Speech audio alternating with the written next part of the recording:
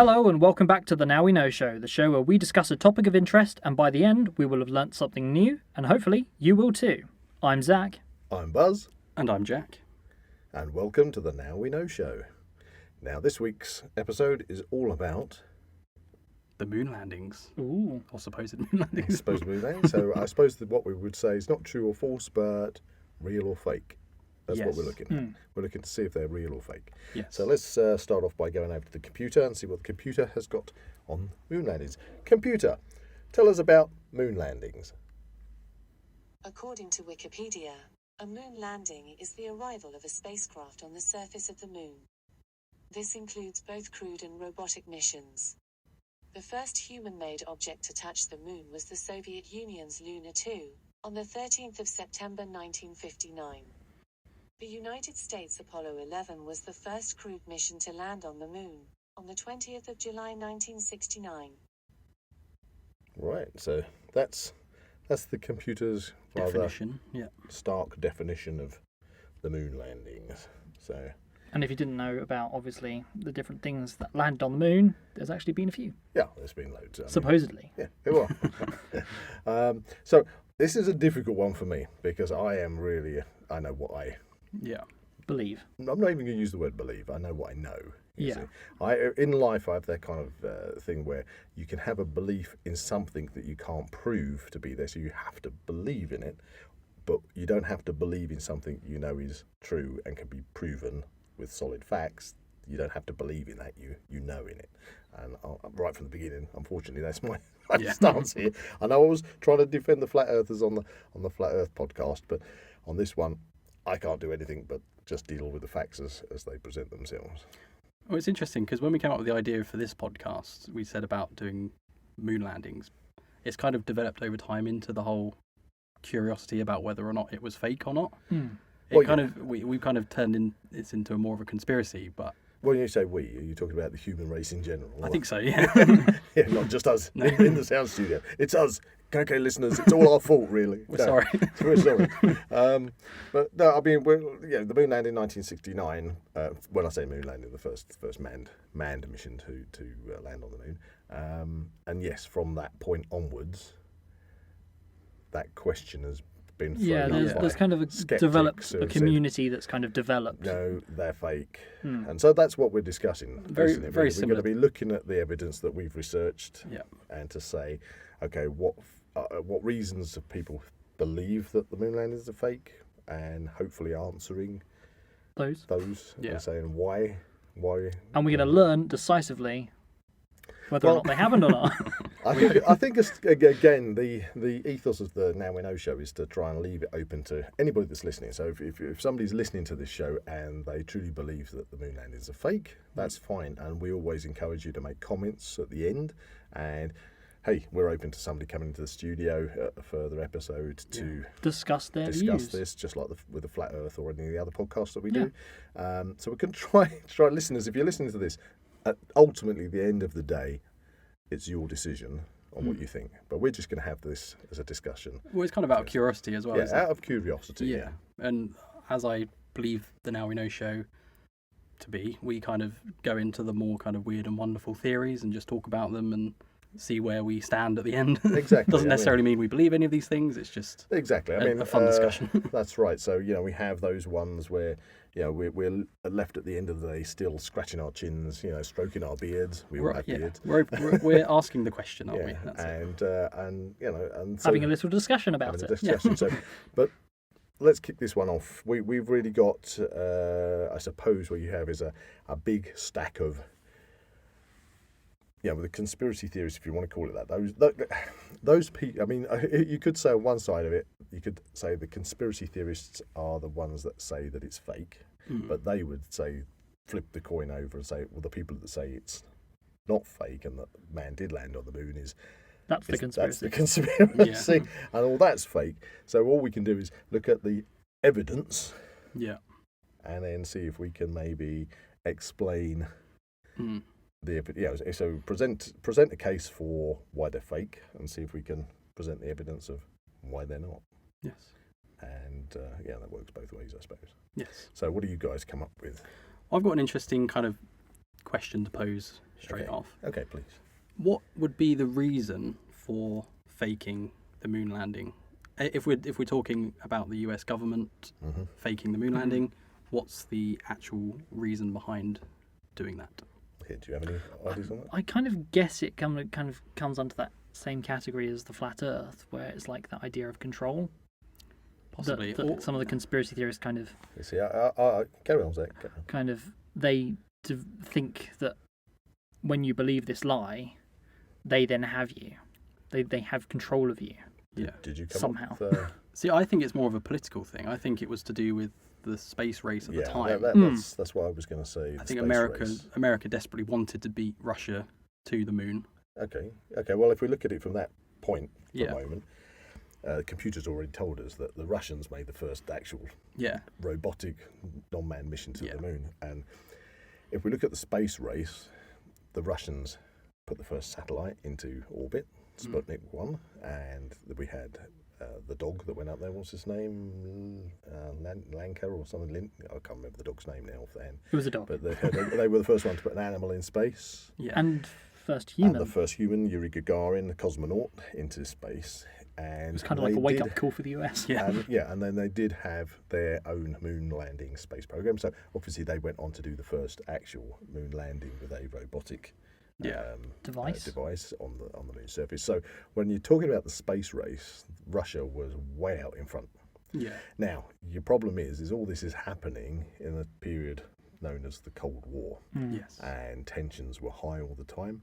And if you're America, what the political leaders as well as the general public, I mean, how are you going to feel if there is your mortal enemies at the time could put something into orbit and literally rain bombs down on you and there's nothing you can do about Or it? indeed on the moon. So it's about superiority in space. You know, if you've got superiority in space above any other country, then you're sitting there and you're a sitting duck. Yeah, that kind of drips into the whole political thing as well, doesn't it? Saying So I that guess So the bragging rights. Exactly. So suddenly you have this. We've got to do something. We've got to do something to prove that the USA isn't helpless. We do have a degree of security. we can beat Russia and win the space race. Yeah. And if we're going to do that, we're going to do it by putting a manned mission on the moon. Yeah, lay down the gauntlet. And the president, what did he say? He said, "We're not doing it because it's easy. We're doing it because it's hard." Yeah, John F. Kennedy. That's it. We're doing it because it's hard. And if they manage to do that, then America worldwide would be seen as to win the space race and the bolster the general public's support for the government and USA, type of thing. So, political. And I think at the time, if I'm right, NASA's budget that they were given by the US government was huge. Yeah. I mean, compared to today, where it's way low down on Yeah, the footballers get yeah. paid. Footballers probably do get paid more weekly. But that was, we must get to the moon. Yeah. So your question, does that answer your question? I think so, yeah. That kind of poses another question that I've just thought. But what I will finish that one off by saying, in my opinion, did they win the space race? I mean, let's face it, as we just spilled off, Russia, first We're ahead, satellite, first animal, first human, first moon landing. They finished the Yeah. race, but I don't know if they. It's kind of actually like won the that race. one-upmanship, isn't it? Yeah, I don't know I if they won suppose the in the Western world, we're always taught that the Americans are the kind of heroes of the space race. But Well, yeah, and that. so I personally didn't know till before this that Russia were so far ahead and how much they'd actually done. They were having their manned missions to land on the moon, but they had disastrous accidents and consequences, Yeah. and that's why it ended up being shelved. It was very experimental at Yeah. the time, wasn't it? Another question I've just thought of in that discussion. If Russia were so kind of paranoid, I guess, about America reaching the moon first, why haven't the Russians exposed, if this is a fake moon We landing, were talking about this, Yeah, weren't we? why haven't the Russians tried harder to kind of expose that as a hoax? I think what you've just done is, for what I had to have this discussion this evening, that was probably the crowning glory a bit question at the end. Hardest to answer question. And, well, not the hardest to answer, but you've brought that one right to the beginning, where I thought we'd probably get to that. Just further forget down I the said. line. No, It's like the that's quiz fine. a couple of weeks ago. Okay, So you say about why haven't Russia exposed it? Why hasn't anyone? Well, Russia's not the only space agency. You know, you've got China space China, agency. yeah. Japan. When I suppose this is it. If we're talking about true or false, real or fake, when Apollo 11 mission went to the moon, there were space agencies around the whole globe that were tracking it. They were, they were checking. Yeah. So, yeah, you're quite right, because under the current situation that we're in at the moment in 2022 with Russia and their so-called special mission into the Ukraine, and how literally the whole of the West has pushed them out with sanctions, etc. A country like Russia would be the first people to jump on board if they could just say, USA, you never went to the moon. It's all a lie. It's all a lie. Your government are lying to you. What are you going to look like? Cause mass panic. Yeah, but honestly, it's an ace up the sleeve. Same with China. I mean, the thing is, if you faked it, those other governments are just going to say, "No, you didn't. Yeah. We can prove you didn't. We tracked you. There was nothing. You didn't go there. You didn't land." So you've just probably answered the key question. But there still is, to a degree, a large community that does believe that it is fake. Yeah, that's one that goes into a bit of research that I did actually. Mm-hmm. So I actually discovered quite a lot about the conspiracy theories surrounding the moon landings. Went down a few rabbit holes in the meantime. But to make sure this episode isn't hours and hours long, I just whittled it down to a few interesting things that I learnt. Mm-hmm. So various sources claim that anywhere between 6 to 20% of Americans don't believe the moon landings actually happened, and a further 5% are undecided, which I thought was quite high. Wow. Yeah. Okay. You said 6 to 20. 6 to 20%, depending on what source. That's almost like a quarter of the population. Yeah, but let's hop back briefly to our flat Earth scenario. A large amount of Americans are also very religious with their beliefs. Yeah. And as we said with the flat Earth, a lot of those say that the Earth is flat because it says so in the Bible. And if that's the case, you're not going to the moon. You know? So it could be that they don't believe it, not just from a perspective of maybe false science or all the other things that we're going to start discussing as we go through this podcast, but it might simply be down to a religious belief Yeah. that it's an impossibility. So is it a case of people who believe the Earth is flat have to believe that we didn't land on the moon? Well, from what we did on that one, and obviously we don't want to... If you yeah. haven't listened to the Flat Earth one, listeners, go and listen to the Flat Earth podcast. But if you remember, I think one of the points in that, the Flat Earth societies, who again argue between themselves, but I think it was something like you can't go further than about 62 miles into the air before you hit an invisible barrier. Yeah. You just can't pass it. Nothing can go past it. That's it. So you're not going to get to the moon. Let's put it that way. So yeah. So you've got this fact. Lots of people don't. Yes. But then again, lots of people don't believe in they do believe in many conspiracies, don't they? So, Yeah. Where do we take it from there? It's a Jack? conspiracy. So It's a conspiracy community. a couple of We did talk. Sorry, Zach, to butt in there, but we did talk about that conspiracy mentality as well. Yeah. There are certain people that just once they're fixed onto one conspiracy, they will want to follow it up with the next and the next. I'll and the next and the leapfrog next. through conspiracies. And want to say they know the truth. They know the truth. Not to say that there aren't conspiracies out there, not to say that there aren't falsehoods and misguidance from governments, etc., etc. But obviously, we're talking about the moon landing. So obviously, back onto the moon landing. Onto the moon landing. From what I've heard, a lot of people ask the question, who actually filmed the thing on the moon? Yes. Like, how was it filmed? Right. Well, that does throw up a lot of the questions. So Yeah. Well, some of them. Well, you hit with it, you Jack. hit a point on some of the most common questions I saw being raised when looking into these, and yes, one of them was who shot the event from outside the capsule. This is when Neil Armstrong's coming down The ladder.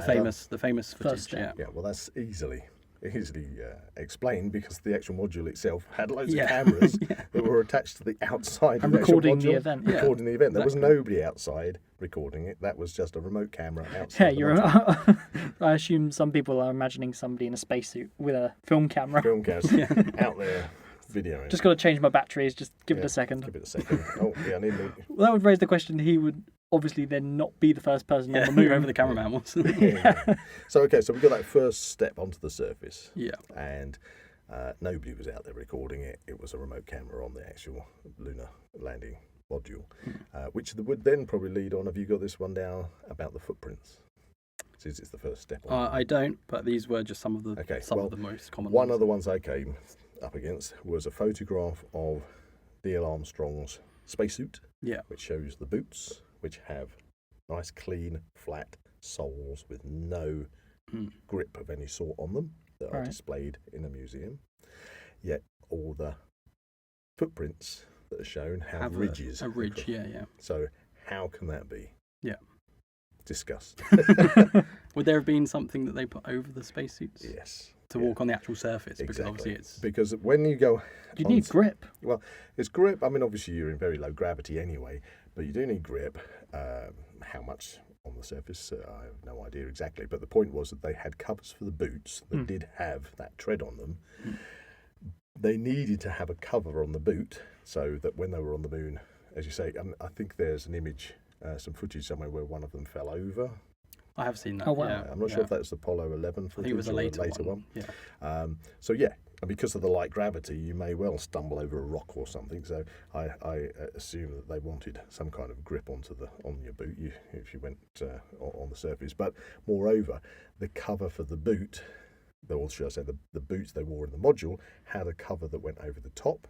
Because they were going to get moon dust stuck on them, which is meant to be very much glass-like, and they don't want that floating around in the capsule, in the atmosphere. Breaking stuff. Well, getting into Everything. the electronics or wherever. Because that could be disastrous. So, if you like, in a kind of you see it in so many things where you have an airlock. Yeah.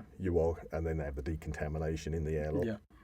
Off come the boot covers. Compression areas, stuff like that, And you get out of the main space suit, and you've got your flight suit on. There you go. Kind of thing. So that's the true explanation for that. The boot scenario and the footprint is because they had covers. It's interesting because I never came across that. No. Well, that's interesting. I've learnt that now. The other one. Well, there's three more.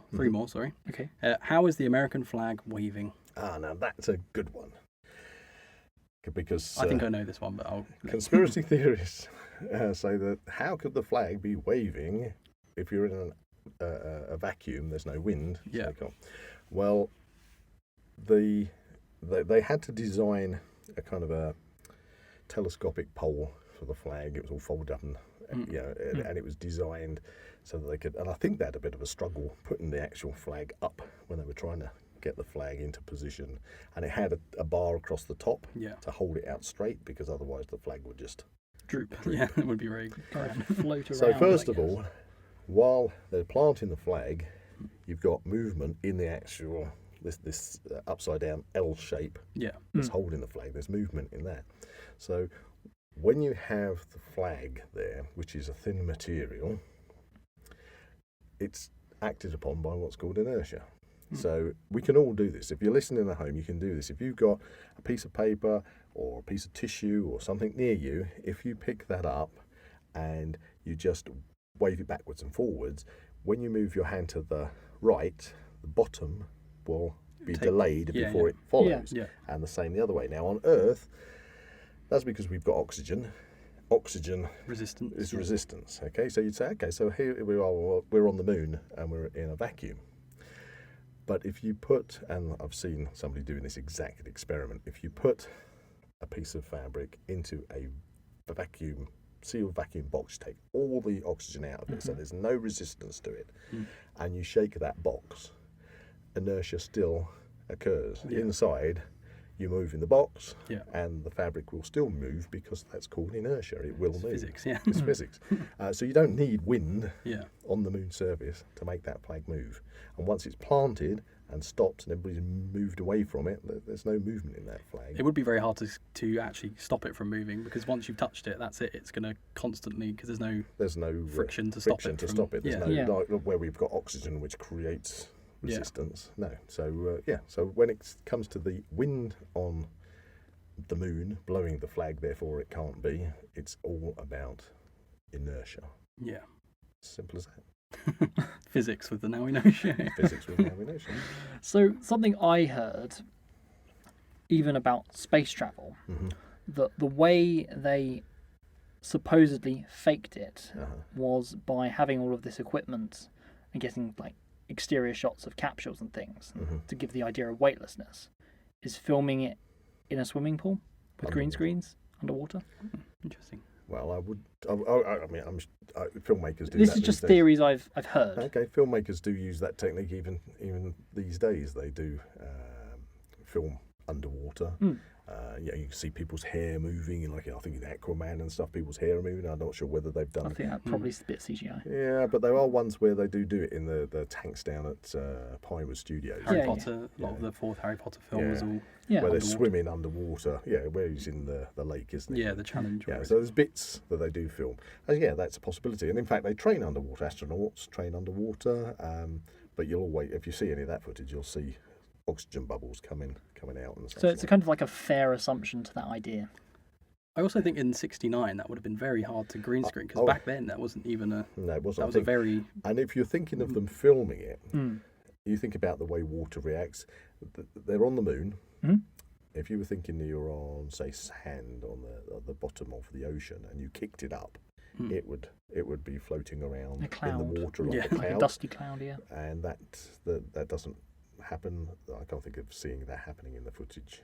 It would take a while for it to go back down to level as well, wouldn't it? Underwater, it would keep kind of flying. Yeah. And perhaps even light refraction, because obviously the set, if it was underwater, would need to be lit.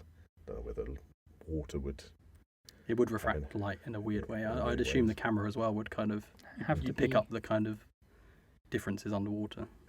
Well, I have seen cameras in like big underwater boxes. And stuff. Yeah. It's an interesting one. Yeah, I found it interesting. I've never heard that, so that was interesting.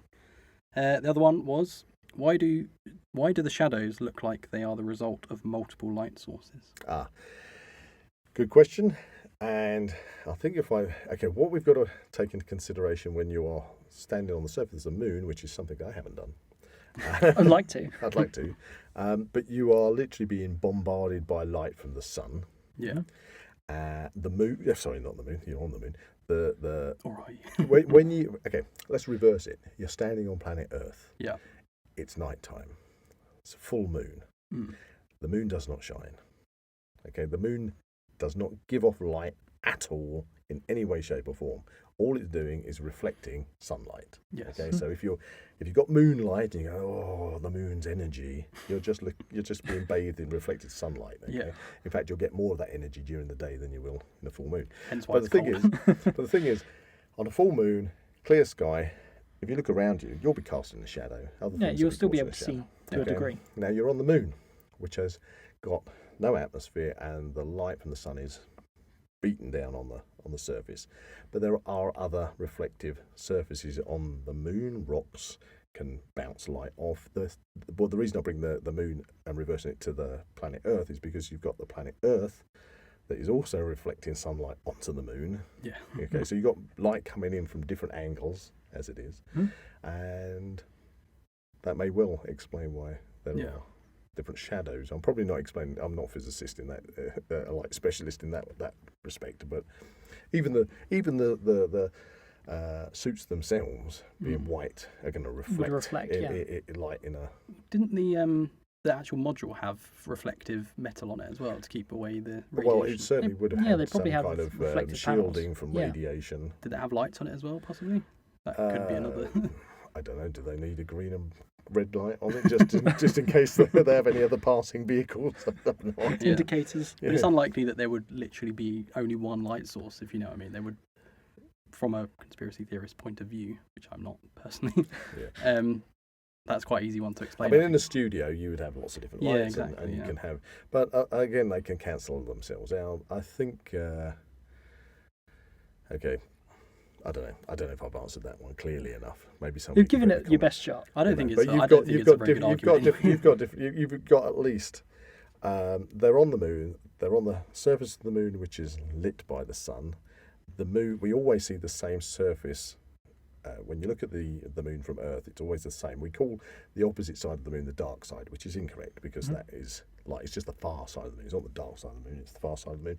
It's just we don't see it because the moon doesn't rotate round on its axis. So it's in a fixed orbit. Yeah. So we're seeing that one side of the moon all the time, which means if you think about it, if you then therefore land on the moon in that light, what are you going to see up in the sky above you? Yeah, exactly. You're going to see the Earth. Yeah. And the Earth And the is going to sun. be reflecting light from the sun, and you're going to have the sun as well coming in from another angle. Multiple light sources. Yeah, multiple light sources. Yeah. Fair enough. This one's really interesting because I don't actually know anything about this, but I was hoping you could. I'll give it my best Oh, shot. sorry. so far, become the, so far, I'm the I'll- guru of explaining. Well, it things. just shows that you're very passionate about it, that it did happen. Well, I suppose for me, you say passionate about. I'm passionate about astronomy. I'm passionate about space exploration, and being somebody that knows we landed on the. I'm going to be terrible and stick my nose out and say I know that we landed on the Moon? Yeah, passionate about it. Yeah, I'm going to look from Yeah, exactly. the Yeah. explaining these. And you've done a anomalies. marvellous job so far. I'm sure I'm saying it. People out there listening aren't taking in. I'll see if I can chime in next. Well, it's going to get very weird. Okay, so towards what's the end this of next one? Yeah, this one interested me the most because I don't really understand what it means. Mhm. Why is the letter C visible on one of the rocks? Keep using the conspiracy word, but there's a theory. There was a photograph that shows a moon rock with a Okay. clear letter C on it. See. Okay, and supposedly it's because, and you've been on movie sets. It's, Well, in fact, all of us have been on movie yes. sets, and props Have numbers and have codes. numbers and codes on Yeah. them. And supposedly that was a mistake. It was a letter C. It was a number for a prop, and it's clearly seen on this rock. Apparently, oh well, yeah. I've heard. Now you mention that, I heard similar things about other rocks as well that had numbers and stuff on them. Mhm. Well, that is the famous C. Yeah. Let's put it that way. We'll stick with one rock to I start. haven't seen any of the others, so I couldn't tell you about any Yeah. of the others. But that one I've definitely seen, and there is a very simple answer to that, because what you're looking at is not the original photo. Okay, a lot. Plot twist. Think about it. NASA has a limited amount of photographs. Yeah. Those photographical images are then doled out to the media in general and go all around the world, and they get reproduced and reproduced and reproduced over and over again. Over and over again. If you look at the original NASA photograph of that rock, not only is the photograph clearer, but there is no C on it.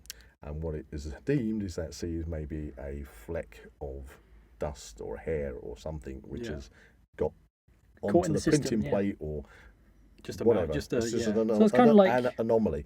But if you compare the C rock with the original, there is no C. So it's kind of like the degradation of videos. If you copy a video over and over again, it will Yeah, degrade if you over did time. it through a fax machine, if you put a fax through, it will continue to degrade, and then somewhere along the line you might do a print out of something and there's a hair that's got on it. And, Yeah, because back then there would have been multiple copies of the same photo, and Yeah. something like, And as they you say, would- a hair could have literally just got on you one of the would- prints. You wouldn't be emailing digital photographs to each Exactly, other because that Yeah. wasn't a thing. We didn't have digital photography then. It would all be, if you needed a reproduction of a photograph, that photograph would probably be scanned through a lens from an original, and then Yeah. that would have been developed onto another one and lost.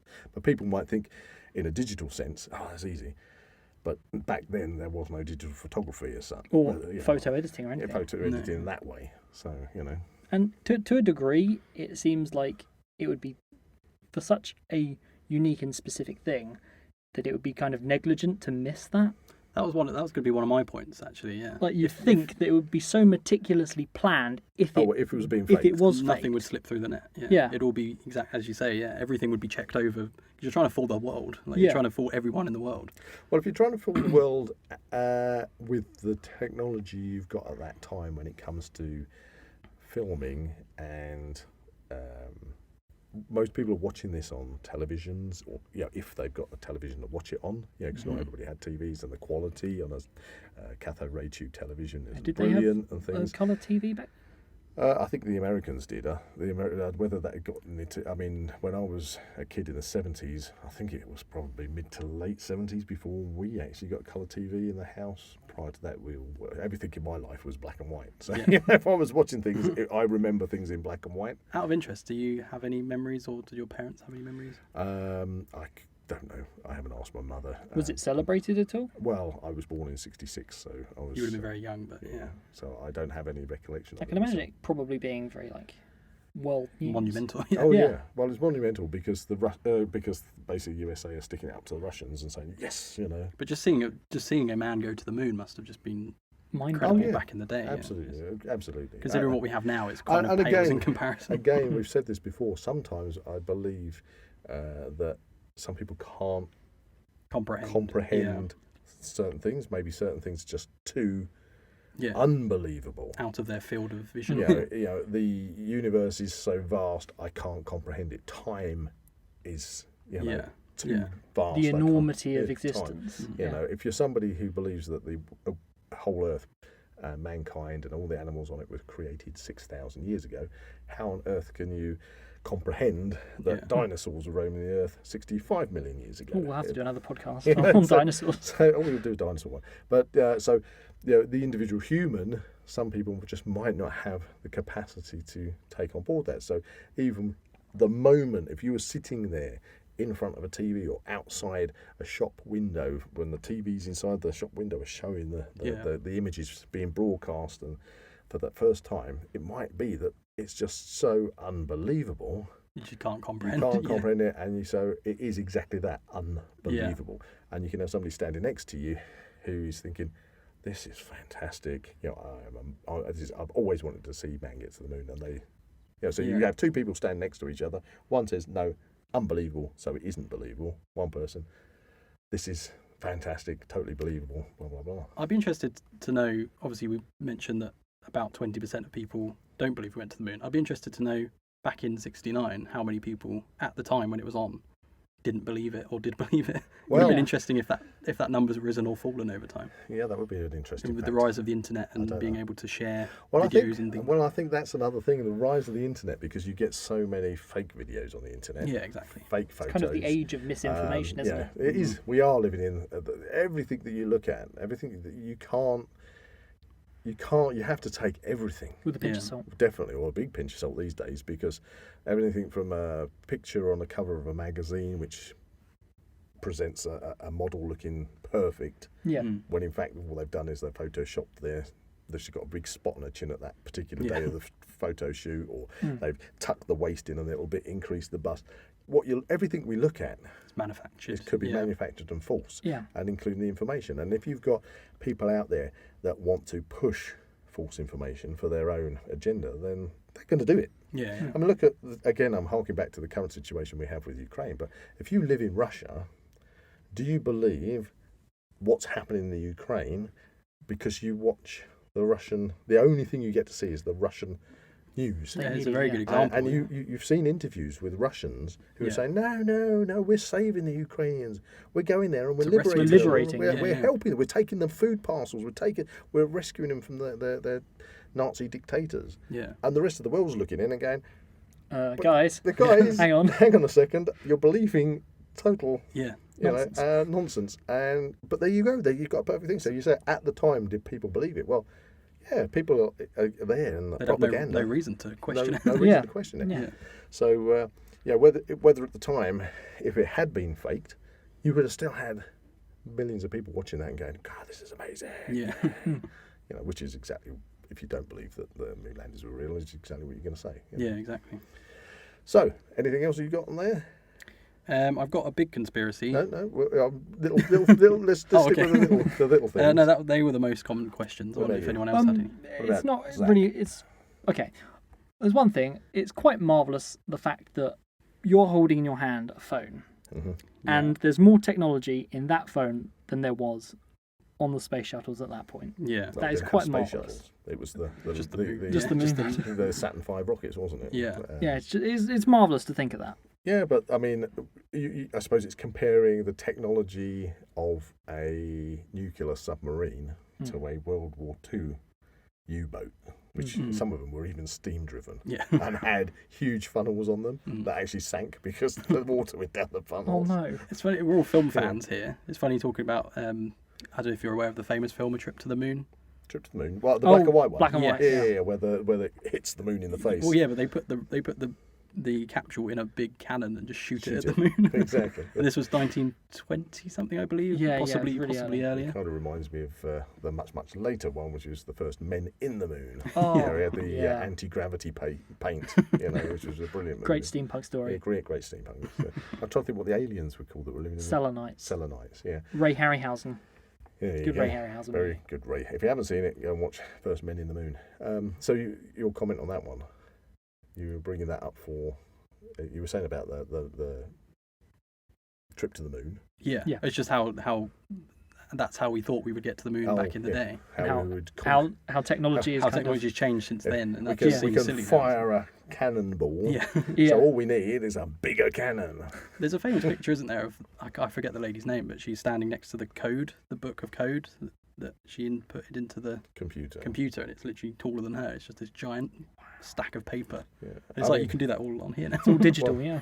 I mean, that's why. I mean, if you were an astronaut back then, or a cosmonaut even, you were on a wing and a prayer, I would Yeah, imagine. Yeah. far more riskier I than mean, it is today. when the Apollo 14 mission had the blowout on their oxygen supplies because they had to come back.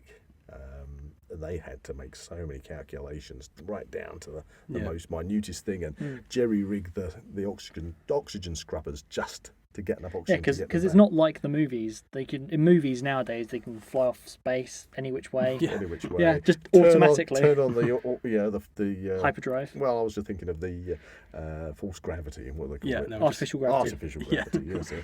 Yeah. So that means we can film it and everybody's not having to float around anymore. Yeah. you know, Or even so- just like sound as well. In Star Wars and everything, you've got the sound in space, which was never a thing. Oh yeah, it's kind of an odd one, that one, because obviously a space battle. Yeah. Okay, I can imagine, it should be like, dead silent. Not non-diegetic music like the background music and stuff. That would work. But it's interesting that you mentioned Well, that. it's funny. Another funny thing, people imitate being in weightlessness. Yeah. They imitate it by moving really slowly. Very slowly. Yeah. But that's not the case. You No, move you exactly just the move same exactly the same speed. It's just you float. But no, you've actually just brought up with the space battles and explosions and the noise in space. Yeah. One of the things I came across was to explain why we haven't been to the moon or actually up in space is because rockets wouldn't work in a vacuum. Right. Right. Okay. Okay, that was one of the other things. It wouldn't work in a vacuum, but they do, because unlike a jet engine where you're putting something in the front of the engine and Sucks in and blows out. Yeah. blows Yeah. out, you've already got your fuel. Your fuel. prepared. Propulsion, You yeah. don't need to be in an oxygen-rich Yeah. environment. You can burn that fuel in a void, Yeah. so you don't need. So yes, rockets do work in space. So that was a simple one, but people still use it. They say no, it can't happen because you can't. I think that flames argument. wouldn't burn. Yeah, I think that argument came up on the flat Earth again. Yeah, did it? Yeah, I think it Oh, did. right, I okay. keep seeing posts. An interesting one that came up similar to that was the Van Allen belt. We can discuss that one if you want to. Right Yes. now. Go for So, it.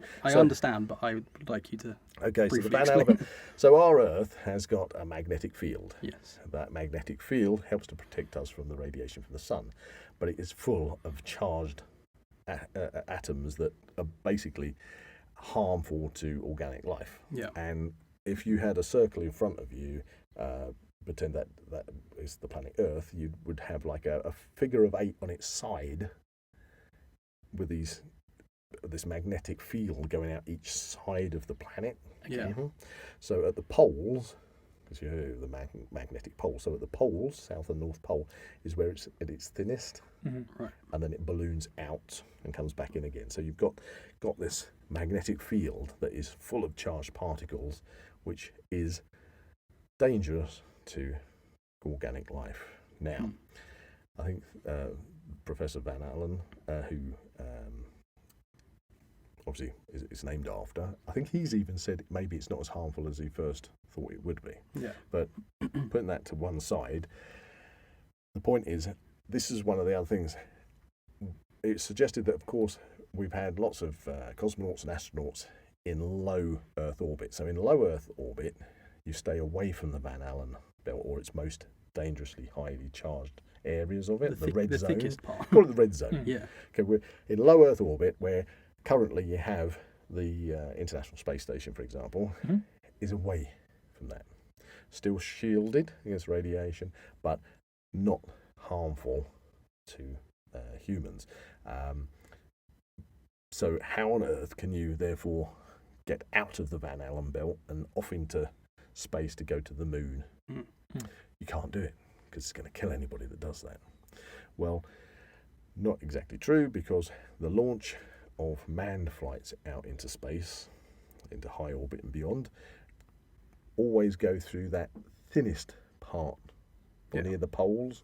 They go through the thinnest part of the Van Allen belt, so they get a very small exposure to those charged particles. As opposed to going through the thickest part of the shell. Exactly. Yeah. And from the information I read on it, it's the amount of dosage that an astronaut would get going through there is about the same as if you had 2 CT scans. Which is like a daily thing for it wouldn't recommend it wouldn't recommend you to have that on a daily basis, but if you're going out, it's something we use on a daily basis. Oh, we use that on a daily basis, but if you've ever been to the dentist and had an X-ray, they ray out the room. Yeah. If you go to the hospital and have an X-ray, they hide behind their screens. Why? Because they're exposed to it on a daily basis. Yeah, and prolonged exposure can have a negative effect. You're not. You're just in there once in a blue moon. Yeah. Okay, so that's the same with being an astronaut. You go out, you get a dose, perhaps. I mean, obviously, you're in a shielded capsule. You're in I don't know the actual makeup of the flight suits or anything, but and they have to protect the equipment as well against radiation, because that can affect electronics, etc. But you're still getting such a low dose that you're not continually going through that. It's just you're going out that thin part of the Van Allen belt, and off you go to the moon. And then when you come back in, you're re-entering again through the thin part. So it's neither here nor there. Yeah, that's an interesting bit of information, because I hadn't really heard about that. Yeah. And as I said, I don't know exactly the ins and outs of it, but I'm told that they are starting to feel that maybe it's not quite as deadly as it's been made out. But again, technology, the shielding can Shielding improve. could improve, yeah, of course. Yeah. It might be possible, if not even already. I don't know, because I'm not Elon Musk or Jeff Bezos or NASA and everybody blames NASA for these conspiracies. NASA covers up. It's the big them. Yeah. But you've got, space agencies, China, space all around the agencies, world. India, you've got Japan, you've got space agencies Just because everywhere. it's the closest one to you. But it's always NASA that's getting it in the neck about these things. Well, it seems like, as we mentioned, there's like Elon Musk and everything. It seems like the big businesses are starting to take over space travel now. Which is interesting, because again, if we think about that, we are on the verge of a return to the moon. Right. Because before, it's always been political. Yes. Why did we go to the moon in the first instance? Because it's a political one-upmanship. But then how can you justify such a huge investment in taking a couple of people to the moon when other people are suffering from recession, they haven't got any Starving, food, no housing. No, they're going to say, no, we're not sending There's an imbalance there. It's totally imbalanced. So when the political pressure is everybody's behind us to get that one-upmanship, great, but when it's not, then you're not going to get the funding for it. Yeah. However, with Jeff Bezos, the Blue Origin, and with Elon Musk and SpaceX, and even Richard Branson with his Virgin Galactic, they're commercial. Yeah, it's and kind that's of something privatised. we've never had before. Hasn't it? We've never had that before, only in movies. Like Wayland Yutani in Aliens and things, where you've got the company, and so now you've got this push for people to go out into space. Primarily, I would say, well, in the first instance, as we all know, tourism. Yeah. Because they're already sending people up into low Earth orbit for a brief amount of time, just so they say, we've experienced weightlessness, we've experienced being in space, we've looked down on the Earth. And they've got to make their money back somehow. Yeah. So they're doing that, but it's great publicity as well. Yes. I mean, you're talking about the richest people on the planet. And, of course, there's other research things going into that. I mean, look at the advance in space technology, space travel technologies. It is the booster rockets land themselves now. Yes. And they reuse them. I thought I was amazing the first time I saw that. I thought that was just crazy. If you watch that, you would say that's a lie. That's CGI. That is. They go back to our original 1969 argument. They've never been up there. They're not doing it, and that could never work. It's CGI. Well, it would be CGI nowadays, wouldn't it? But what we've got is a push towards space tourism, which means people want to go out there, and the more people do something. I mean, can you imagine when people first flew? And then I would say, apart from very small planes, the first probably larger. Tell me if I'm wrong on this one, but the larger capacity airline type thing would have been probably airships. I'm imagining. Smaller planes may have maybe taken a few passengers. Hot air balloons. But if you think you've got if you're travelling, you've got the big Zeppelins or whatever. Yeah, it would be luxury. That would be luxury, and you wouldn't be an average Joe. No, you wouldn't be a saying, okay, I work in the chip shop. I'm a fisherman out on a fishing boat. I'm a bus driver. It'd be that luxury. There's no way I'm going to get up and go on one of them tickets on a Zeppelin. Yeah, it's out of my pay range. And then as we progress and things get cheap, now you can fly to Spain for 25 quid on EasyJet. In a couple of hours. For instance, cars were like a luxury when they first came out, and now they're everyone's driving. Well, it's almost not a luxury, it's a necessity for most, everyone's using. most people. So, and we're seeing a change on that as well, and so, electricity. So where people would find something like an aeroplane ticket, air travel, a complete luxury that they could never afford, now... Yeah. That kind of transportation is open to anybody. Again, it's a daily thing. It's just a daily thing. People go to work on a plane. You don't question it. Yeah. No, don't question it. It was back in I don't know when package holidays started. I assume package holidays probably took off through the 60s and 70s. But I mean, people would go on holiday here in the UK. This is where we're broadcasting, doing our podcast from. Your holiday would be going to Scarborough, Skegness, Bognor Regis, places like that. Hunstanton. And then to think of going to the Costa del Sol ain't never going to happen. Yeah. Okay. But then tour operators get the price down, and the next thing you know, package holidays, and you're off to where you never thought you'd ever get before, and it becomes cheap. And so that's where we're back to the moon landings. We've got a push towards tourism in space, and if they can go to the moon. And they can get tourists to the moon if they can moon put holiday. If they can put a base on the moon. That would help things. People would do that. I think it's NASA that are looking towards putting, and again with NASA, it's government backed, so it's all about funding. Yeah. Whereas obviously the commercial companies don't. They have to obviously be funded, but they don't have the restrictions where they've got to go cap in hand to the government. Every time you pay for your Amazon parcel, you're giving exactly Jeff Bezos another boost up to the moon. But I think it's NASA that are pushing for the lunar orbiter. They want to put. I've heard this. Yeah. They want to put a permanent.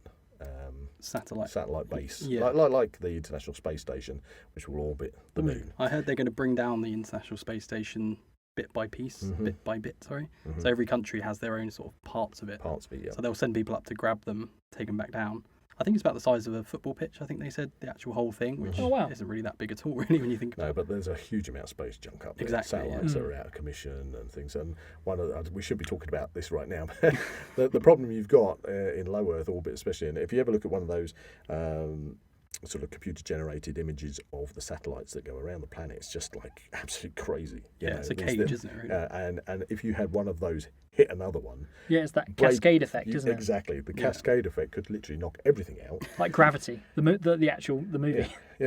So it would knock everything out, and one thing would lead to another. You get the cascade effect, and then the whole of the Earth's low orbit. You can't get through it. And then everything we're talking about, and the things are flying around. Space tourism just won't be a thing anymore. Things would be flying around at literally thousands of miles, like bullets, thousands of miles, and punch you through any type of craft you'd want to put up there. Unless you've got like significant shielding. Which will set us back however many hundred years. I mean, when you think about weight, when it comes to space travel, weight is the big issue because every ounce costs a silly amount of money to get it off the ground, to get it off against Earth's gravity and get it out and break out of Earth's gravity. And hope that everything goes to plan.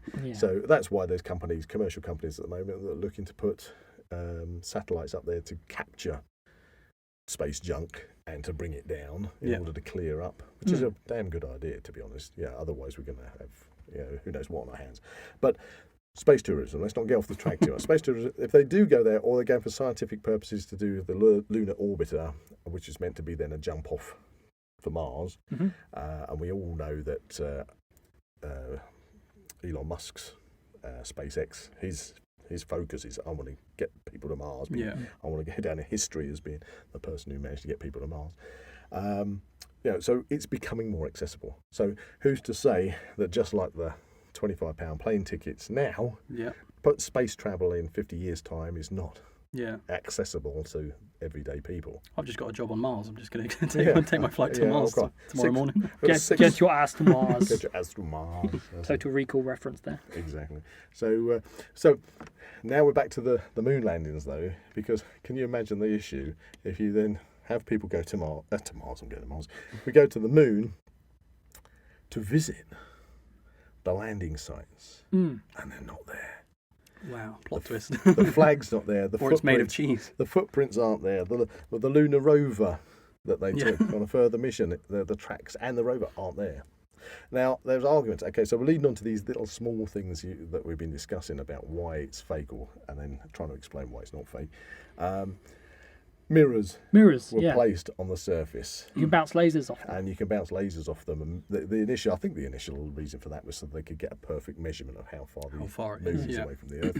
But they use them for other scientific purposes, and students, I think, can literally.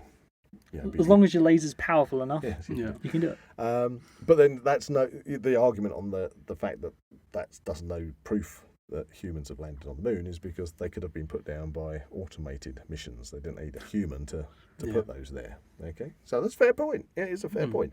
Yeah, if you wanted to put something on a mirror on the surface of the moon, you don't have to have somebody actually carry it and put it down. Yeah. I guess it would be conclusive when we can actually say there's like a permanent presence on the moon. Yeah. Or the first child is born on Mars. That's the one thing that's...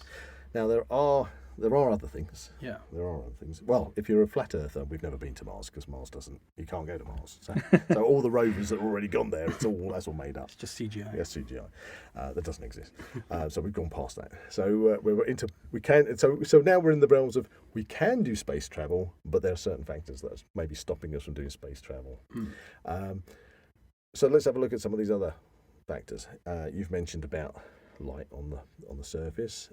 There is one argument that why is it in the photographs they're all perfectly focused.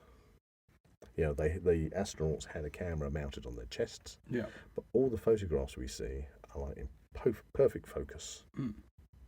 Anybody want to discuss that one? What was the camera technology like back then? Well, certainly not like it is now. So I'm not a camera specialist. I couldn't tell you exactly. But again, if you're going to send a mission to the moon, you're going to make sure you want to get the best photographs you can get. I know NASA did have very, very powerful cameras at that point because they were used. They had lenses, I know, that were used in subsequent films of the time. And they're very good at like dispersing light. So I wonder if that kind of factors into it. I'm sure it may well do.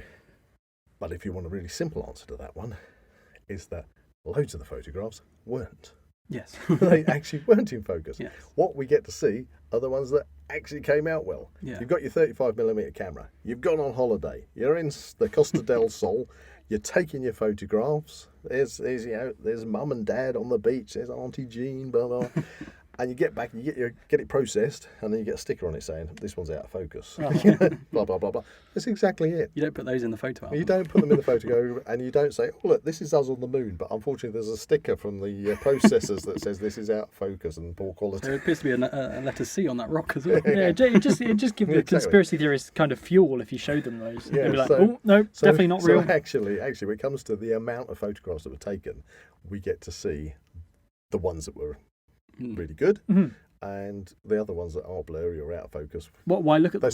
Why look at them? They are. I believe they are available. To be seen, but they're just like, well, they're probably in a store. Who really wants to look at a blurred photo of them? The nice, clear, crispy photographs that we see are not crispy. They're not all. Of course, they're not the only photographs that are taken. Not every single photograph was in. Yeah, they're the photos that you want to see. Yeah.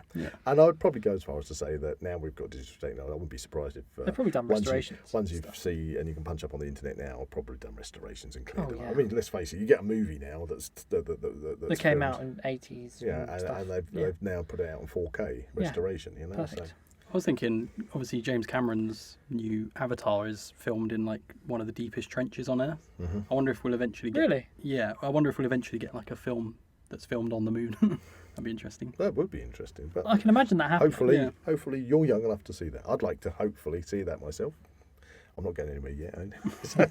I've got my fingers crossed. I want to see humans get to Mars Mars, that's what I want to see. Dream come true. That would be a dream come true to see them get to Mars. We could talk about Mars projects in another podcast. Which Oh, yeah. I'd be up for that, yeah. Yeah, that'd be a really good subject. So anyway, so with the photos, no, not all of them were in focus. You got to see the best Yes. ones. Okay. Obviously. Another thing with the photographs, why are there no stars? Okay, you look at the photograph Yeah. and a blackness behind them, no stars. But surely you're in space, and with no atmosphere to obscure the stars, you should be able to see all these wonderful stars in the background. Why are there no stars? Explanation, please. guys. I think the one I've heard is to do with a street lamp. So, for example, if you're standing on the street and there's a street lamp above you, and you look up to the stars, it's quite hard to see the stars because there is a giant light Yeah, is it the light of pointing into your eyes. the light of the Earth? Brilliant. Okay, that is a very good example to explain it, and it is as simple as that. You're on the surface of the moon. Light is being basically reflected around you. So you've got that sunlight coming in, hitting the moon's surface. So that's one source of light. Yeah. You've got the reflected light off of the planet Earth hitting the moon from a different angle. And then the light itself that's hitting the moon is bouncing off the moon. Yeah. So it's here. And literally obliterating everything. Now, yeah, you might say that's an easy thing to pass it off and say there's so much light, that's why you can't see the stars. What I'd say to you is, if you go outside on a starry night with your digital camera and take a picture of the sky, you'll get nothing. Yeah. You'll get nothing. You need to put it into usually pro photo mode, and you need to extend the exposure. Yeah. Have no wobble on your camera. Best thing to do is, if you've got a flat surface, you put it on the most extended time lapse you've got.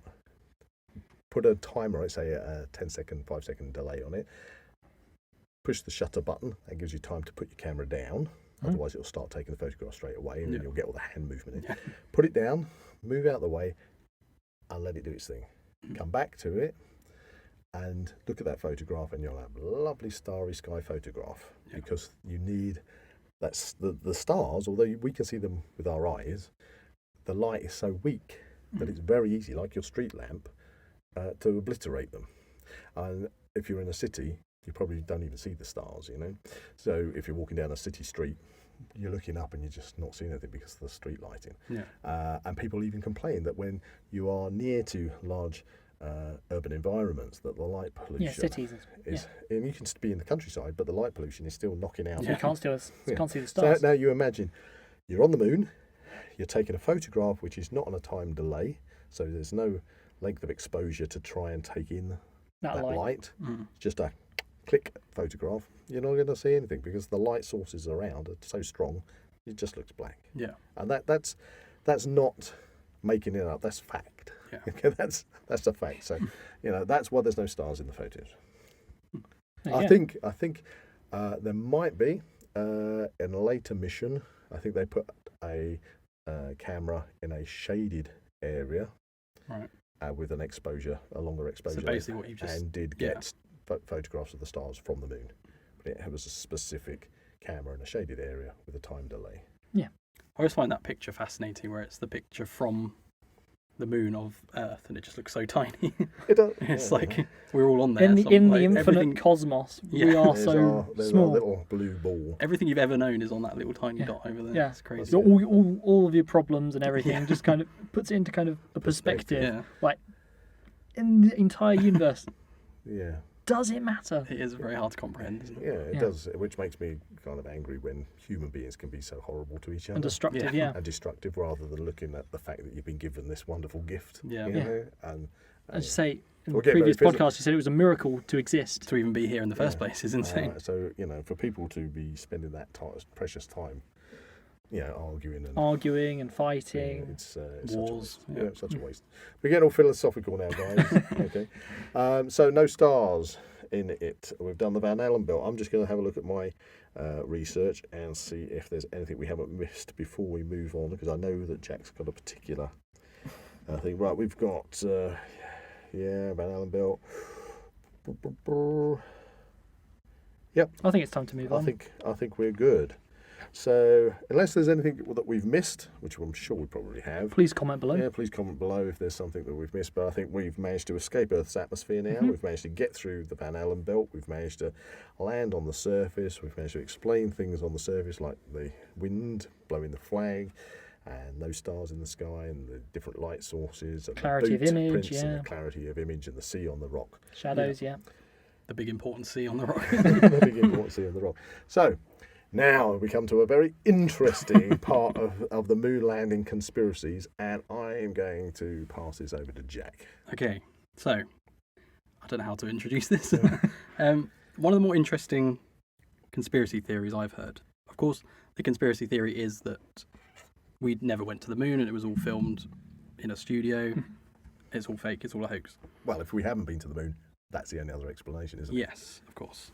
So, what if I told you that there is a conspiracy theory suggesting that Stanley Kubrick himself was brought in by the US government to direct the fake moon landing footage? I have heard about this one. So, my favourite film director of all time is Stanley Kubrick, so this is why this... He's a great film director. Full Metal Jacket. Yeah, some brilliant films. 2001: A Space Odyssey. Clockwork Orange. Yes, yeah. So when this subject came up, I was really... Eyes Wide Shut. Yes, although that gets a bit... Yeah. Nicole Kidman without much. Yes, for the majority Anyway, of the back to the moon landings. Well, there was a moon in it. Of sorts. I also love analysis of film and analysing film myself. So this theory does kind of link into the moon landing in quite an interesting way. On top of the suggestion that he directed the moon landing, he allegedly confessed his involvement in the hoax through the film The Shining, which is also one of my favourite We've films all of all heard time. of this, I think, haven't we? Yeah, well, we watched it, didn't we? We watched it as part of our research, just to refresh our Yes. outlook on it. So, as a caveat, there are some very interesting, strange, unexplainable things that happen in The Shining, which have people confused, such as furniture disappearing between shots, the layout of the Overlook Hotel being inconsistent, characters entering a particular room and leaving different rooms in the same scenes, and even an entire carpet rotating between shots. Wow. So we looked for that, and We did. We honestly did. and didn't see it. We didn't Yeah. notice. There is a very good... I'll get onto it in a little bit, but... Okay. so we want to know where this rotating carpet is. yeah. So the film itself is bizarre anyway, so this theory kind of adds into that. Kubrick was also known to be a perfectionist, so it's unlikely that these mistakes, as he was known to retake shots over and over again until they were exactly how he wanted them. It's kind of bizarre 'cause that these mistakes Didn't would he, creep through. in one shot, wasn't it like taken 400 times or something? Yes, Shelley Duvall was kind of... Screaming. Yeah. Oh, at the door, Yeah. where the axe is coming through. Yeah, I think that whole sequence, he took kind of 400, 500 shots, and yeah, we'll go into that in a different... I would say a lot of shots. People would like to expand it a bit. That's a lot Oh, of yeah, it's shots. That's a lot of exaggeration. shots. It's rife. A poor woman. She would be screaming by the end of that. So yeah, the one theory that sticks out the most to me, and the reason I'm bringing it up, is the moon landing confession. Right. So the fact that he used The Shining as a confession to the moon landing. So I'm going to try my best to explain this theory. Okay, go for it. The theory begins with another brilliant Stanley Kubrick film, 2001: A Space Odyssey. That was released in 1968, just 1 year before America had landed their first manned mission on the moon in 1969, with Neil Armstrong and Buzz Aldrin, And the third one. whose name was Michael something. Yeah, we're going to feel really bad. No, I should know this. Michael Collins? Yes, no, it was I Mr. believe. Collins. He really never gets it. He should literally have. He always misses out, bless He him. did the hardest bit as well to kind of Yeah. keep it. Yes, he was making sure they got back. Why do I kind of feel like they should all have like jumped out at the same time? Yes, so since Stanley Kubrick had already shot 2001: A Space Odyssey, it was believed that he was hired by the American government to shoot the fake landing. In quotations, the fake landing. Right. If you watch that film, the visual effects are unbelievable, Phenomenal. for the time, and this has led some people to suggest that he used similar visual techniques and effects to create a convincing-looking moon landing. You can kind of see in the film that it's very ahead of its time. So the theory is that potentially he used the same technology to fake the moon landing. Although that would have been, it was 1980. The Shining was released, wasn't it? Yes. So we're talking good old 10 years. I Yeah. mean, it was released in 80, so I know he was probably filming it in 79, wasn't he? So 10 years. Over 10 years, yeah. 10 years. So technology would have improved anyway. Yes. In 10 years of filmmaking. Yeah.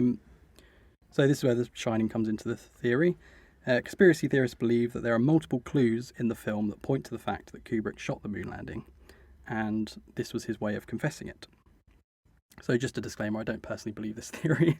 I'm not sure any of us really I'm do. going to But jump in there. They believe it's his confession, but Yes. it must be pointed out that he, while he was alive, never.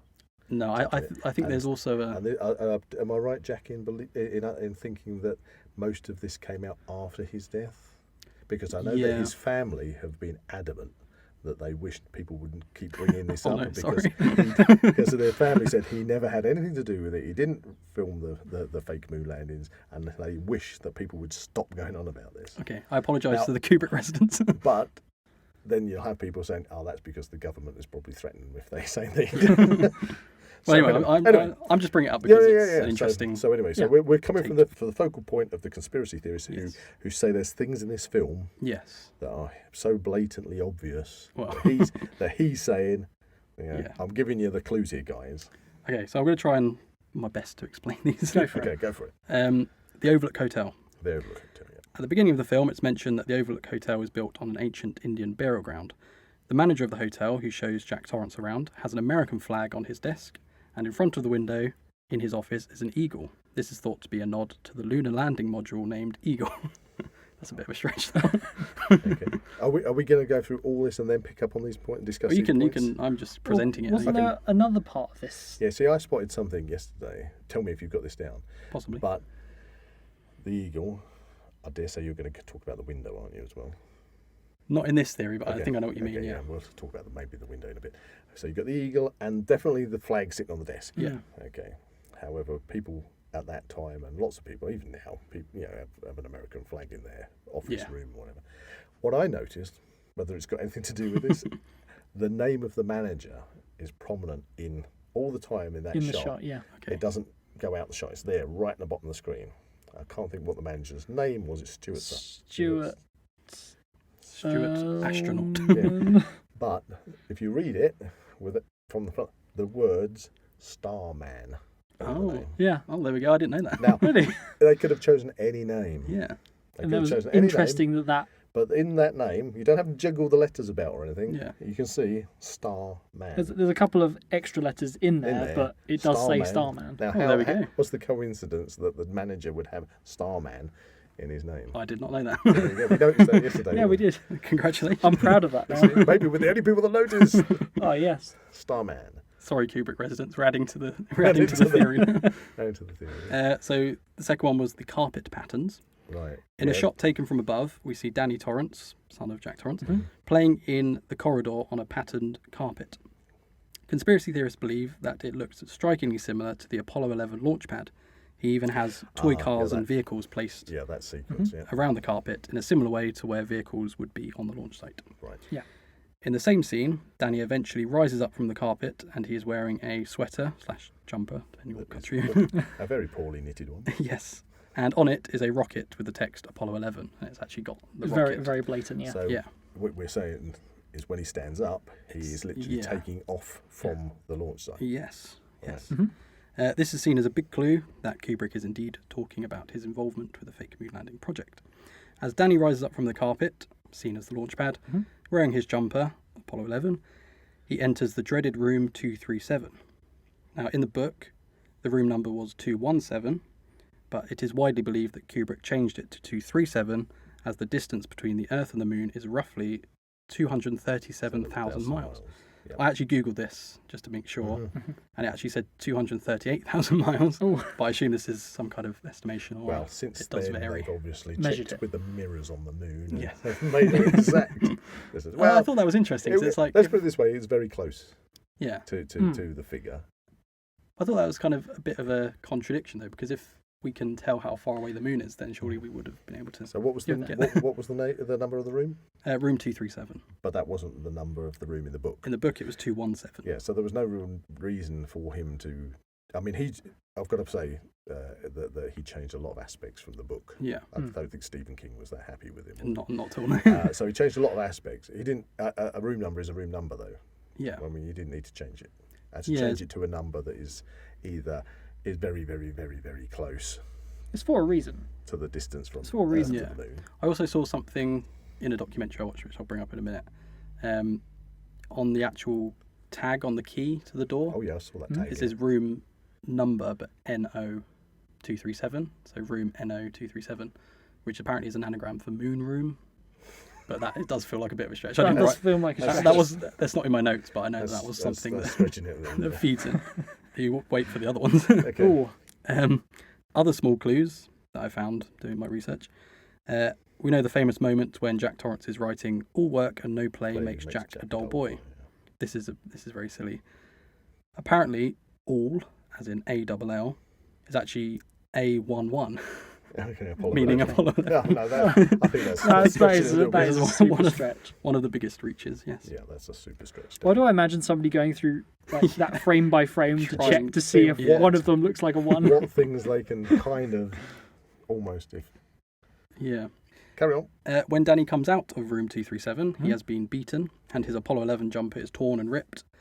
He is also silent and doesn't speak when asked what's happening. This is to represent the secret that Kubrick was forced to keep after his involvement in the hoax. This is also added to when Jack Torrance begins to go crazy and rants about his responsibilities for the hotel secrets. So this was basically Kubrick using his characters to vent his I think from that frustrations. point, we only hear Tony speaking, don't we? For a bit, yeah. His imaginary friend. You do your tone. Hi, I'm Tony. Danny's not here right now. Danny's gone away. Hi, Jack. Hi, Buzz. I'm wiggling my finger right now. You have to I don't wiggle, remember you have that to wiggle your finger. line. That might be possibly an extended one, which I've not seen. Oh really? Really? I don't remember There that was line. half an hour. Really? extended. Yeah. Yeah, because we Yeah, watched 'cause the extended He version. was talking didn't to we? his mother, who what's the surname of the Torrance. Torrance? So he's like, yeah, hello, Mrs. Torrance. Yeah, he's wiggling his finger. isn't he? here anymore. I've never seen that scene. You know? No. We finally found Oh, something. that Jack hasn't seen. 'Cause I was no, we ruined it for you. We were Jack. going through the scenes. Yeah. I mean, obviously, I've seen The Shining, but I probably saw The Shining back in the I've early only 80s. seen. I know so- there's a UK cut and an American cut. I've only ever seen the UK cut, which is considerably shorter. Yeah, And I know you've seen the American cut. yeah, which is like half an hour longer. Yes. And we were trying to figure out which bits I haven't seen, and that's obviously one of them. Okay. Danny's gone to the moon. That was the bit that probably tipped us off. That. Don't spoil it. There are some bizarre details in the film that could Okay, be okay. considered clues or Okay. confessions. However, if you found this theory interesting, I recommend a documentary called Room 237, which goes into a lot more weird theories about this Okay. film. Some of them are just very bizarre, and some Yep. of them are interesting. But as this was the moon landing episode, I thought it was an interesting theory to bring up.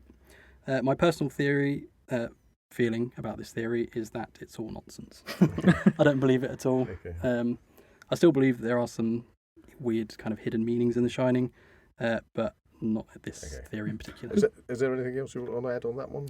Or can I jump? Oh, you can. Zach was no. jumping. Well, you've added to my Because thing. there was something that was it you spotted that on the murals Ah, yeah. in Okay, one of the so rooms.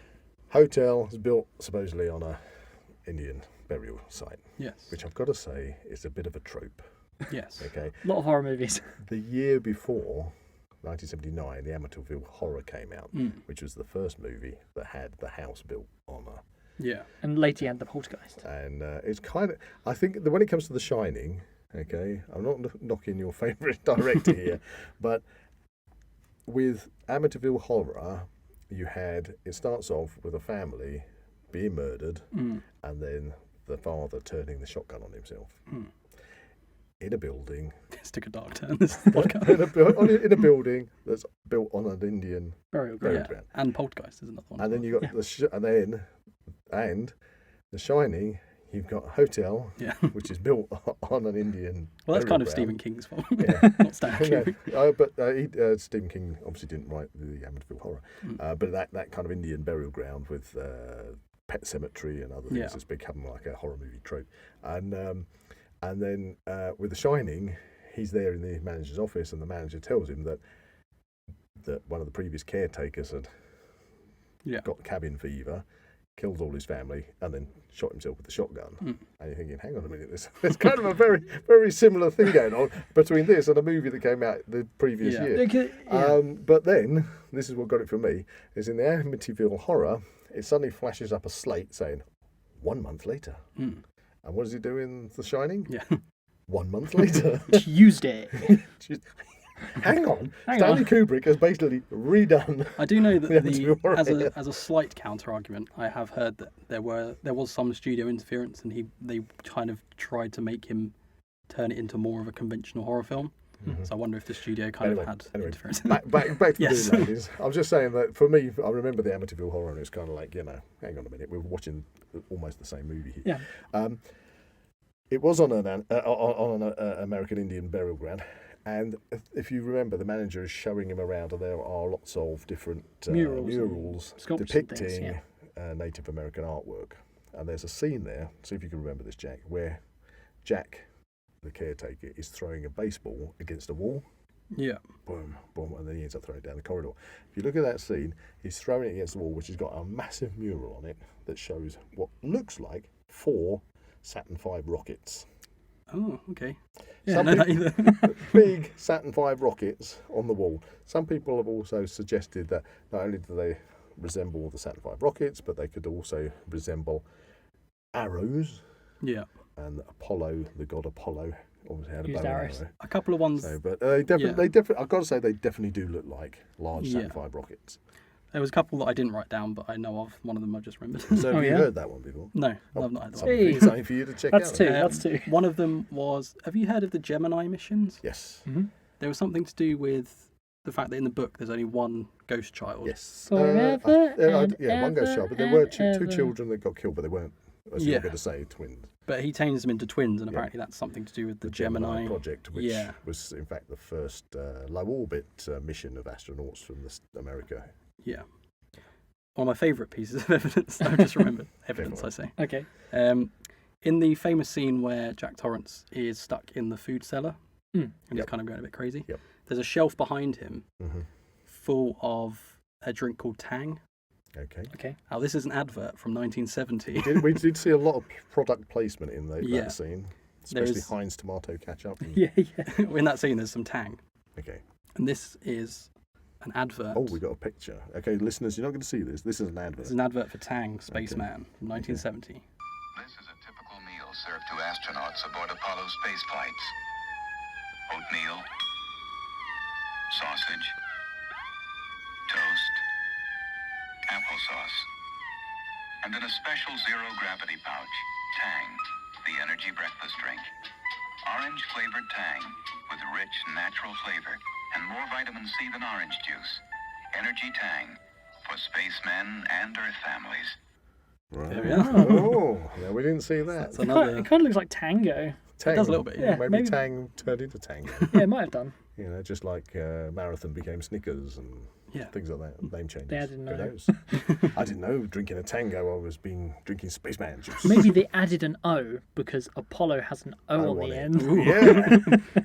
Yeah. Tang, Apollo. Yes. So if anyone wants to say anything else about that. Okay, well, we're discussing the theories behind the Kubrick movie, The Shining. The impossible window. Oh, yeah. In the office, the manager's office, when he arrives and he goes through his interview, there is clearly a window behind the Yes. manager's desk where you can see trees Pointing very clearly outside. outside. Yeah. But when you look at the position where it's depicted in the hotel, Mm. there must have been There just should be a corridor. Yeah. or, well, certainly not a window to the outside. Mm. So people have been calling that the impossible room or the impossible window, Yeah. meaning that it's the impossibility. You Mm. see, it's impossible. They couldn't have gone to the moon. It's impossible. Huh? And that was another. There are similar things to that. If you want I know you've got Starman, remember, sitting at the desk with his flag and his his eagle, eagle, yeah. in Exactly. with the impossible window. If you watch Room 237, as I say, there are a few kind of things that add to that. There's one of, it's obviously a famous scene. Even if you haven't seen The Shining, you know the shot of Danny Torrance on his tricycle Yeah. going around the Round and hallways. round, Yeah, it's very iconic. There's a part of the film where In fact, he's... we were saying that we wanted a couple of those. Oh, yeah, bikes. that would be Yeah. great. Yeah, we wanted. I've actually seen that carpet as well in B&M. Have you I've really? to get it. Wow. You got a shining Oh, carpet. that'd be awesome. But anyway, he's the famous shot is the camera tracking behind him, Yeah. following him down the corridors. Someone mapped out the actual route he takes, and he actually goes up a floor Right. without actually ever going up a any floor. stairs. Weird. Well, It's you kind said of this a few times in your description about this. Things in the hotel. Kubrick being Meticulous. Yeah. with his filming and making shots. But I understood from watching it that things changed, like the impossible window or impossible room, and the layout, the hotel, and the carpet changing, and furniture moving, and there is a depiction of the maze on a table where Jack is looking down at the maze. Yeah. And also where the maze is outside, there is a picture of the maze on a board, and they don't match up at all. The maze is different. The maze is a weird one. Yeah. It also changes size a lot. Well, doesn't the maze in the book, it Yeah. was topiary animals. it? Okay, in the book there were meant to be topiary. There was no maze. Okay, and then when I think it's in the final, I haven't read the book for years, but I think in the final sequences where Danny's trying to escape with his mum, the topiary animals come alive and try to attack them. Yeah. And Kubrick said, "Well, we're not going to do I'm being this. attacked by leaves. This is like asking me to film the moon landing." So he switched it to the maze. But the point is, the maze doesn't match the picture of the maze outside. Yeah. There are all these differences, and as you say, there's differences within the hotel and the layout, and everything keeps changing. I put that down to the fact that that's part of the malevolent spirit, that things, the whole hotel itself Yeah. changes. It itself is a maze. Yeah, itself is a maze, and it's changing. I think on as subtext as well, I think Kubrick wants to make you feel a bit uneasy without really noticing it. Very much. Yeah, I mean, the music really did. Music's great, yeah. And I kind of couldn't help but I thought when I was watching the maze and they're charging through the maze in the snow, and taking into consideration almost like things, the impossible room, which kind of made me think of the room of requirements in Harry Potter, that it's a room that doesn't exist. Yeah. And that room obviously can't have a window to the outside. Things in the hotel changing, and although we didn't see the carpet flipping round, Hogwarts, things move all the time. It wasn't obvious. It's almost like the hotel was Hogwarts. Yeah. And the maze resembled, I think it's the Goblet of Fire. They had a maze in it, Oh, the charging around. That's twice that's come up today. And it's kind of like, I think J.K. Rowling might have got some ideas. I mean, yeah, she did take a few ideas Yeah. from... But, okay, so back to our moon landings. This is going to be Kubrick's confession. Yes. A confession that he never Yeah. actually physically said anything about. I believe there is also a mockumentary called Dark Side of the Moon. Somebody pretending to be him. Yeah, it was kind of like it was kind of pointing fun at the theory. Yeah, I think there was somebody who was meant to be kind of like a Kubrick lookalike. Yeah. And I think, again, his family got really annoyed about that. Yeah. So where do we all stand on this? Well, how do we explain it? I've got to say that it's so blatantly obvious that Stanley Kubrick put things in there pointing towards the Apollo missions and possibly the Gemini ones as well. That could have just been a coincidence. So how could this be? Why was it? Now, for me, I know that man has landed on the moon because the two biggest pieces of proof for me is the lunar orbiter that has hence scanned the whole surface of the moon in high resolution and has photographed all the landing sites, and you can see where those landing sites are. In fact, even today, funnily enough, a friend of mine on social media put up a picture that he bought himself a new big refractor telescope because he's an avid astronomer. And some of the posts after that were other astronomers saying, "Oh, if you look at these coordinates, because the telescopes these days, you can basically, they're all computerized, so you can punch in the coordinates, and you say, I want to look at the Horse's Head Nebula, and rather than like in the old days where you'd search for it, it just literally using GPS and everything, it goes, turns itself, and you literally ask it to show you things. And they'll give him all the different coordinates for the different landing sites. Oh, you've got to try and see if you can see this one and that one and the rest of it. So the landing sites are there. Yeah. They are there. And when mankind goes back to the moon, they will be inevitably proved to be there. Yeah. And the other piece of proof is, as we said right at the beginning, that's why I said about right at the beginning, you're jumping on the thing about Russia.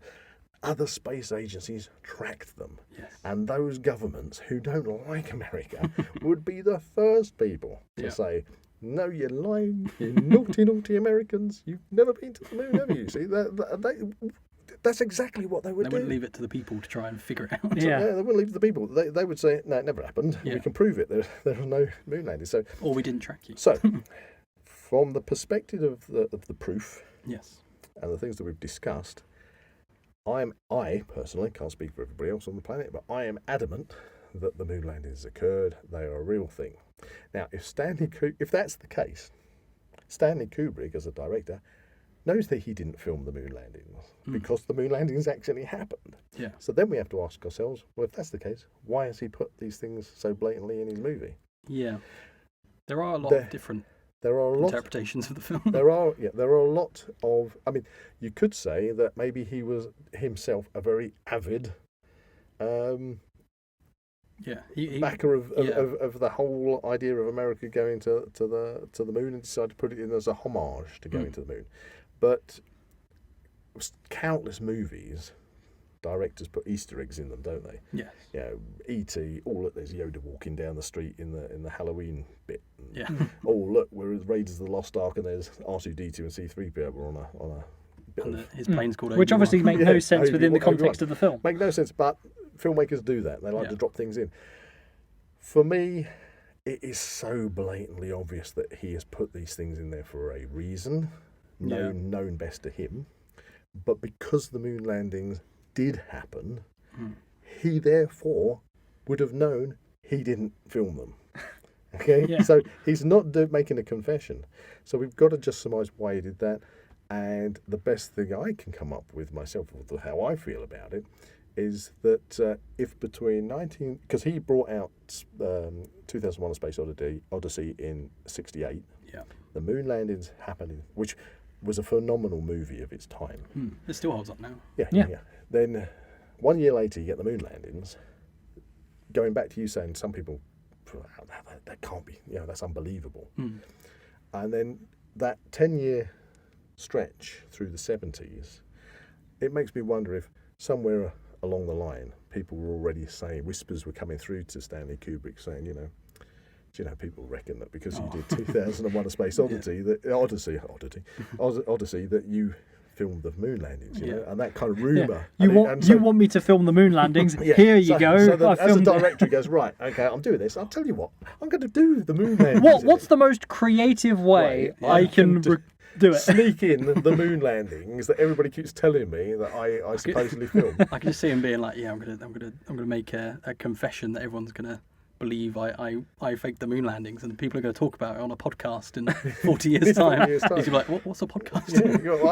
I don't think he necessarily thought that deeply about it. He probably just thought. I mean, you both are film directors yourselves, and if you heard that somebody felt that you'd done something as a secret, you might yourself say, do you know, I'm going to just sneak a little homage in here. Just to tease people. Something on a shelf in the background, something here, something there, just because, because some things are unexplained, and they are left unexplained. I mean, he certainly put that in there. No, that was not totally. There's no question. No questions. I couldn't help myself. Director's name, Starman. It was there right in front of you. He's put these things in there, but it certainly isn't for people to talk about. Yeah, but he's done it for his own reasons and not as a confession for the moon landings. Yes, so that's how I feel. Anyway. Yes, and to add to that as well, there are countless different theories as to what the film means and everything. Yeah, this isn't the only one.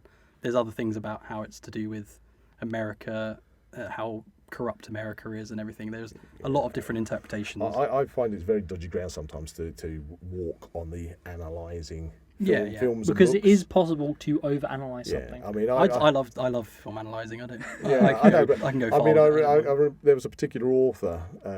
I can't for the life of me which one it was, because this is back when I was at school, and when you used to do those book studies at school, and you had a horrible question that came up saying, "What do you think the author was thinking about?"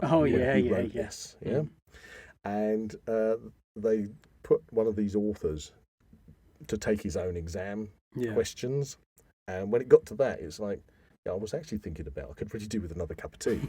But if you put that on an exam paper, you get zilch. Because they want a really deep and meaningful and thoughtful. And as an author, he just said, well, no, it's not deep and meaningful. I wrote the story, it's coming out of my head, it's flowing, that's how it is. There's nothing deep and mysterious and wonderful. I just wrote a story. I just wrote a story. And I think that over-analysing things can be a big It danger. is possible. People can go too far. As a slight counter, I do think film is an art form, and there are lots of expression that goes yeah. Oh, yeah, into definitely. People film. can- Nothing's just to tell the story. There are Oh, things God, going no. on. I mean, and books as well. You just look at Yeah. Animal Farm and things like that. You know, Yeah. they have meanings behind them. You can read Animal Farm and take it as A story. a story. Yeah. A story. You can watch Animal Farm, the animated. You can see it for Animal its surface value, value, but without but then you can look deeper. without understanding exactly what it's trying to tell you about Yeah. Russia, you know, and so yeah, I fully take on board that. But sometimes you can go, yeah, I suppose it's that fine line you got It's a to. fine line. I recommend you try Room 237 because there are some very silly theories, as you say, that go way too deep and make too many connections, weak connections. Yeah, we'll look it up, and you need to go and check out the giant I need to watch Saturn the V rockets, and you need to check out Watch the extended version of The Shining. I do. the Yeah. Starman. Yes. It's right in front of you, Jack. It's right in front of you. Honestly, how did you miss that? It's interesting because It's that proof. even when I was researching, that didn't come Didn't up come in any up. articles. That or was the anything. first thing I said, wasn't it? We're watching Yeah. it because we were we were watching it not only for because I hadn't seen the extended version, and as I haven't seen it for years. Was it the first time you'd seen The Shining? Yeah, all it the was way the first through? time I'd seen it. But we were specifically also watching it instead of just watching a movie through the lens of We were looking for these Little things. in tales preparation ourselves. for this podcast. and that jumped out me. That Yes. just Straight jumped away. out me straight away. Starman. There we go. I mean, coincidence, I don't know. Anyway, so there we go, ladies and gentlemen. As a kind of end to that Oh, little yes, bit. yes. Ooh, I feel that this theory is a step too far, or should I say, one giant leap too far. Oh, you've been waiting to pop was that quite one in feeling there. Yes. Do you know what time it is? Oh, I don't know. What time is it? Time, I don't know. What's It's time for everyone's favourite segment. Oh, yes! Yes. Let's get quizzical. Let's get quizzical, quizzical. I want to get quizzical. Let's me get hear into your mind talk. No, Let me hear let's- your moon talk. Yeah, let's Moon talk. Moon talk. Or let me see your moonwalk. Oh, yeah. We need to work on that. It's a bit small in here. If it's Next episode, we'll work on that one. okay. Okay. When we're on Mars, Yes. can you moonwalk on Mars? That's a good question. Or is it Mars Walk? Is Mars walk? Yeah. Or should it be an Earth walk when you're on Earth? I don't know. We'll definitely do a Mars episode. 'Cause Yeah, that I sounds love like the good idea. fun. Anyway, Anyway. it's quizzical time. Let's get quizzical. Okay, 3 questions. These are to do with the moon. The moon. Okay. All right. Okay. Okay. They're probably quite easy, but I I'm don't gonna know. fail completely on this. Yes. I don't know. Is it made of cheese? Okay, question 1. What do many astronomers believe caused the formation of the moon? A, a meteor, B, the sun, or C, a volcanic eruption? I would say a meteor. Meteor. Correct. I would say a meteor colliding with the Earth and then the Yeah. debris getting caught into the Earth's gravitational pull. Yeah. And when you're in space and in a void, flat earthers, when you've got a mass, you have mass weight. More mass you get, Crushing it all into- more mass you get, the more gravity crushes in on itself. Yes. And then you have this ball of rock. Which is then, Notice it's a ball. yeah, it is a ball. It's a sphere. Okay, it's not a flat disc. It's a sphere which then is locked. It's got gravity of its own. Although I think it's only moving like a centimetre or something away from the Earth Every Yeah, year. progressively, yeah. you know, to the tiniest amount, but suppose, and that is then counteracting against Earth's gravity. So that's where we go. And of course, flat earthers. That's why we have tidal tides, where the moon pulls. The Yes. gravitational pull makes the sea go out. It's kind of like an egg shape, isn't it? Yeah. With the tide. That's why we have tides, because the Earth We moves never covered tides on flat Earth. the Earth moves under the water, basically, doesn't it? And Yeah. the moon pulls the water away from the surface. Exactly. So the tide goes out, and then as the Earth rotates away from the moon, Yes. that becomes the gravitational pull becomes weaker, and the tides come in. So something like that. yeah, so Okay, so we got that one. So- Question 1. most astronomers believe that a large asteroid struck the Earth, and the molten rock thrown into space from the impact formed the moon. So that's basically what you said. In more detail. Well, there you go. Going back to what I was saying about a drop of water, obviously with surface tension, but if you have something in a void, it will. If you're up in the space and you see somebody in the space station and they have a drop of water, there's no gravity, but it's still through water tension creates a sphere. So you're talking molten rock, fluid On a larger scale. on a larger scale, and it's going to make that spherical shape, which then gets peppered by bits of. Well, yeah, it's meteorite. got loads of impact Oh sites yeah, on it. because you've got pieces of debris zooming around all over the place, impacting. Wouldn't that be like a really huge meteorite, though? What? that hit the Earth. Yeah, but this is it's got to be while the Earth is forming. Oh, So yeah, the Earth itself at that So we're time talking would have just billions and been billions and billions and it would billions. have- well, probably while we've got our stellar nursery of planets, with the debris around the sun, literally starting to slowly come together, clash, collide, compress down, and Yeah. create the planets our known planets in our solar system. So it would have been very, very early on in there. So Crazy to think about. yeah, but that's one of the things. If you can go up to the moon, I know they've brought moon rock back, and again, We've seen a piece, bits. haven't we? We have. We've seen a piece of the moon. But that's the thing. That was at the Leicester Space that's Centre, when you get wasn't the it? correlation between rock on the moon and rock on the Earth, and you can see the similarities, mineral contents, and all the rest. Very of it. sparkly, Yeah. from what I remember. Yeah, Anyway. you don't want it on your boots. No. Question 2. What is the moon's atmosphere made of? Oh, this is good. I didn't think Ooh. the moon actually had an atmosphere. Go with your instinct. It hasn't got one. Correct. I was going to say, you're throwing me out there, Jack. It was a trick question. You're The moon you're making me feel like, what? Have I gone wrong here? Have somewhere? I missed something? A key bit of information? Was moon atmosphere 101? it's gonna actually make me lying? sound really stupid if I don't know. There Yeah. is no atmosphere. Hey. So the moon is too small to Anyway. have enough gravity to hold on to an atmosphere. Yeah, unless you're having a party. You want some atmosphere at your party then. Party on the moon. Party on the moon. I bet you if they do that, they'll put a moon base there and they'll do things on it. You know. Yeah. You want some atmosphere? Come to the moon party Moon, base. moon club. That sounds like an advert. That's it. Or a good The only place on the moon that's got a real atmosphere. Okay, question 3. Final question. Oh, only 3. There's only ever been 3. Yeah, there's only Is ever there been be 3? Oh, Yeah. right. Okay. We can add more, but No, I don't know. 3's good. 3's good. We're on a roll. Which planet in our solar system has the largest moon? Oh. Ooh. Oh. I know what I kind of want to say, but it's probably going to be wrong. Don't know. It's not a fact that's jumping into my mind. I would probably go for the biggest planet, which would be Jupiter, That's what I was thinking. but it might be something unexpected like Neptune. No, I'm going to go. Well, if we go for different ones, Okay. then we cover more Don't forget, ground. the 2 gas giants are Jupiter and Saturn, Yeah. and it just strikes me that it should be. Off the top of my head, I think Jupiter. We're thinking Jupiter. Yeah. Correct. Yeah, thank it's not goodness. Phobos, is it? No, what I have here is Ganymede. Ganymede. Ganymede. Right, Oh. Ganymede. Ganymede is Or the it's largest. Phobos. Which one's got Phobos? Which is the planet of Phobos? For some reason, Phobos was coming to my head. Come on. Name of a Doctor Who story, actually. Yeah. So Ganymede is the largest moon in our solar system. Earth's moon is actually the 5th largest. So Oh. we've got a pretty small moon. Or mid-table moon anyway. Small moon. There you go. That's, the moon. that is the end of Let's Get Quizzical. Yay, let's Hey. get quizzical. Quizzical. Bonus question: is the moon a giant space egg? No. And we don't talk about that Doctor Who episode. Yeah, Doctor Who episode "Kill the Moon" with Peter Capaldi. It's not the We'll get to best. that on Screen Planet soon. Hey. So, what have we learned? Oh, we've learned Oh my so god, we've much. learned so much. I've learned about The Shining, which I didn't expect. Yes, you've learned stuff about The Shining. We've learned stuff about The Shining. We've learned stuff about The moon landings, the space moon travel. landings, and the conclusive proof that they're real. That Kubrick's film isn't a confession. Or is it? Or is it? Open it up to the audience. Yeah, come on. Comment below. What do you think? What do you think? We're not trying to tell you or convince you of anything. No, not at all. okay? I don't personally believe that theory. I just thought it was an interesting one to bring up and yeah. talk about. So. Just as a poll, okay, I'm obviously 100% moon landings Yeah. are real because they did happen.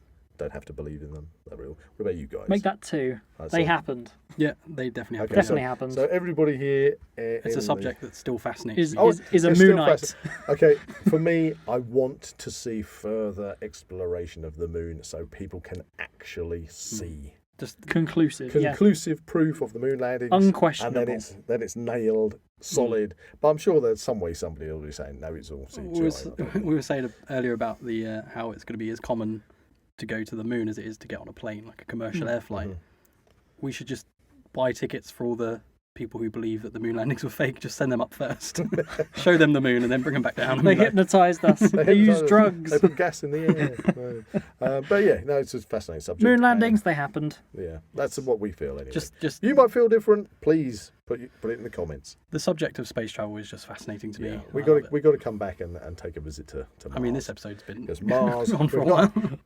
If you enjoyed this podcast, please like and subscribe to this channel and comment below any suggestions of topics or activities you'd like to listen to in future episodes. It's goodbye from Buzz. Goodbye from Jack. And goodbye from Zach. Bye. Now we know. Now we know the moon landings happened. Now we know. Now we know show. Yeah.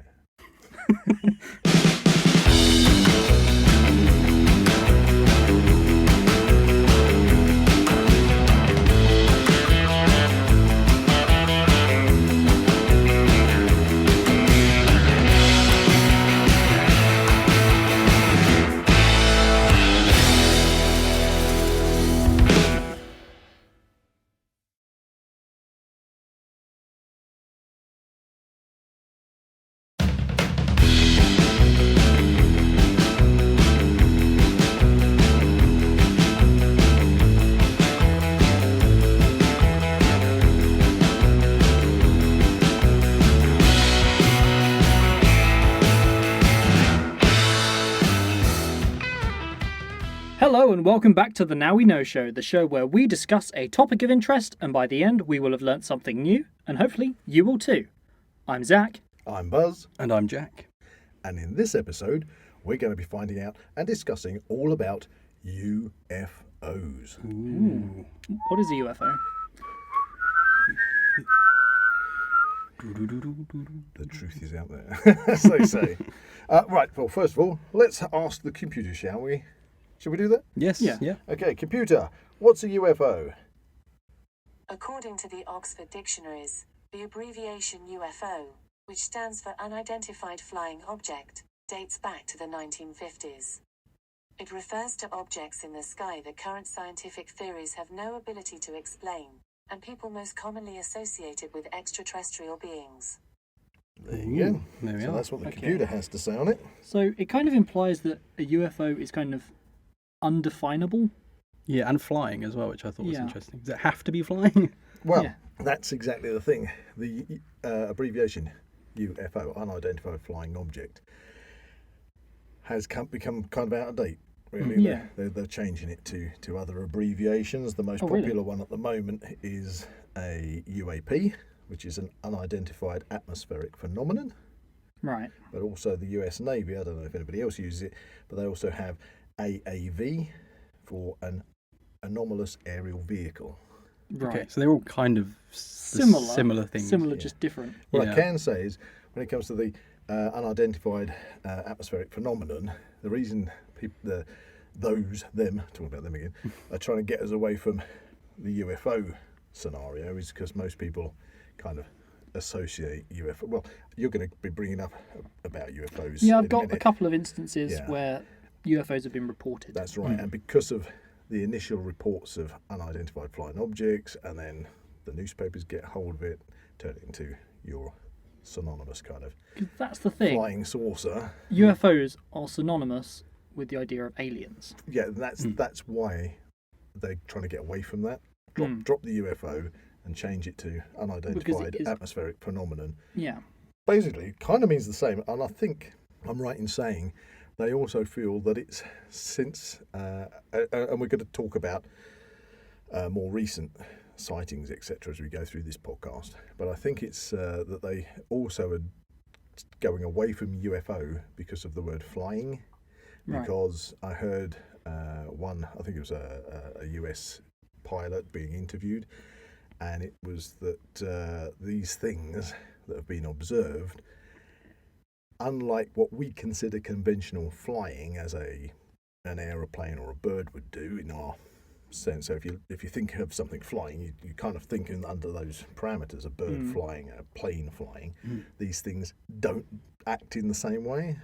Yeah, so it's not flying in the way we can Define flying. define flying. So the physics are all different to what we'd expect yeah, from they something. break a lot of the rules of the physics of flying. Or what we know about physics. Yeah. So that's why they've decided to change it to that unidentified atmospheric phenomenon. So is that more of a broader term then? Yeah, I think so. But then when we go back to just the term unidentified flying object, for me, I never kind of I mean, yeah, when you're a kid, you kind of think, ooh, UFOs, as in spaceships, aliens, Flying saucers and flying things. saucers. But that's the thing. It but- doesn't necessarily mean no, aliens. all it means is an unidentified thing that is Flying. flying through the air, but Hasn't got an identifiable it's just unidentified. characteristic. Yeah. And there's lots of these phenomenon which have been observed, and I'll talk about ones I've seen later on. But and then later on they can be explained. So although at the time of the sighting is They were unidentified. later on, then it's been cross-referenced. Maybe other people have seen the same phenomenon, and then they go, well, actually, it was such and such, and then it becomes an identified object and dismissed. It ceases to be a UFO. Exactly. Okay. Or So UAP. what we're discussing is we want to get to the end of this podcast to see how we feel about the whole Idea. of these UFOs or unidentified atmospheric phenomenon. So from the start, I mean, I don't know what you guys feel about whether they are a real thing or not, and I'm not going to reveal what I think about it. So I think we should all kind of try and get through this podcast, Yeah. discuss everything that we've got from our research, etc., and then see how we feel about it at the end. And you listening in, yeah, we'd love you to do the same. You know, you've obviously probably had experiences or thoughts on this subject, or discussed this subject with your friends. So again, listen to the podcast, see what we sort of kick around, and then come to some kind of conclusion at the end. Do you think that's probably the best approach? Yeah. Yes. Yeah. So, the earliest recorded sighting of a UFO that I have found. Right, so this is earliest, but in the age of communication. Yes. It's been documented, basically. Yes. Yeah. This is the earliest one I have found. Okay. In what we call the modern age. Yes. So, this is a sighting from Kenneth Arnold in 1947. Oh, I think, yeah, I've heard of this Okay, one. so like we're past World War II at this point. World War II's been over for 2 years. So what would you see in the skies at that time? That's why I'm kind of setting the scene. Okay. The origin of today's fascination can be traced back to civilian pilot Kenneth Arnold. While flying his small aircraft near Washington's Mount Rainier on June 24, 1947, Arnold claimed to have seen 9 blue glowing objects flying fast and at an estimated 1,700 miles per hour in a V formation. Blimey. He first believed the objects to be some sort of new military aircraft. This was, after all, just 2 years after World War II, as Jack said, and the first year of the Cold War. But the military confirmed there were no tests being conducted near Mount Rainier that day. When Arnold described the craft's motion as similar to a saucer if you skip it across water, the media coined the now ubiquitous phrase "flying saucer." Yeah, Okay, so that's where that term- exactly that's where it stems from. Yeah. That's where it all stems from, the term flying saucer. Out of interest, how quickly did you say they were travelling, or reportedly travelling? 1,700 miles per hour. How close is that relative to an aircraft at that time? Oh, I don't think this is obviously, as you say, just a couple of years after World War II. Everything was subsonic then, surely. I mean, Yeah. the Germans were developing or had developed the V2 rockets, but in order for long distance strikes. But aircraft, I don't think they would have reached that speed until I don't know. the 60s at least at the earliest. Yeah. I have a bit more information on this. Okay, carry on. Soon other reports of a group of 9 UFOs cropped up across the region, including sightings by a prospector on Mount Adam and the crew of a commercial flight in Idaho. The government never offered a credible explanation for the sightings. It simply claimed Arnold had seen a mirage or was hallucinating, but UFO mania had set in, and just a few weeks later the infamous Roswell sighting would perpetuate the obsession. Right, yeah, good old Roswell. So Roswell was That's also one of the most famous I've heard of. Roswell. okay. So, Funnily enough, that is the next sighting that we're going to. okay, so you got the dates and details on the Yes. Roswell Yeah. one. I've just googled up the World War II plane speed. Okay. And we were talking over 1,000 miles an hour. 1,200, did you say? 1,700. Oh, Okay, 700. so what I've just googled is the fastest plane to see action during World War II, and that would be the Messerschmitt Me-163 Comet, which had a maximum speed of 702 miles per hour. Blimey, so So, nearly 1,000 yeah. miles per hour But- quicker Yeah, than any and any what was the aircraft. chap's name? Kenneth Yeah, Arnold. and he was just flying a light aircraft. Yeah, civilian So pilot. civilian aircraft So, is yeah. going to not even touch upon even that speed. Blimey. But it's interesting to note that that is where the flying saucer or the term flying saucer came from. Yeah. Generated by the US press, Yeah. obviously. How many did you say there were in a V formation? Instead of V formation, I think it was 9. 9 in a V 9 formation. blue glowing objects. So I assume they were saucer shape. Yeah, so Yeah. well, so you've got if you think of a flock of geese Yeah. flying, Yeah. then that gives you that V formation. I know that there's been a lot of sightings of where they say like triangular, Yeah. and if you had 3 dots, that would be triangular. But I'm assuming, still haven't seen a picture, and there is no, I presume, recorded picture of this. This is kind of, I'm imagining it to be like a flock of geese in that V Yeah. formation. If there's 9, one at the tip, 4 each side. That is to do with aerodynamics, isn't it? Yeah, they're getting Okay. the slipstream of what's Yeah. in front, and it makes the lead goose, to the geese now. Lead goose is doing a lot more work, yeah. and then it's creating a slipstream, and that travels out, and that's why they spread out into that V And then they formation. cross over. Yeah. And then they change it over. Yeah, they reorganise. Not that I'm a It's interesting. goose expert. Next, Maybe we can next do a time on the podcast. podcast. Geese. It's interesting you talk about where we're at the moment in this timeline, because I'm sure I've heard things about certain kind of units in World War II seeing flying objects. There's a famous one. There's a photograph of it, isn't there, when they're all the lights are shining on one thing in the sky, and they fired off however many rounds they fired off, but there was never anything found or seen. I'm assuming that if you were visiting, we don't really. One thing we don't want to talk too much about is aliens in this one, do we? We're kind of focusing more Well, yeah, on the this- phenomenon this of was it. a But yeah, if you're, UFO if you're thing, yeah. visiting beings from wherever you're visiting from, and you're getting all these people sending up incendiary flare rounds at you while the other gunners are going for it, you can hear, I don't think we'll bother. I think we'll go home. Give this one a miss. That's Give the this one a thing. miss. We'll come back in a few years' time. Because obviously this was the earliest report that I found. Yeah. But obviously, throughout history, in murals and things, Oh gosh, Kate. ancient cave I may be paintings and things. completely wrong, but they've termed the term ancient aliens, haven't they? Yeah, I'd love to do a podcast where on that. there are. We'd need to cover this really. In maybe we can cover this. We're going to be doing a further podcast specifically looking at the phenomenon of aliens. Yeah. And so I think we could probably look at that, but in the research that we do for that, we can find out if what we say in this one actually holds any water. Yeah. I may recall seeing images of cave paintings or something which might be reminiscent of. I think people do they call them alien greys? Yeah. Things like that. And from cave paintings upwards. I think Well, one it's- of the Egyptian hieroglyphics is literally Egyptians. a disc shape, and a lot of people think that they got that from a flying saucer. Or, and there's a lot of speculation about the pyramids of Giza being landing areas. Yeah. and stuff. Stargate. and even the pharaohs having like the headdresses on, they think is some sort of inspiration from another being. I think Battlestar Galactica, the original TV series, took.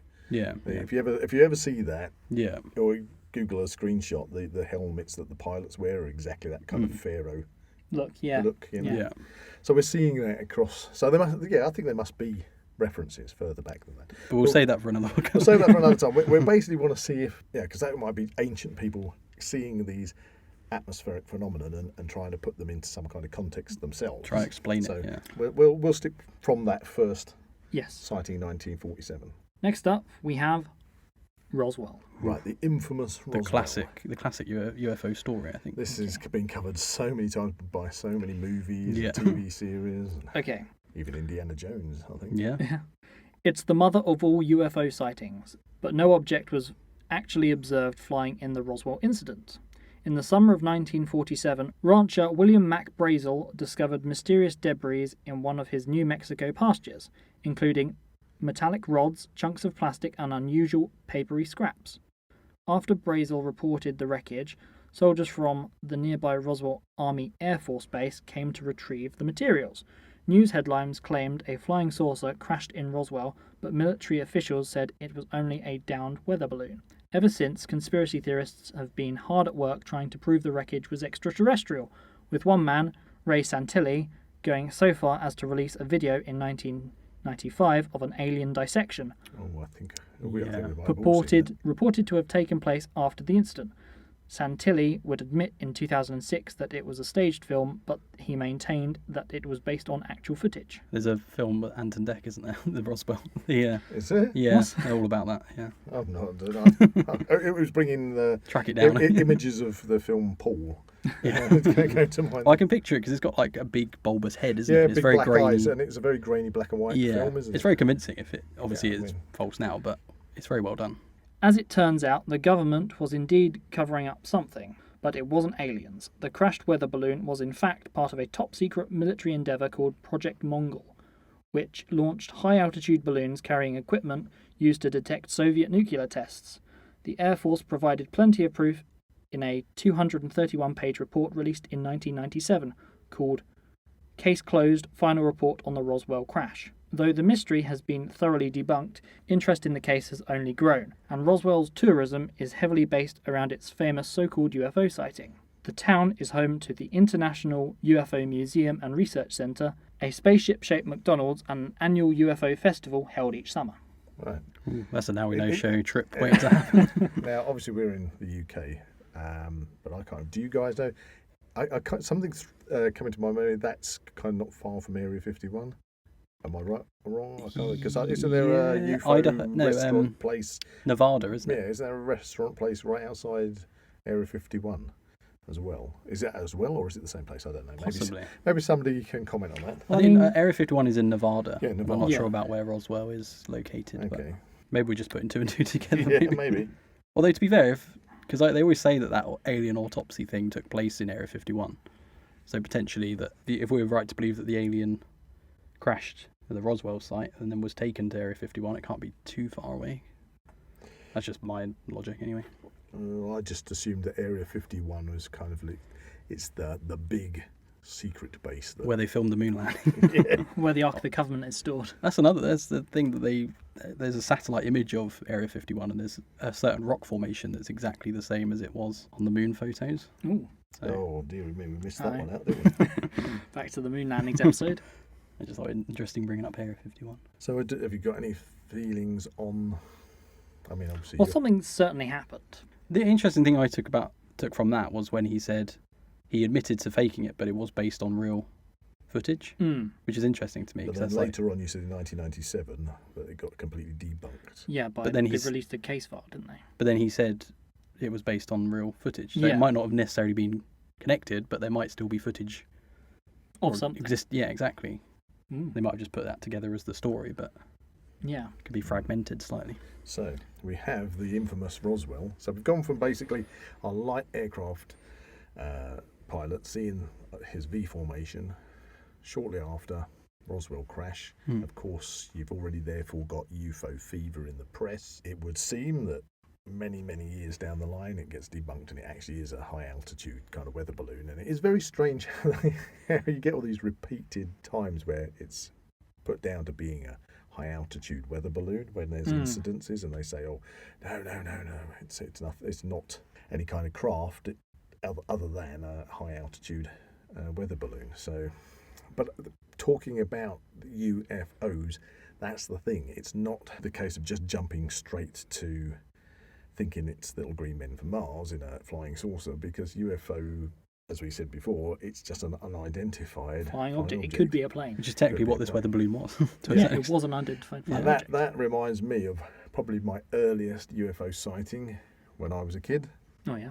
So I may as well tell you about that, because I have seen things, and I'll bring them up as we go, and this is an ideal opportunity for me on this one. I remember being at primary school, it was lunchtime, playing out on the school field with my friends, kicking a ball about, whatever. I remember it being a sunny day, but with nice big cotton wool bubbly clouds. And it was one of my friends just said, oh, look at that. And I remember turning and looking, so there was a group of us, and I'll describe it as nothing other than obviously it was up in the sky and quite a way away from us, but it was just like a silver glowing cigar-shaped object Okay. that was tracking, not too fast, but it was tracking across the blue sky between the clouds. And that's exactly what it was like. People describe them as being like cylindrical, Right. and this was silver in its shine. It was obviously close enough for you to know to see that it was. See it. Yeah, Yeah, to I see mean, it was silver and what shape it was and everything. It was an object that, and you could see it, and it was just travelling through that one of the blue patches. It was almost like a plane without wings. Yes. Yeah. The shape was the same at both ends. Okay. Yeah. So you got round at both ends, like a cigar tube, but Right. not with a flat end and a round. From what you were describing, it kind of reminds me from Star Wars. I think it's in Attack of the Clones when they go back to Tatooine. They're in like a silver kind of Naboo shuttle type thing.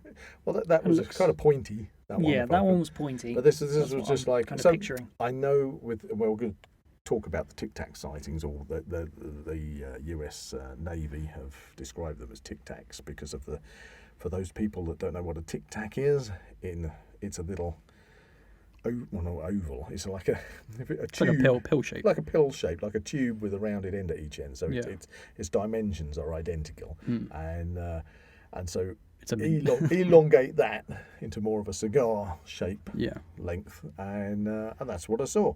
But not just me. A group of kids around me saw it, and then as that tracked through, it went behind a cloud, and then it didn't come out the other side. Ooh. Did you get visited by a man in a black suit? No. Well, no. I've got actually a story. Because this was in England, wasn't it? This was in England. This was actually in Hertfordshire, and the place of all sorts of folklore. As we've discovered. We're uncovering some crazy things. And that's what I saw. And for years, I assumed to myself, as a kid, you've got furtive imagination. Wow, that was an amazing UFO. Like many, many have been observed and described. However, as an adult, looking back at that, because I've observed very similar things like that, where it's caught my attention. It's this glowing silver object travelling across the sky, and then its course slowly changes, and the sun stops reflecting off the body of the passenger jet. Oh, okay, yeah. You see, and so after seeing that later on in my years, seeing this glowing object and thinking, wow, the sun's, not that the sun's beaming off this thing, there's this glowing cigar-shaped thing travelling through the air, and then it's gradually turned its direction on its flight path, and then it's obvious that actually what I'm seeing is just a passenger plane at high altitude, and the sun's just been reflecting off its, because a lot of passenger planes could be silver or even white, and they'll reflect the sunlight. Yeah. And then going back to my childhood and seeing that, then I think to myself, actually, now I'm pretty much convinced that what I saw on that day, as well as my friends, was not a flying saucer, but actually probably was a high altitude plane that was just, because it was a sunny day with clouds, bright day, and I'm thinking about the direction I was looking. The school, I was on the field, I was looking towards the school. There was houses behind the school. We look at the sky and the clouds and everything. The one thing that is not in my memory, the one thing I was not looking at was the sun.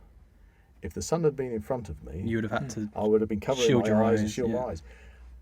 The sun was probably and you probably had off to one side behind me. Shadow in front of you. It was probably off to one side or directly behind, which is making the reflection off that aircraft happen. Yeah.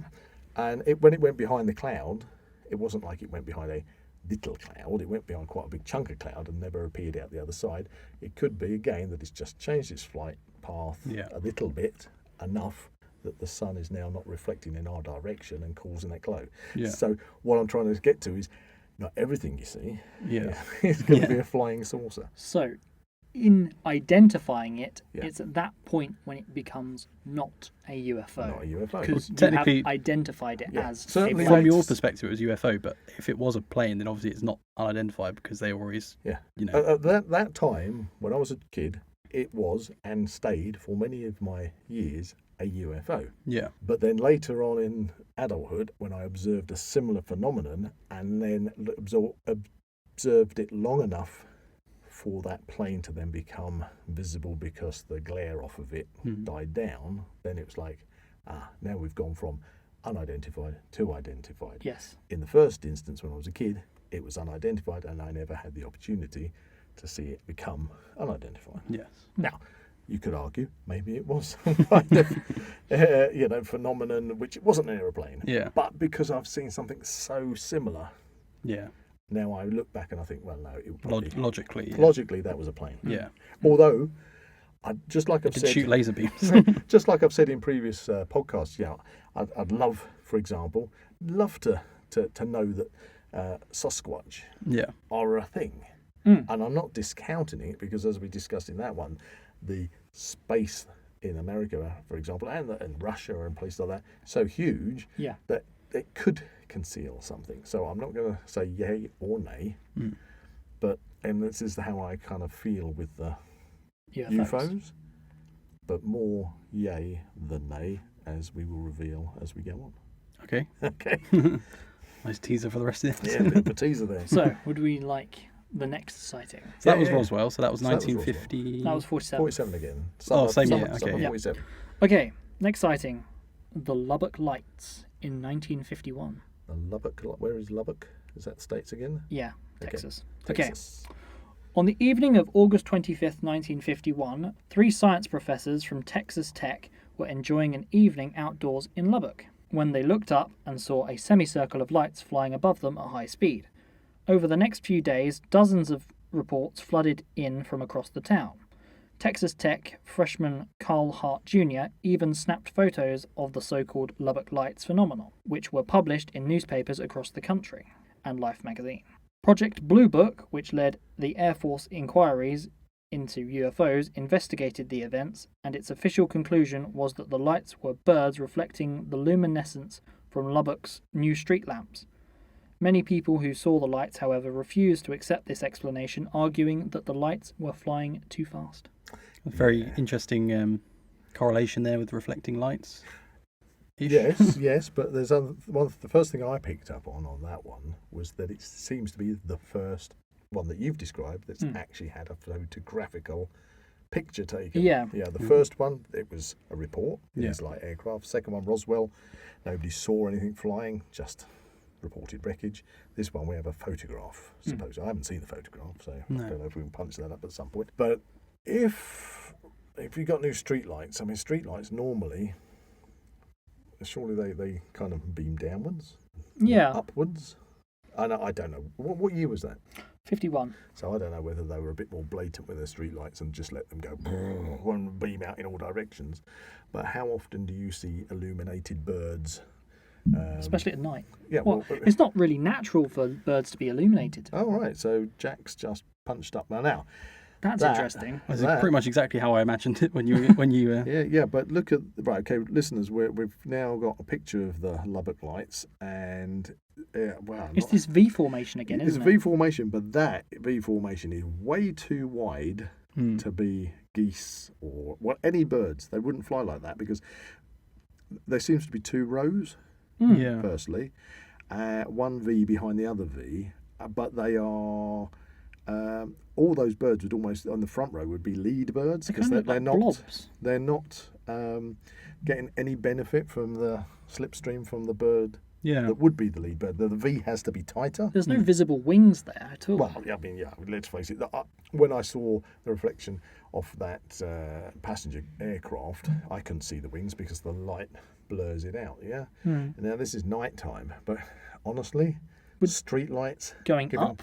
that much power upwards. Yeah, especially at that altitude. There's a more kind of defined there. It's kind of Yeah. been rotated from the last picture, but it's the same photo. But they're very bright. No, That's definitely unidentified. I would say that if you've got a bird that's big enough to, if you think of a bird like a swan or a goose, which is a biggish bird, Goose again. goose again. Well, even swans, they fly V formation. But so if a swan is a big bird and it's white. So if it was reflecting light underneath it, and it's got its wings spread out, would it? Or what you were showing me would just uniform circular dots. Yeah. I suppose you've got to take into account the cameras back then, probably. Yeah, you're gonna get. I don't know. What did you say was actually reflecting off the birds? Did you say they had something on them? Or? It just said. It just said that it was the luminescence from the new street lamps. But it said something about the birds, though, didn't it? Its official conclusion was that the lights were birds reflecting the luminescence from the new street lamps. Yeah, so it's the luminescence, the light. Surely there'd have to be something like metal or something to get that sort of bright light. It couldn't just be the Well, the birds are. if you wouldn't take a reflect light, photograph would with your camera on your phone, if you take a photograph of the full moon, all you're going to get is a mushy blob. Just a Because pinprick. the light is so bright, it's so far away, it will not look. It doesn't resemble what it looks like with your eyes. Yeah. It will just be a blob. So, okay, if you beamed up some dirty great spotlights in the air to catch the underside of birds flying and photographed it, then yeah, maybe they would come out looking like illuminated blobs in a V formation. Fair enough. But that V formation you show me, I have never seen birds in a double V formation so Yeah, it's close a bit to each sketchy other. on It's this one, more of isn't a, it? like you said, it's more of a semicircle, isn't it? Yeah. In the report. And you also, I mean, it's very wide. Yeah. Yeah, so if you're thinking, so listeners, if you think of a normal V formation of birds, because I'm sure you've all seen them, and you touch your fingertips together to make that V formation, then open your hands up to a really kind of Obtuse angle and have a secondary row behind the first row, Yeah. but flying in between the gaps of the first row. Mm. Well, I've seen multiple bird formations when they're flying together. You get one V, and then you'll get a V further back, following Yeah. the tail bird on the other V. Yeah. Not like Not that. like that. Yeah. So that's definitely would seem to be an unidentified, atmospheric phenomenon. Yeah. Whether it's intelligence behind it, I think that's where we need to kind of start thinking at this point in the show, whether these phenomenon whether they're random, natural phenomenon, or whether it's a phenomenon which has an intelligence behind it. I think that would imply the aliens thing, though, wouldn't it? Well- That there's something inside piloting it, or Okay, so if you think of something, right up to date, you go fly a drone. You've got your mobile phone connected to a control panel. You can see out of that drone's camera and you're flying it. There is an intelligence behind that drone, but that drone itself isn't intelligent. But it is being guided by something, and that It something has an elsewhere. intent. Yeah. There's nothing in it that is a little green man flying the drone, yeah. but there is an intelligence behind It's what kind it- of a what it similar does. instance to, like, for instance, when we send rovers to, like, Mars and stuff. Yes, yeah.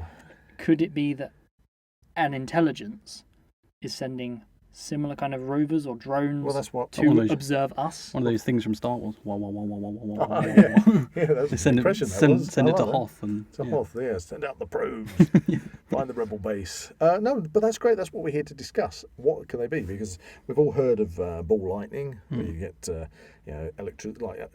normal lightning, but this is like a burning energy ball.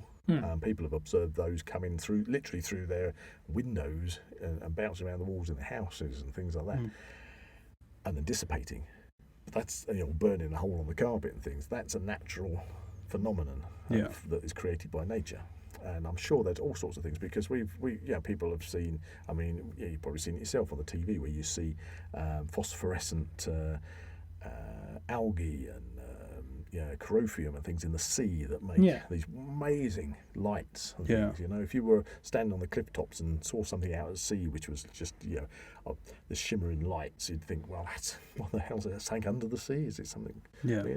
That nature has a plethora of phenomenon, which We don't even know we- half half about. of it. Yeah. And we can all see things such as, again, it depends on the heat of the sun and things. You would see a mirage, imagining you're seeing something that isn't, because what was that phrase you used the other day, when your mind sees something and then your brain has to make sense of it?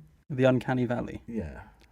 Are we talking in the same kind of way as that? Loosely, I guess, Yeah, but I guess. But I mean, the point is, your mind, when you see something, like you're in the forest and you see that log that's in the distance behind a couple of trees, and think, "Geez, is that?" well, that's kind of a Bigfoot?" primeval thing for us, Yeah, isn't it? yeah. To- So your mind's trying to make Yeah. sense of what you're seeing. What separates it for me is the whole with the photograph evidence, because the first story I noticed with the guy in the plane could very easily be put down to him being like hallucinating, or maybe You could have been dehydrated, flying or for too long. something like in his mind has caused that image to appear.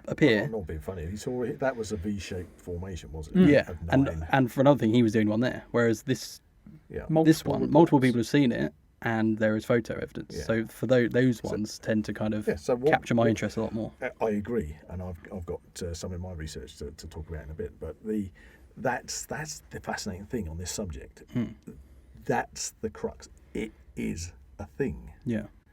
You can't escape that UFOs, UAPs are a thing. If it is unidentifiable, it is a Thing. UFO You- or a you- UAP. You cannot, in the first instance, stand there and state UFOs do not exist, because they do. Literally, what it's a it- literal term. But what it is where we need to find the research and the Yeah. discussion. And then when you've got a sighting like this, where you say, and quite rightly, a lot of people have seen this sighting, and then you have photographical evidence to go on that as well. It is then you've got a tangible thing, haven't Yeah. you? A thing has happened. Yeah. There has been something there. Yeah. And that's the thing. In popular culture, you'd say that a spaceship or an alien spacecraft would be a UFO.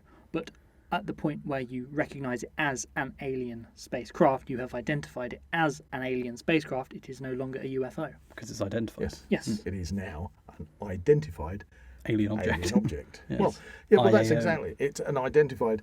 What was the other abbreviation? AAV.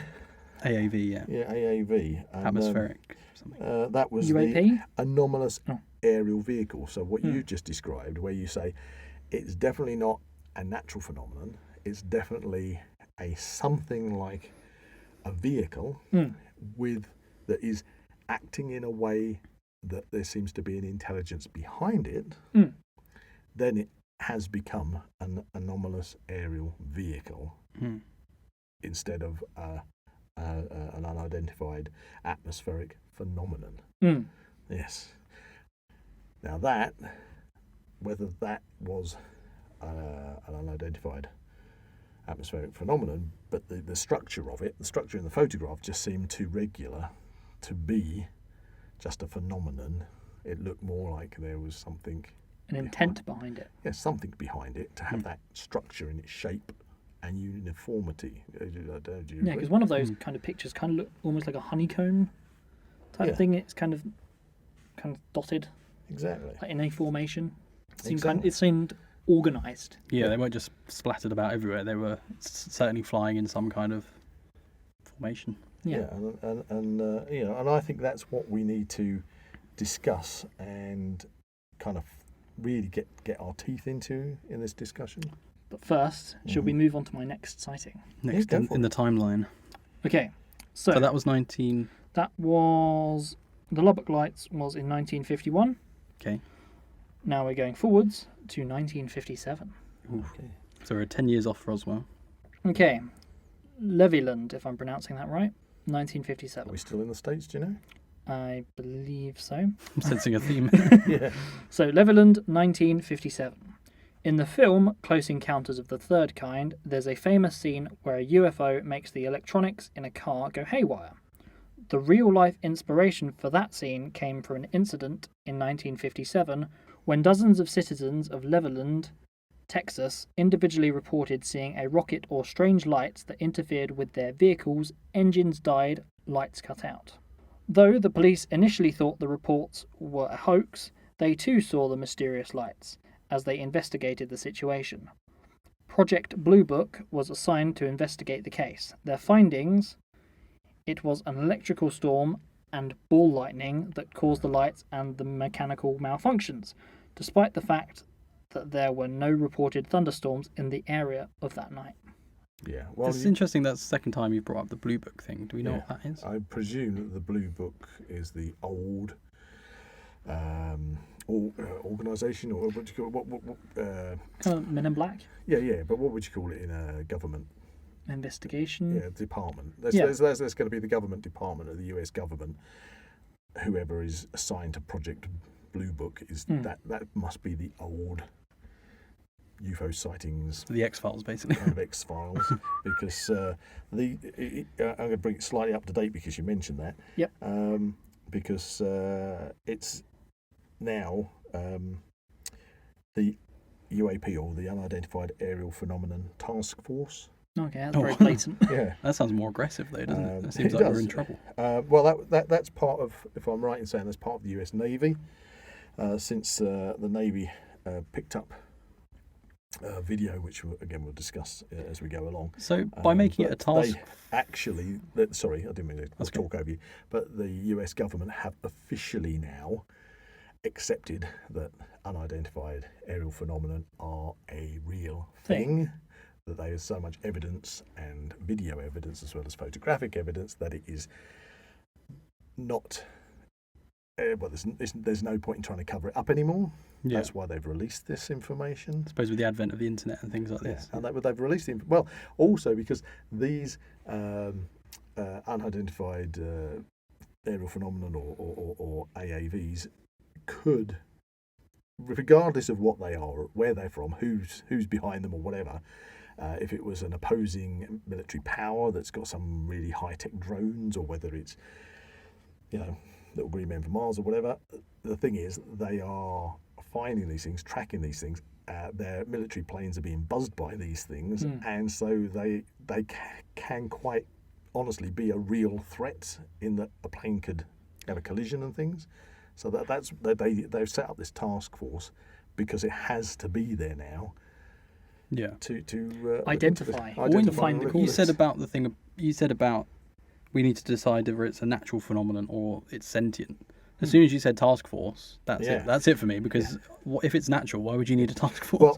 Well, I'd like to think that what you need is scientific credibility regarding these investigations and these phenomenon, not what has been the case, which has mostly been speculative hypotheses on what they could be. Yeah. And I see that the American government has definitely taken a step down that road.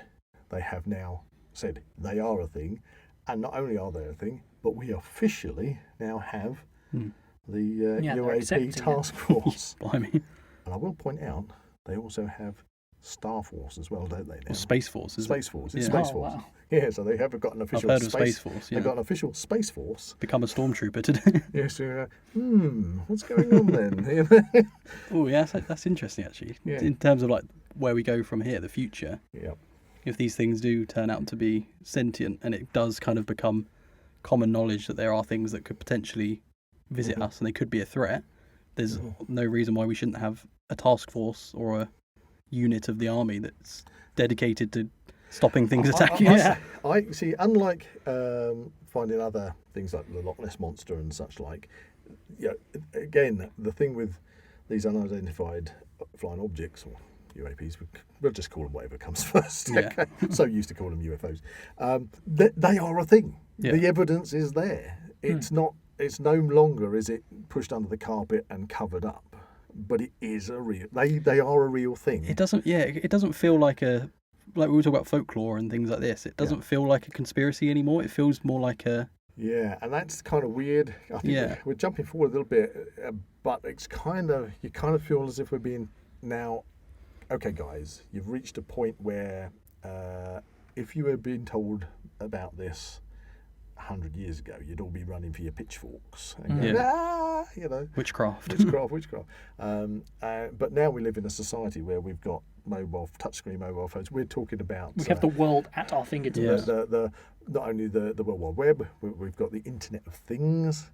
We've got Elon Musk going for his neuronet implants in the brain, so you can literally almost telepathically communicate with things. We've got what was the thing I mentioned to you? I asked you about earlier, Zach. It was Describe it. Where not virtual reality, it's the other Metaverse. the metaverse. Thank you very much. Yeah. So You can people go shopping and stuff. literally in your go metaverse. into the metaverse. Yeah. I think if there's been Ready Player One. I think if there's Matrix. Now, I don't want to get all kind of conspiracy theory or anything like that. As I say, I'll try and sit on and look at things analytically, but you do get the kind of feeling to a certain degree that humanity at this stage, or the Western world, the majority of human beings, because literally most people, I think, have got modern technology, even if it's just a mobile phone, Mm-hmm. it's almost like we've never been at a time in history where we would be as accepting now if first contact was revealed to us. You know, if in the next 10 or 20 years, I'm not talking about, you know, a UFO or whatever, landing in the middle of Hyde Park or landing, you know, on the lawn of the White House, but that if they, in the know, actually did say, well, actually, we have had first contact. Yeah. I mean, if governments around the world had first contact at some point, or they do have first contact with anything, then they're not going to release that straight away. You don't want bad panic in the streets or whatever. Because that would throw a lot into question. Yeah, but you were going to probably wait for the right time, and especially maybe if we have these kind of spatterings of sightings and things throughout history, maybe whatever's out there is revisiting and waiting for us to become ready, get to a point where they won't. Yeah. Where we won't attack them. but again, we're kind of delving now. This is what delving onto the edge of talking about aliens. I think they come hand in hand to a certain extent. They come in hand in hand, but let's drag it back a little bit and remind ourselves of the flat Earth. Okay. Do we have to? No. So the reason I mention that is because there are other theories, and in the flat Earth, it was inner terrestrials rather than extraterrestrials. It was people coming from a different continent beyond the ice wall. And then there's the religious perspective, So where we're the centre of everything. Yeah. So rather than the hypothesis of there's other continents beyond the ice wall, but let's not forget there could be other answers to it, that they're not necessarily extraterrestrials, but it could be if there was a way for even the human race to be able to come from the future into the past. I was going to say that. Yeah. What if it's just us from the future? It could be us from the future, or it could be I don't know what your thoughts are of parallel universes and things like that. I don't know, because I don't have any particular views on these things. But your go-to is outer space, aliens from outer space. But let's not forget there could be another view, other aspect. If it was time travel, if it was, they could have been here with us the whole time and just never left. Yeah, could be that. They've never left. They've just been hiding. Well, it's interesting. They're not from another planet. They're from this planet, but they're just. I mean, there's again. I think you've got some more stuff to come up. I do. So I've got some stuff myself, which is more modern, and you know, you've seen films like The Abyss, where they're deep in the trenches, deep in the sea, and things like that. So who knows? Or I think we've got to allow our minds not to think 100% space aliens. There's that thing about, I don't want to jump too ahead because we're obviously going to do this for a podcast, but there is the theory that we are the aliens, and the meteorite that killed the dinosaurs was actually our spaceship, that crashed, and we kind of the survivors. Small patch of survivors, and then just gradually exponentially grew and killed out the indigenous. Maybe, who knows? Because we are so advanced than everything else. Like us with the dodos. We're so advanced than anything else on this planet. So. Well, I was discussing this with Tina being my wife. Tina, we were off on a car journey, and in the car journey you have good chat, and I brought up when I was talking to you, Jack, about cavemen. And how if you took a baby from, say, if somebody was 70,000 years ago and flint knapping, hand axes and arrow tips, etc. If you took a baby from that time and brought it up in our time, it would be just the same as us in intelligence. There's no reason for its intelligence not to be any different from ours. As much as if you took a baby from our time back to the Stone Age and it grew up there, it would learn to be a hunter-gatherer. Yeah, it would learn in that time. To adapt to its time. And it's like going back just 200 years and thinking of somebody who would be all worried about witchcraft and everything, and bringing them forward and giving them a mobile phone. They have got just as much capacity of learning how to use that tech. But they just weren't living in the time when that tech was available. If you find that sort of thing interesting, if I may recommend a book, I recommend a book called Sapiens, which is one of my favourite books of all time, and it talks about us as humans and, as you say, about babies and how we're pretty useless as babies. We can't really survive too much as babies, but Well, Yeah, it goes into a lot more detail, but Yeah, no, that's one you've recommended, and I'm looking forward to reading. Mm. But again, going back to the caveman sitting there, or cavewoman, chipping away and flint napping his arrowheads. Technically, the whole, all the materials that are required for making your mobile phone, Were there. the potential Mm. is there yeah. in that time period. All that's missing was the ingenuity and intelligence To stick it all together. put it all together. Yeah. So we've leapt forward now to the 21st century. We've got all this technology. We are still living off the land. We've Or got have we been drip fed this technology from Yeah. outer species? outer or inner space. Yeah. Okay, we need to get back onto Yeah, UFOs. yeah, but we are touching upon, from that last sighting that Zak came up about, we are touching upon an intelligence perhaps behind Or definitely a sentence of some sort. something. Okay, Right, hit us with the next one. next sighting. This is from 1976. Right, so we're coming up. Jumped, yeah. Yeah, bit of a jump. Over a decade now. This is me as a kid This watching is Doctor Who. John Pertwee. Seeing cigars in the sky. Would it be John Pertwee or would it be Tom Baker? Tom Baker. Tom Baker, I think. Early Tom Baker, yeah. Yep. Okay, Tehran. Tehran. Right, you don't get a lot from the Middle East that I've heard of. Tehran, 1976. The September 19th, 1976 incident in Tehran, Iran, started much like many others, with phone calls from concerned citizens reporting bright lights in the sky. An F-4 fighter jet was sent out to investigate, but as it neared the object, its instruments blacked out, forcing the pilot to return to base. A second F-4 took its place, and as it neared the unusual light, it achieved radar lock. But according to the pilot, the UFO released a glowing object which the pilot assumed to be some sort of missile headed straight for him. As he prepared to fight back, the pilot experienced malfunctions in his instruments and he witnessed another bright object released from the UFO that headed straight towards the ground. He safely returned to base despite the faulty equipment. That's interesting, kind of correlates with the previous one about Yeah, and actually technology that was an area that we didn't discuss. Yeah. Yeah, we'll have to come back to that in a moment. After the incident, Iran contacted the United States to aid them in the investigation. An unclassified memo by US Air Force Section Chief Lieutenant Colonel Mui detailed the events of the night.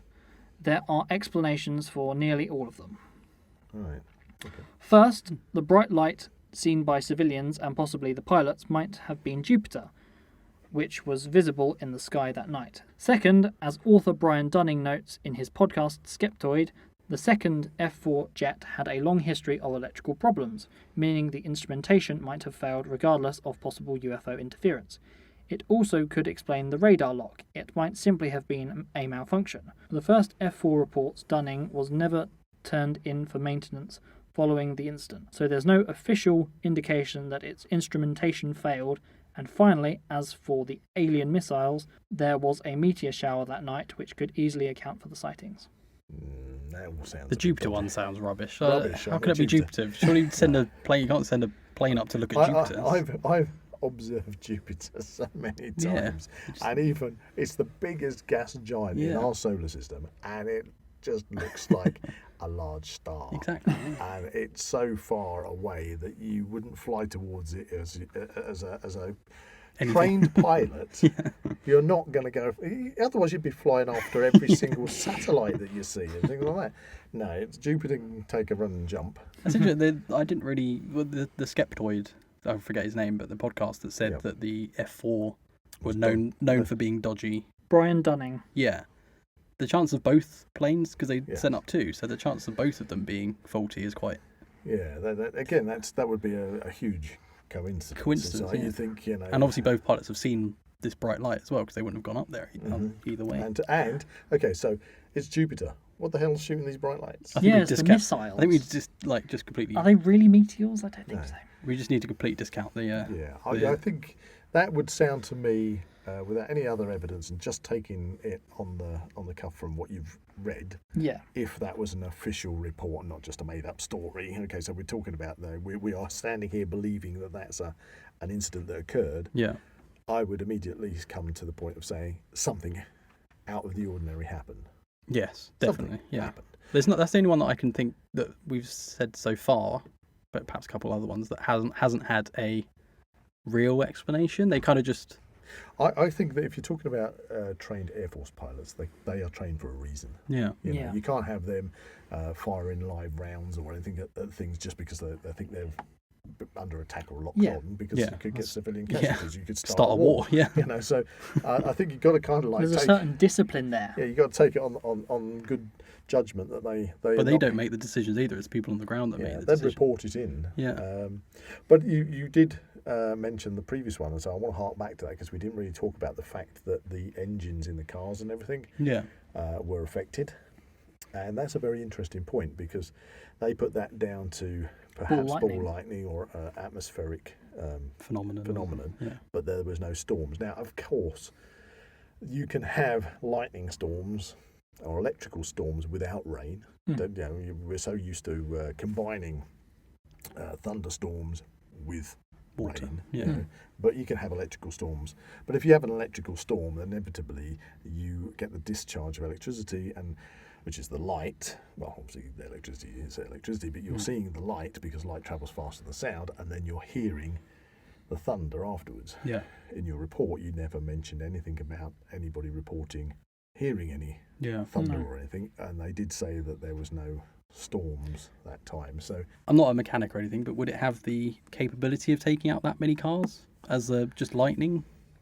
Because an engine run, I'm not sure, it's not connected to any outer electrical source or anything. right, so if we go back to the Carrington effect back in the late 1800s, that was a solar storm which hit the planet and knocked out all the telegraph at the time, burnt out wires, sent telegraph machines haywire.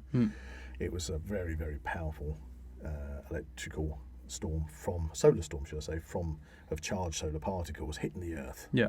And the sun is always belching out these bursts of energy. Flares And it's predicted that we're likely to get hit by a major one at any point. And to be honest with you, like, this is kind of a different subject, but if we were hit by a very high Carrington effect solar storm, then, Or equivalent to. or yeah. equivalent, it would fry all electronic equipment Oh on the no, planet. we'll lose planet. the It would- podcast. Yeah, it would, because it would take out ground-based power plants. Everything. Satellites would be zapped. Unfortunately, listeners, you'd have to forgive us if Yeah. that did happen. Let's do a live show. And Yeah, we'd basically be out there with wax tablets, Yeah. but only if you can have the skills to actually melt wax by making fire. So, listeners, do practice your firelighting skills just in case. But no, so a Carrington effect, a solar storm can create what we would refer to as an EMP. Yeah. Okay, and that's Electrical magnetic magnetic pulse. pulse. Yeah. And that's the way Zak described the engines cutting out and things.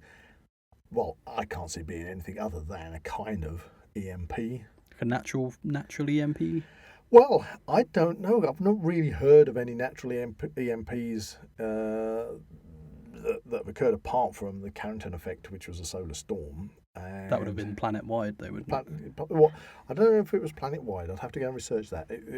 Carrington, it's named as Carrington effect because it was chap Carrington who observed it in, I believe, the Americas, and so the Earth is only going to, as it turns on its axis,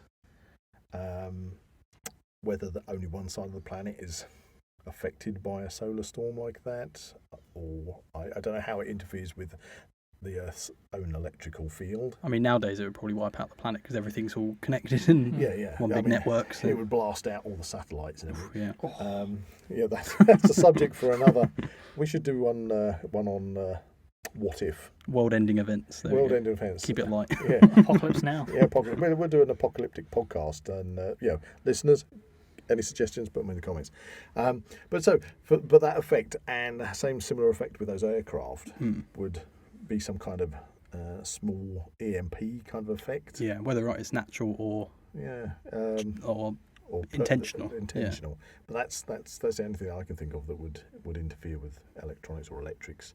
Would Fair be enough. something to do on those scales. And that would feed into the whole F4 jets Yeah. going down as well. So Yeah, that would surely cause such a malfunction on a plane that it possibly would. I will say at this point, I'm not sure how many more stories there are, but they're all two more stories to go, but they're all very similar Yeah. in terms of, like, there's a through line between almost all of them. Yeah. Or kind of connective tissue between all of them. Okay, all right. So, Zach, hit us with your next one. Okay. Rendlesham Forest, 1980. Rendlesham Forest, that sounds like it's UK. In December 1980, US Air Force members was US. stationed at Again. 2 British Royal Oh, Air sorry. Force bases, It was. Woodbridge and Bentwaters, reported seeing strange colourful lights above Rendlesham Forest, about 100 miles northeast of London. One man who entered the forest to investigate claimed to have discovered some sort of spacecraft there. And the next day, others confirmed damage to nearby trees and a higher than normal level of radiation at that site. And what year was this? 1980. Several days later, more sightings were reported. Ooh. Lieutenant Colonel Charles Holt recorded his observations on an audio tape as he watched the lights. And while not definitive proof, theorists consider this the strongest evidence of the events. But the UK's Ministry of Defence, which oversaw reports of UFO incidents until the early 2000s, didn't find any credible threat to the nation and didn't pursue investigations further. As at Roswell, UFO tourism is prevalent in Rendlesham Forest, and there's even an official Rendlesham UFO trail that visitors can hike, off of which sits a model of the reported spacecraft. Looks like There you another go. outside That's another. podcast. Add that to the list. Yes, Yes. yes, Rendlesham Forest. Right, And that was Roswell. 1980. That was 1980 in the Yes, UK this yes. time. Out of interest, what was the guy's name who recorded the audio thing? I'd just be interested to know if there was actually. Lieutenant Colonel Charles Holt. Halt. Is that just Charles Holt? Yeah. So I've just looked up the audio files that were mentioned in that story. Lieutenant Colonel Charles Holt. So I just found this. I'm not sure if this is the actual one, but I'd assume it is.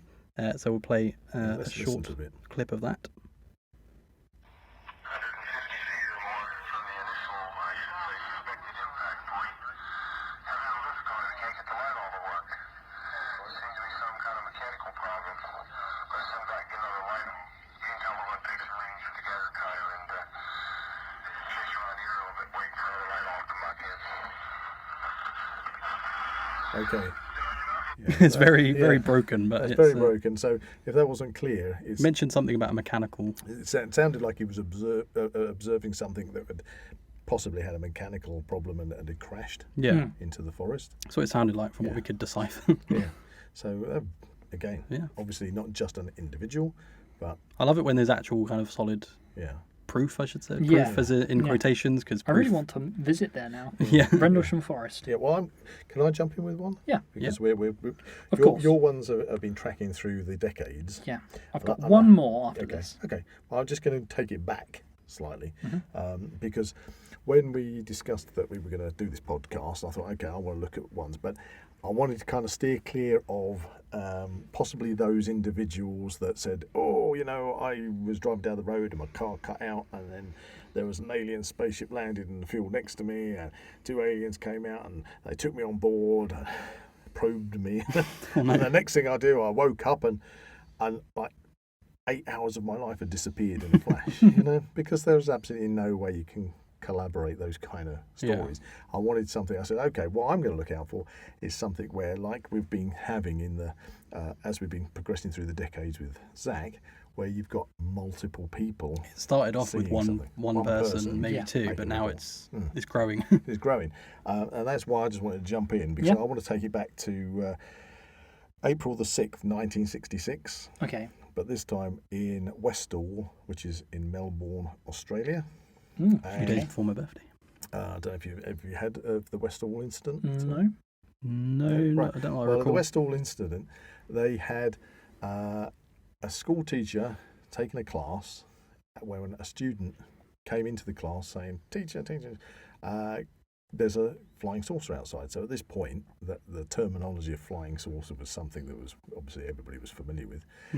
So he got all of his class of students to go outside into the playground, Yeah. and they all observed this flying disc And the teacher. and the teacher. Ooh. But moreover, as it came out, over 200 people Oh, blimey, in the area. observed this Wow. in the area. 200 people. 200 people. That's a lot of people. The disc actually landed. There was an impression left on the grass geez. where it landed. And I've actually, I'll see if I can find it in a second. They've got a picture that I downloaded, which was a sketch made by somebody. I don't know if you can see this. So it's a circular imprint into the grass, and it's got 3 dots that are separate imprints within the circle. But somebody drew this. But as I say, 200 people saw this flying saucer, observed it land and take off again, and the teacher asked his students to come back into the classroom and to draw what they'd just seen. Yeah. So they were all independently drawing stuff. And I watched a documentary where all these years later they managed to find some of the students that were in that class, and as adults asked them if they could sit in a room separate from each other and draw what they've seen. Yeah. And then compare the pictures all these years later. What did they find? Well, they all look Like almost identical. yeah. They were flying saucer Jeez. with lights around it. Interesting point, though, is that at the time, the teacher had knocks at the door from the military saying, you didn't see what you saw. What you saw was a high-tech weather balloon. It wasn't a UFO. You did not see that. And he said, yeah, but I did see that. And loads of other people saw it. And he was told that if he wanted to keep his job, it would be very simple for it to be said that he was drunk while he was on duty with the children. Jeez. And it would ruin his career. Ruin him, yeah. And and supposedly students had people knocking at the door, and these are young kids knocking at the door, telling the kids you didn't see what you It's thought like you saw. something out of Stranger Things. Yeah, very much But so. to this day, there has been no official government report Yeah. on that incident. Wow. But over 200 people did see it, 200 people. Wow. Yeah. and for me, that was telling. That picture you've shown is Yeah. almost like your classic crop Yeah, circle, isn't it? Crop circle, but it was an indentation that was left, and supposedly where it landed, within an hour, military had Descended upon descended So it upon must it, have been- cordoned off that area. Yeah. Nobody was allowed to go near it at all. And where was this, Australia? This is Melbourne, Australia. Blimey. A place called Westall. Because I've never heard of that. No, I've No, not heard that. I hadn't heard that one. That's why it suddenly jumped out at me, Yeah. because of such a huge amount of people. Did the and all the guy did he lose his job or No, he kept stum. Kept quiet until now. He's retired, okay? and You can't hurt me now. he's retired, and of course, we go back kind of to what I was saying. It's in recent years, it's that sudden change of terms from UFO to UAP that kind of hints towards the gradual acceptance by governments that these things do exist, and that in a way they're preparing the general public for the acceptance Yeah. of being told the truth, in not the too distant future about where these things are from. It's always like going way back to the beginning of this podcast when we were saying about how UFOs are just kind of that blanket term for like, oh, it's a UFO, it's a flying saucer. Now it's got more of like a official, in quotations, official name. Yeah. It feels more official. You always felt that if there was a sighting, and especially if it was perhaps actual, not a natural phenomenon, but a phenomenon with, as I say, intelligence behind it, that the government, whichever, would jump on it, stamp on it, and make sure that anybody that knew about it would be closed down. Now, it seems like there's a complete change in policy. Yeah. Interesting. So if something were to come out, we wouldn't be as surprised as Well, we... no, I don't think. I mean, if you took a straw poll now, if you went out and just asked anybody in the street, you got your clipboard and you said, if the governments or whomever announced that they had first contact, would that concern you? I'll bet you 10 to 1 most people say, well, not really. Or, well, we probably could do with somebody else to run the country. We've been do through a far worse. better job than Boris and stuff. Jeez. Don't Don't get too topical. No, I'm not getting too topical, and I want to stay neutral on that point. But my point is that I don't think that the acceptance would be a bother. Yeah. I don't think people would be running for their pitchforks going, I feel like things like religion would be hugely And then you've got that other side where questioned. there'd be the huge amount of people that would go to worship them as gods. Well, you always get that kind of thing depicted in kind of Independence Day, when they're on top of the tower, going, it's like, "We love you, aliens," Yeah, I mean, and then they get blasted. well, to be honest with you, it wasn't. Recently, I went to see Brian Blessed on stage. Absolutely fantastic actor, absolutely brilliant bloke.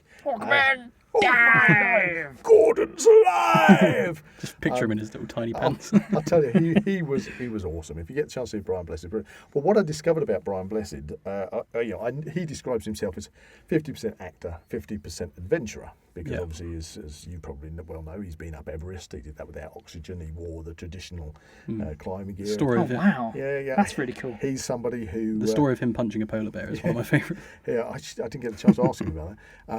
I'll certainly go back and see him again. Maybe I can ask him that time. But Brian, if you hear this podcast, we'd love to get you on board. Come and do a podcast Blimey. with us. Because when I was there and I was listening to Brian Blessed on stage, it turned out he's got a fascination in space. I was sitting there thinking, geez, you've got the same kind of ideas and outlooks that I have. And it was like Tina, my wife, was turning to me and saying, gee, he's... You get along. you guys get on like a house on fire.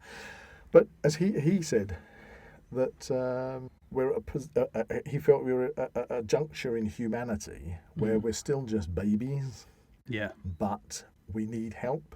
And he was saying that how he felt that what we need to do is to get onto the big space telescope. Name escapes me at the moment. That's been put out. Hubble? No, not Hubble. It's the new radio telescope that's way out in space. Oh, I'll come back to that. But we should be beaming out a literal SOS Yeah. to say, Help us. come and help us. Our planet is dying. Well, no, it's not kind of our planet is dying as much as we've got to a stage in our growth. We need Help to help sustain ourselves. to show us how to. What do we do now? He was saying we are amazing. We are a fantastic race and wonderful creatures, but we kind of need a guiding hand Yeah. to help us because that's the stage we've got to. And I just thought that was a We fascinating. can only hope they're friendly. Yeah. Well, that's a discussion I want to have in the alien one. Yeah, we've touched on aliens. I want to talk about that, but we're going back to the UFOs. We've probed the aliens, Okay. but we've not quite. Yeah, well, Have you? or they probed us. But yeah, so 200 people saw it. Absolutely cross-referenced all these sightings. Certainly the Boom. biggest, Westall, Melbourne, Australia. If you've not known about it, listeners, go look it up. certainly the biggest pool of witnesses that we've had in any of these stories so far. Yeah. And Probably since as well. Yeah. And so we've on to your last. My last sighting. It better be a good one. This better answer all of our questions. Okay, it's only 3 paragraphs. So, final sighting. The Belgium Wave, 1989 to 1990. Is that like a Mexican wave? Well, let's find out. At the end of November 1989, citizens of Belgium reported seeing a large triangular UFO hovering in the sky. But beyond the visual sightings, no evidence was found of any UFO's existence. A few months later, in March 1990, new sightings of multiple objects were reported, confirmed by 2 military ground radar stations. 2 F-16 fighter jets were sent out to investigate the anomalies, and though the pilots could not see anything visually, they were able to lock onto their targets with radar. But the UFOs moved so fast that the pilots ended up losing them. Some 13,500 people Wow. are estimated to have witnessed the incident. Okay. Okay, so Making- slightly bigger than 200. I thought it was doing well on 200. Blown your story on the Damn, I've been just one-upmanship. Making it one of the most widely experienced UFO sightings of the modern era. The Belgian Air Force had no logical explanation for the activity, but it acknowledged that an unknown activity had taken place in the air. The Belgians reached out to the UK's Ministry of Defence to investigate further, but once they determined that the incident was not a hostile or aggressive one, they stopped the investigation. I was going to say maybe it was a huge advertising campaign by Toblerone. This big triangular shape, but that's not Belgian chocolate. That's Swiss. So, Anyway, back to UFOs. I think there was something like that actually about a Coca-Cola thing. There was I didn't go into too much detail, but there was a Coca-Cola campaign that was mistaken for an alien invasion. in Belgium. Well, we'll go into that on the alien episode. Actually, I just remember the name. It was the James Webb Space Telescope. Okay, they recently yeah. sent up. Okay. It's meant to be looking right back in time to the most distant parts of the beginnings of the universe. God. So that's interesting. But yeah, SOS. 13,500 That's people. huge. 13,000. That's a stadium full of people. Yeah. What you did mention also in that was you mentioned about they contact the British government. Yeah. Why have we got to deal with it? Well, I'm collaborating. Maybe it's because we got, I don't know, your British military. They didn't mention it had a Union Jack flying on top of it. Yeah. In fact, it seems to be quite a thing. Triangular shapes for Yes. Yeah, it's UAPs. that instance. Was it the singular triangular shape, or was it again kind of this V formation of things? Yeah, well, going by the evidence that we've had previously, that's where my mind went to say that it was like a V formation. of 3 dots. Yeah, and if it's anything like that one previously with the... Although one that we I said- have seen footage of, a triangular shape that's been videoed, whether it's pucker video or not, I don't know, but rather than 3 dots of light, it's been actually a triangular shape, so who knows. But that's a huge amount of people. And interestingly enough, you mentioned about the British government, as I say, and I went on to, and you can do this as well, listeners, you just go on to the britishgov.org website, which is the official British government website. You can actually download documents for UFO sightings. Wow. Yeah. Blimey. We can put a link in the description. Because I downloaded a PDF. It was the latest one on there, which was 2009. So I assume there is a sort of lead time in these things before they're released. I think So there is they something kind to do of- with classified files. Yeah, Have to be. classified file. They can only be classified for a certain amount But of time. I downloaded it from the official government website onto my phone. Have you had a knock at the door yet? Not yet. Not yet, but 40 pages 40. Bloody hell. of just sightings in 2009. And that's just in the UK. Both from public and from members of the military, etc. in the UK. Mm. A real interesting one. I'll show it to you Jeez. later. Yeah. You could just keep going and going through. Go that. down a rabbit hole. Well, that's just a testament to the fact that it would seem, from what we have discovered during this episode, UFOs do exist. Yeah, I've got no doubt. Yeah, UFOs yeah. exist, but what they are is that's the Yeah, It does it's feel like we're on defining it. the Defining it. cusp of something, doesn't it? It feels like with the whole renaming, the renaming, how these government files are starting to come out. They're releasing official video Yeah. of military jet fighters being engaged. In fact, shall I bring it right up to up to date? It's like Yeah. as Brian Blessed said when he said about the fact that we're on a juncture. It feels like we are Yeah, getting to the point now where it's yeah, possibly possibly going to be a big announcement. Yeah. So with the particular one, I don't know if you've ever heard of the Tic Tac. Yeah. Okay, you engagements. mentioned it earlier. yeah, Yeah. So I do like a tic tac. I do like a Tic Tac. Yeah. Whenever we're filming, Jack has always got Tic Tacs. They're very nice. We always Can't go rely wrong on with Jack the bringing Tic Tacs onto the film set. So in November the 14th, 2004, and I think this information was released in 2017, officially released. But November 14th, 2004, in the Pacific Ocean, Tic Tac video was taken from a US Navy fighter jet. Now, that fighter jet had flown out from a nuclear aircraft carrier, the USS Nimzit, and that was accompanied by the USS missile cruiser Princeton. And not only did this the initial fighter pilots spot these, and it wasn't just one, but these Tic Tac unidentified objects, but also they were picked up on the radar of the ships as well. Radar operators spotted it, and it says that about 2 p.m. two FA-18 Super Hornet fighter jets from the Nimzit received an unusual order from an operations officer aboard the Princeton. They were already airborne, and the pilots, they were told to stop their training manoeuvres and proceed to new coordinates for a real-world task. That's all they were told. The Princeton's highly advanced radar had picked up mysterious objects from over the course of several days, and the Navy called them anomalous aerial vehicles. That was where we get the AAV from. Okay. That was the first time that was coined as that. I assume so. Yeah.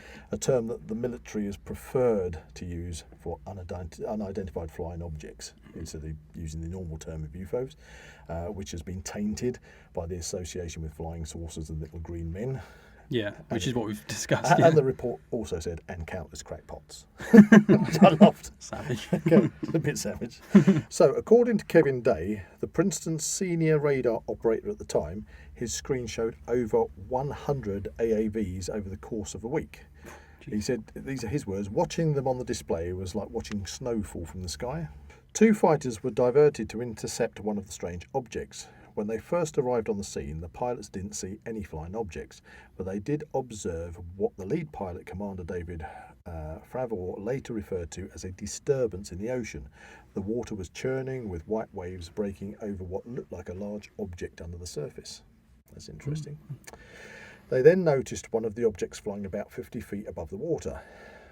Fravor, the commander of the elite Black Aces Squadron, who was a Top Gun program graduate with more than 16 years flying experience, described it as about 40 feet long, shaped like a Tic Tac candy, and with no obvious means of propulsion. It's, and these are his words, it's white, it has no wings, it has no rotors. I go, holy shit, what is that? Yeah. Even odder were its swift and erratic movements, which Fravor described as something he had never seen in his life.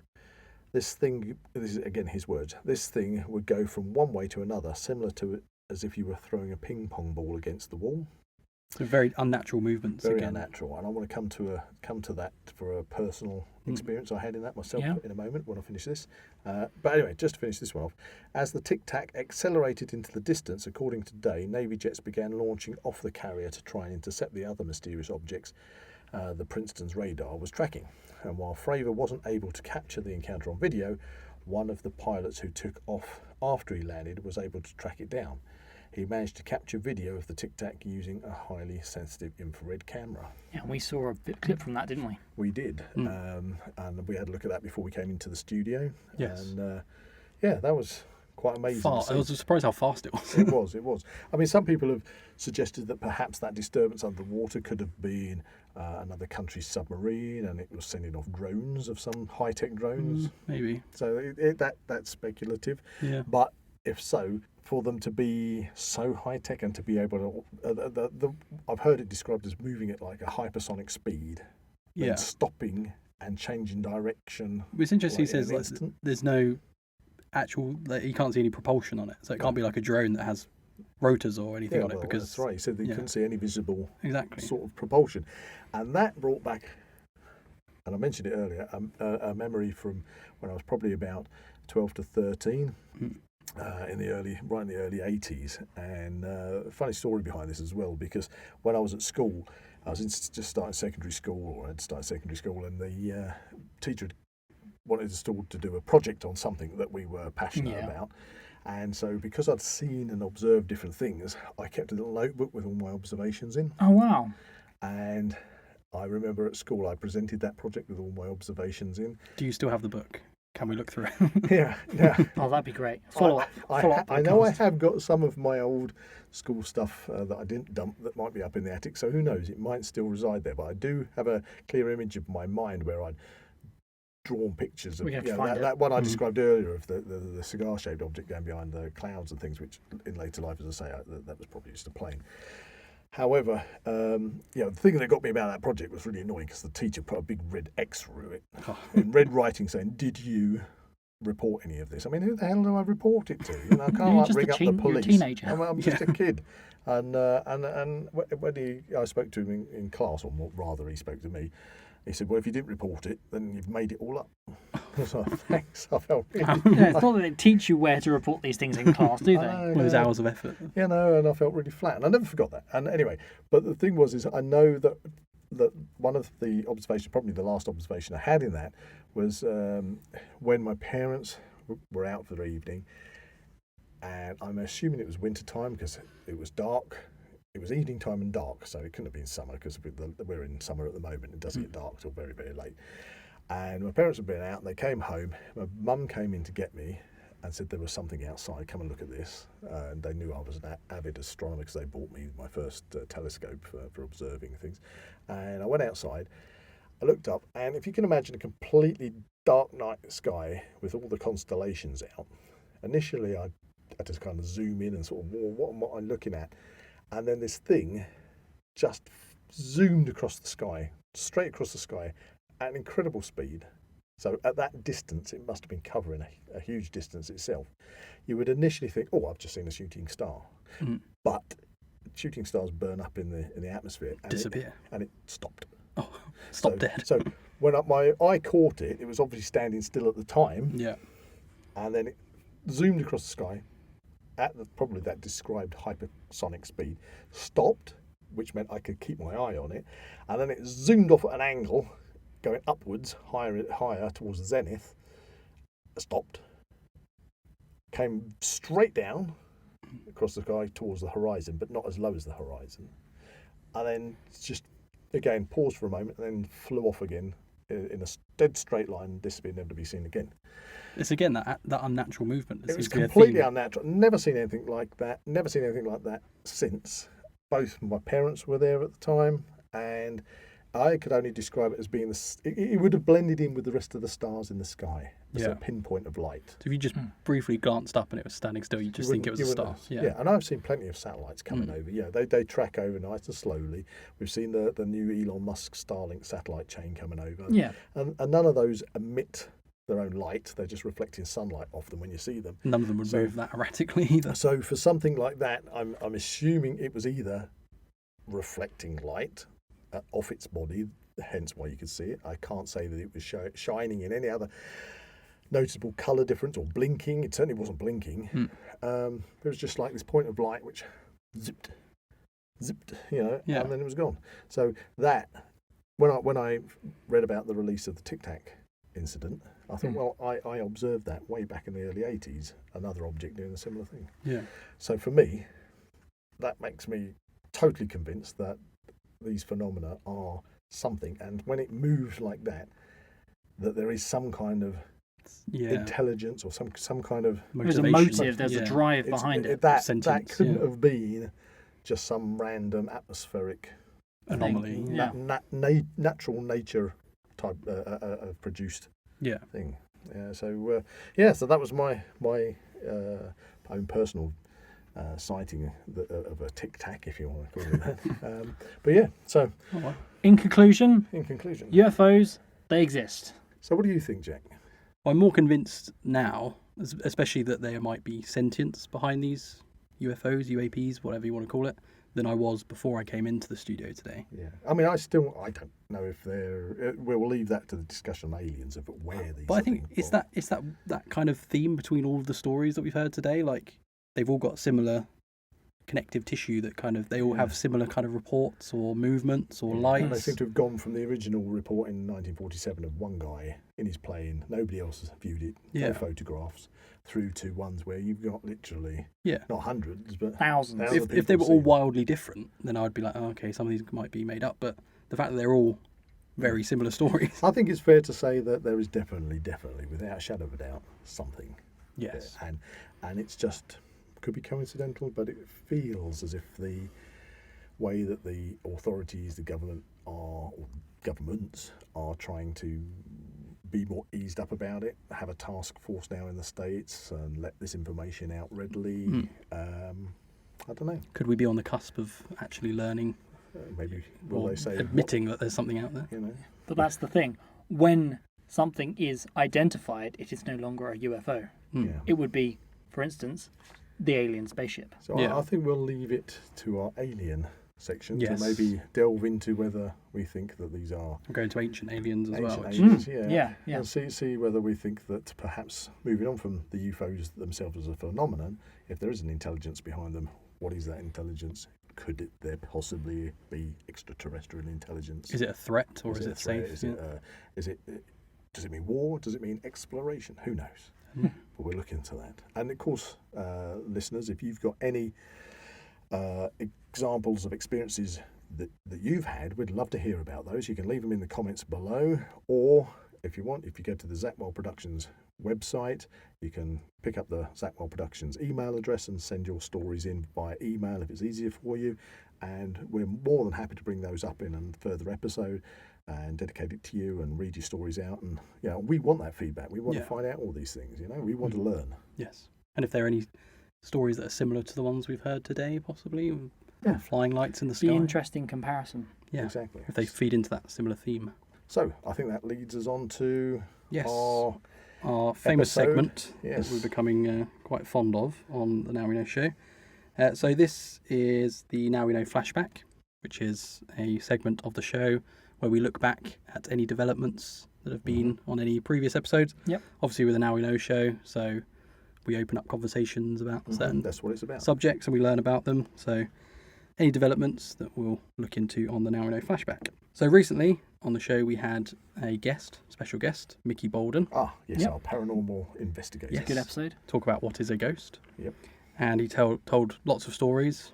As you've listened to that episode, you'll know that there's so many stories to get your teeth If you into. haven't listened to it, go and listen to it. Yes, definitely. But since then, we've had another kind of mini event or possible account of, Yeah. Was it of more paranormal than- activity. Okay. So Mickey writes, he messaged me after the show. He said, I completely forgot to share this with you. I had made contact through the Ouija board with a child, and half an hour later, when I went upstairs, I found this imprint in the carpet. Oh, wow. It was a couple of years ago now. So I've got a picture. I just sort of like thinking of the imprint of a whole child. So there we Oh are. gosh. It's a hand. So what we're looking at, listeners, is Jack showing us a photograph that Mickey has obviously sent over, and it's literally like a hand has been pressed into a big shag pile carpet. There is a second picture with the Oh yeah, so Mickey's got his, full-size hand he's next to got it. his full adult hand That against does it. resemble a thumb, doesn't it? Yeah, That curve. It's like a left hand, possibly, yeah. yeah, left Yeah. hand of a small child.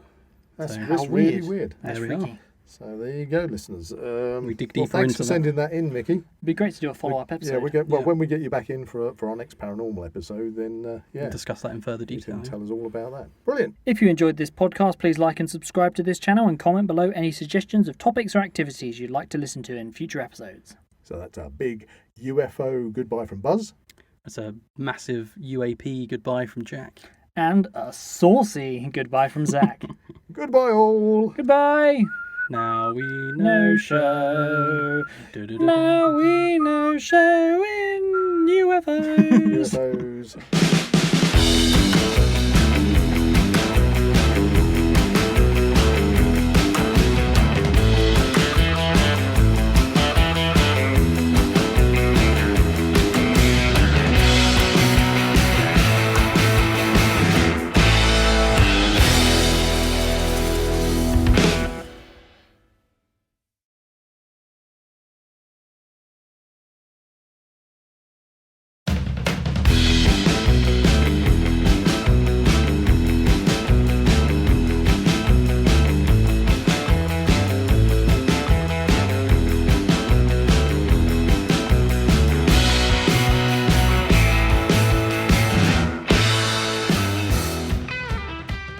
Hello and welcome back to the Now We Know Show, the show where we discuss a topic of interest and by the end we will have learnt something new and hopefully you will too. I'm Zach. I'm Buzz, And I'm Jack. and this week we are taking a journey to Mars.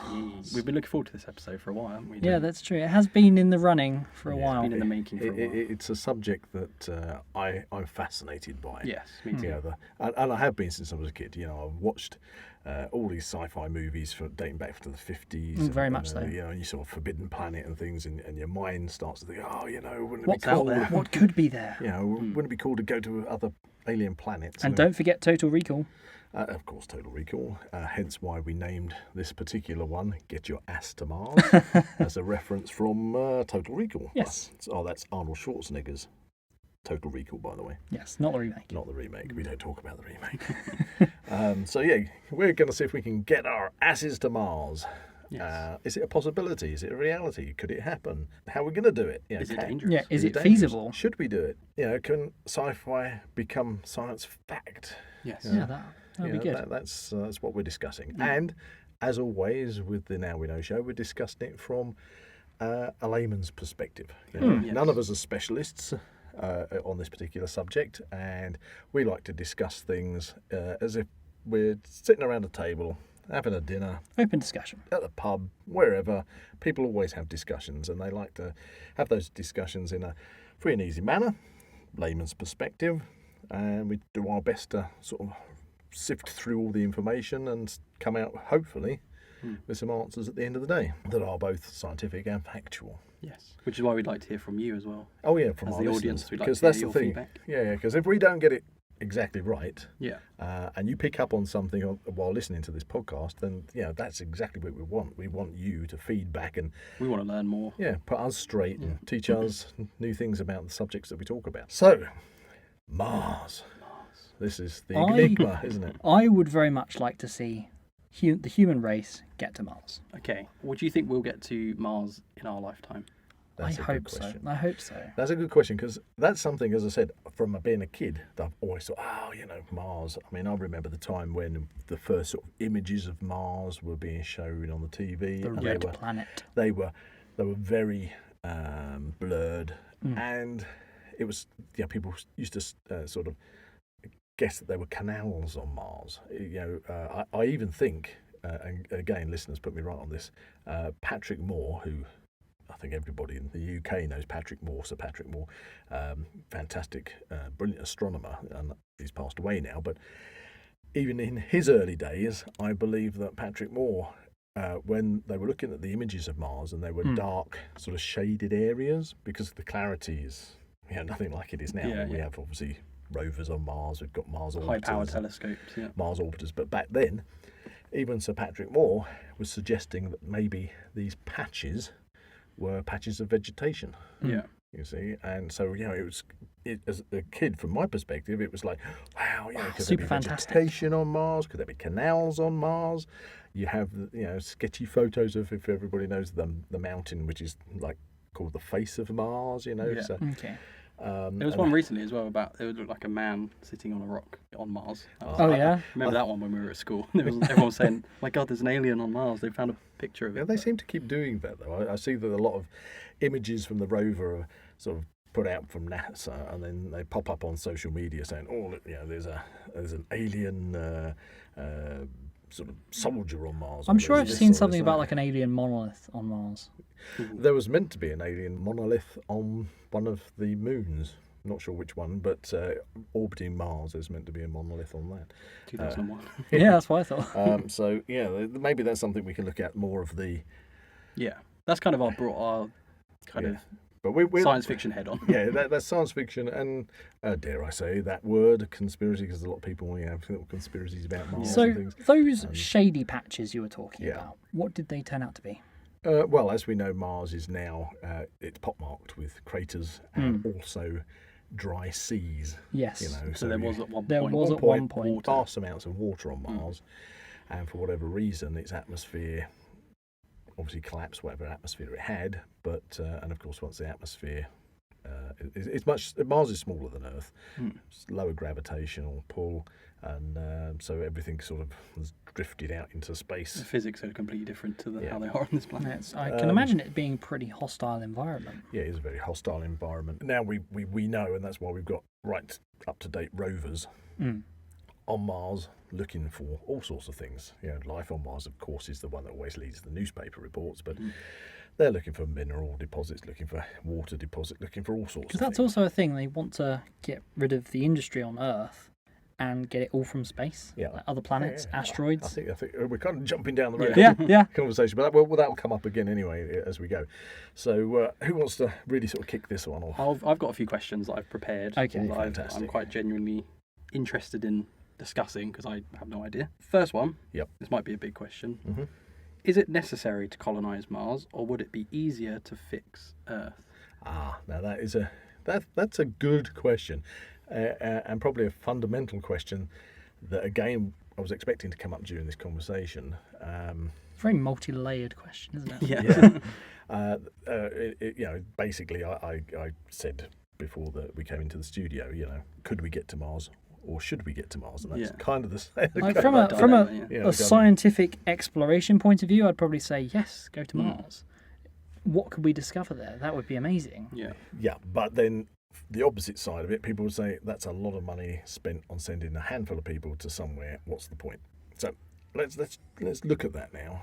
Okay. So from the perspective of because if the conversation is about if we could get to Mars, how would we do it? So let's just face it. Let's just start with saying, to answer that question, yes, we can get to Mars. So if we can get to Mars, then we come back to your question, Jack. Should we go to Mars? Yeah.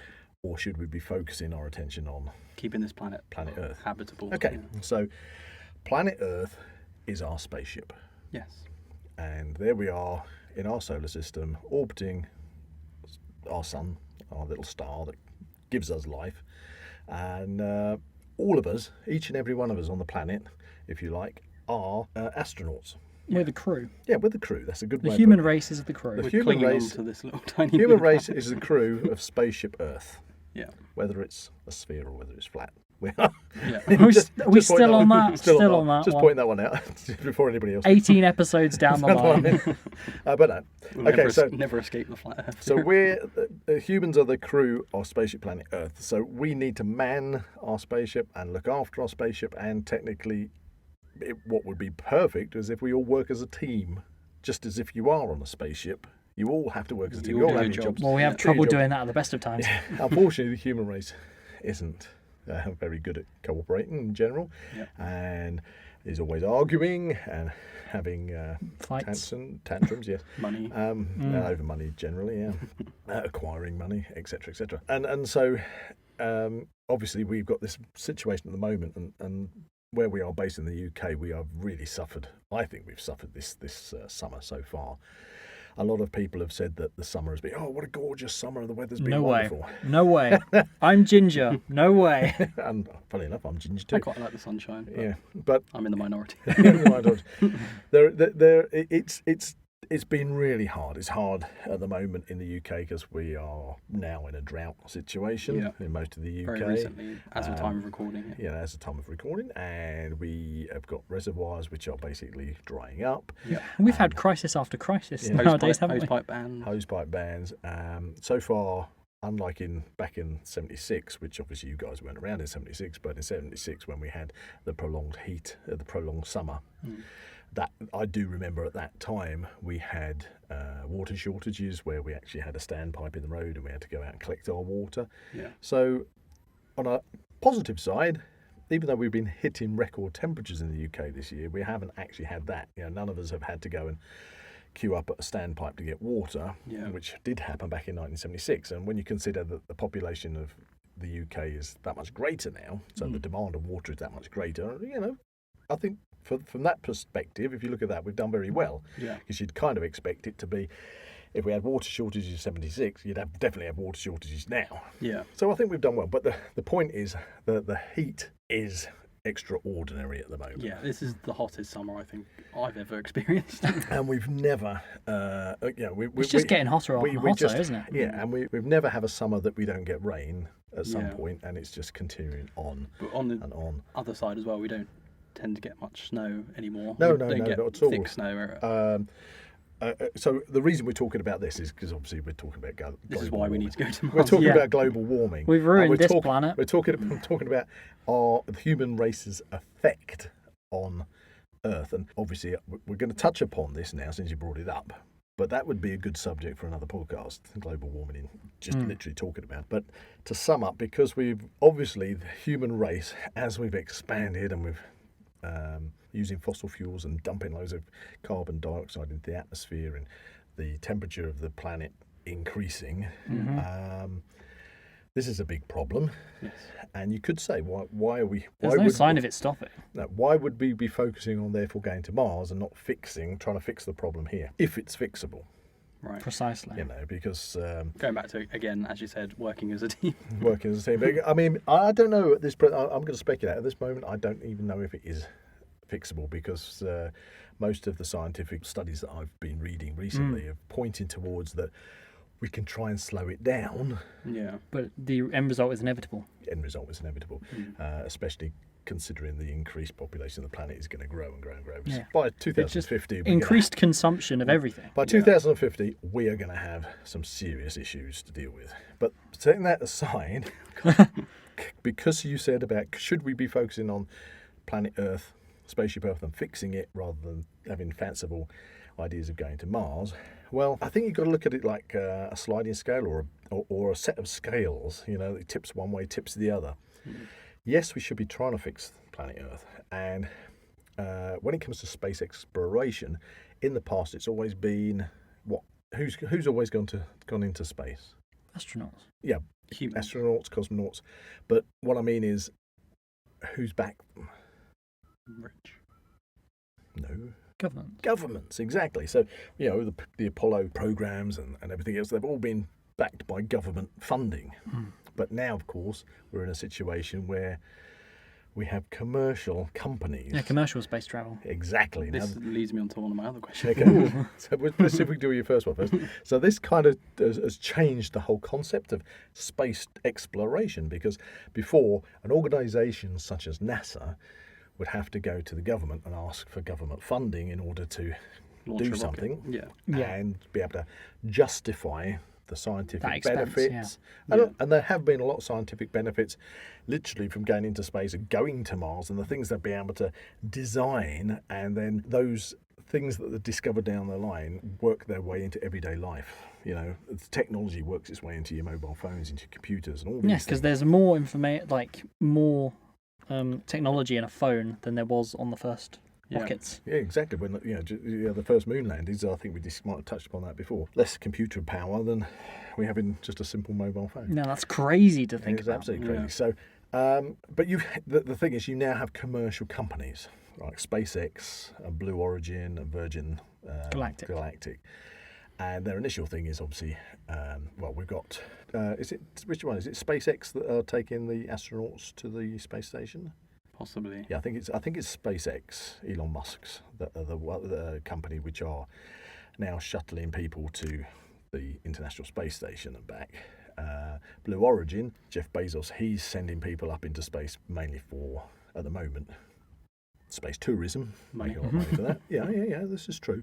But it's for every single time. You consider when they put William Shatner in space, or whoever they put in space, or just on the edge of space. You know, we touched on it briefly, where the actual rockets re-land themselves. Yeah. Oh, Technology is I certainly was advanced. absolutely blown away when I saw that on TV. You couldn't have imagined that. I you thought know. it was. Thought it was a movie. I thought it was a CGI. That's where you would think you're watching some kind of Yeah. CGI, but it's actually real. It does that. So that technology, by these commercial companies, even though they're looking at kind of, and Virgin Galactic as well, they're looking at making money from space tourism. It pushes the technology forward rapidly. And of course, because they're not government funded, they're kind of pretty much allowed to therefore Do whatever they do want. what they want. Yeah. Yeah. And so when you say about fixing the planet, Jeff Bezos and Blue Origin, I understand that their prime directive is exactly that: fix the planet.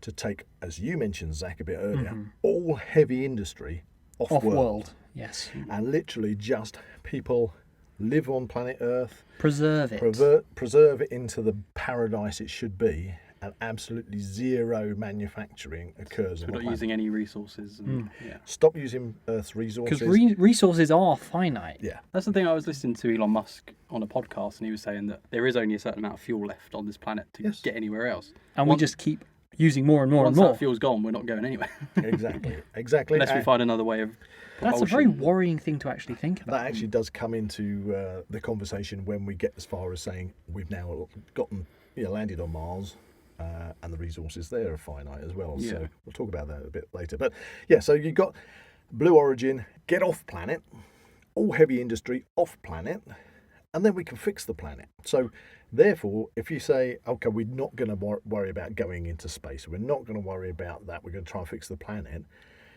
Well, actually, that's part of the solution. What are you going to fix it with when you run out? Because you have got the finite resources, you have got a multiplying world population that I think is going to hit about 10 billion or something by 2050, which is, Mad. we mentioned about planet Earth being our spaceship and the humans being the crew, but you can't have, like on the space station at the moment, I don't know what the crew capacity is on the space station, but I'm sure you wouldn't be able to put 200 people in the space station. No. Let them breed. You just wouldn't be able to do it. Yeah. Because there wouldn't be space, there wouldn't be resources, they wouldn't have enough oxygen, they wouldn't have enough food, they wouldn't have enough water. Those basic things wouldn't happen. And unfortunately, that's what's happening to planet Earth at the moment. The population is exponentially increasing. So there is a term called the carrying capacity of the planet. And by 2050, we're going to hit that carrying capacity. Now, there's lots of different calculations on carrying capacity of the planet. About 10 billion people using the finite resources that we have on the planet is about sustainable. Yeah. Because and I don't really want to diverse. This is all part of the conversation about Mars, but I don't want to go too far off track on this one. But if you think of somebody like ourselves in the UK, if you want water, you go and turn the tap on. Yeah. It's cold in the winter, you put your heating on. It's going to cost you a lot more these days, but there you go, topical. If you're in America, if you're an average person in America, you would expect an average kind of consumption of things around you. But if you live in the third world where you don't, you long to have the same kind of level of lifestyle as somebody in the West. But so when you've got an expanding population and people should say, well, everybody should have the right to a level of existence on the planet. And if you try to up the level of everyday living, well, if you bring if you bring everybody's level up that have got a very low standard of living, equally you'd need to kind of balance it out by decreasing the standard of living of those people that can literally have anything they want all of the time. But of course, if you are an average guy, girl living in Western Europe or America, and you're suddenly told, well, I'm afraid we've reached a point where you're going to have to be rationed on stuff. Yeah. Nobody wants that. Nobody wants that.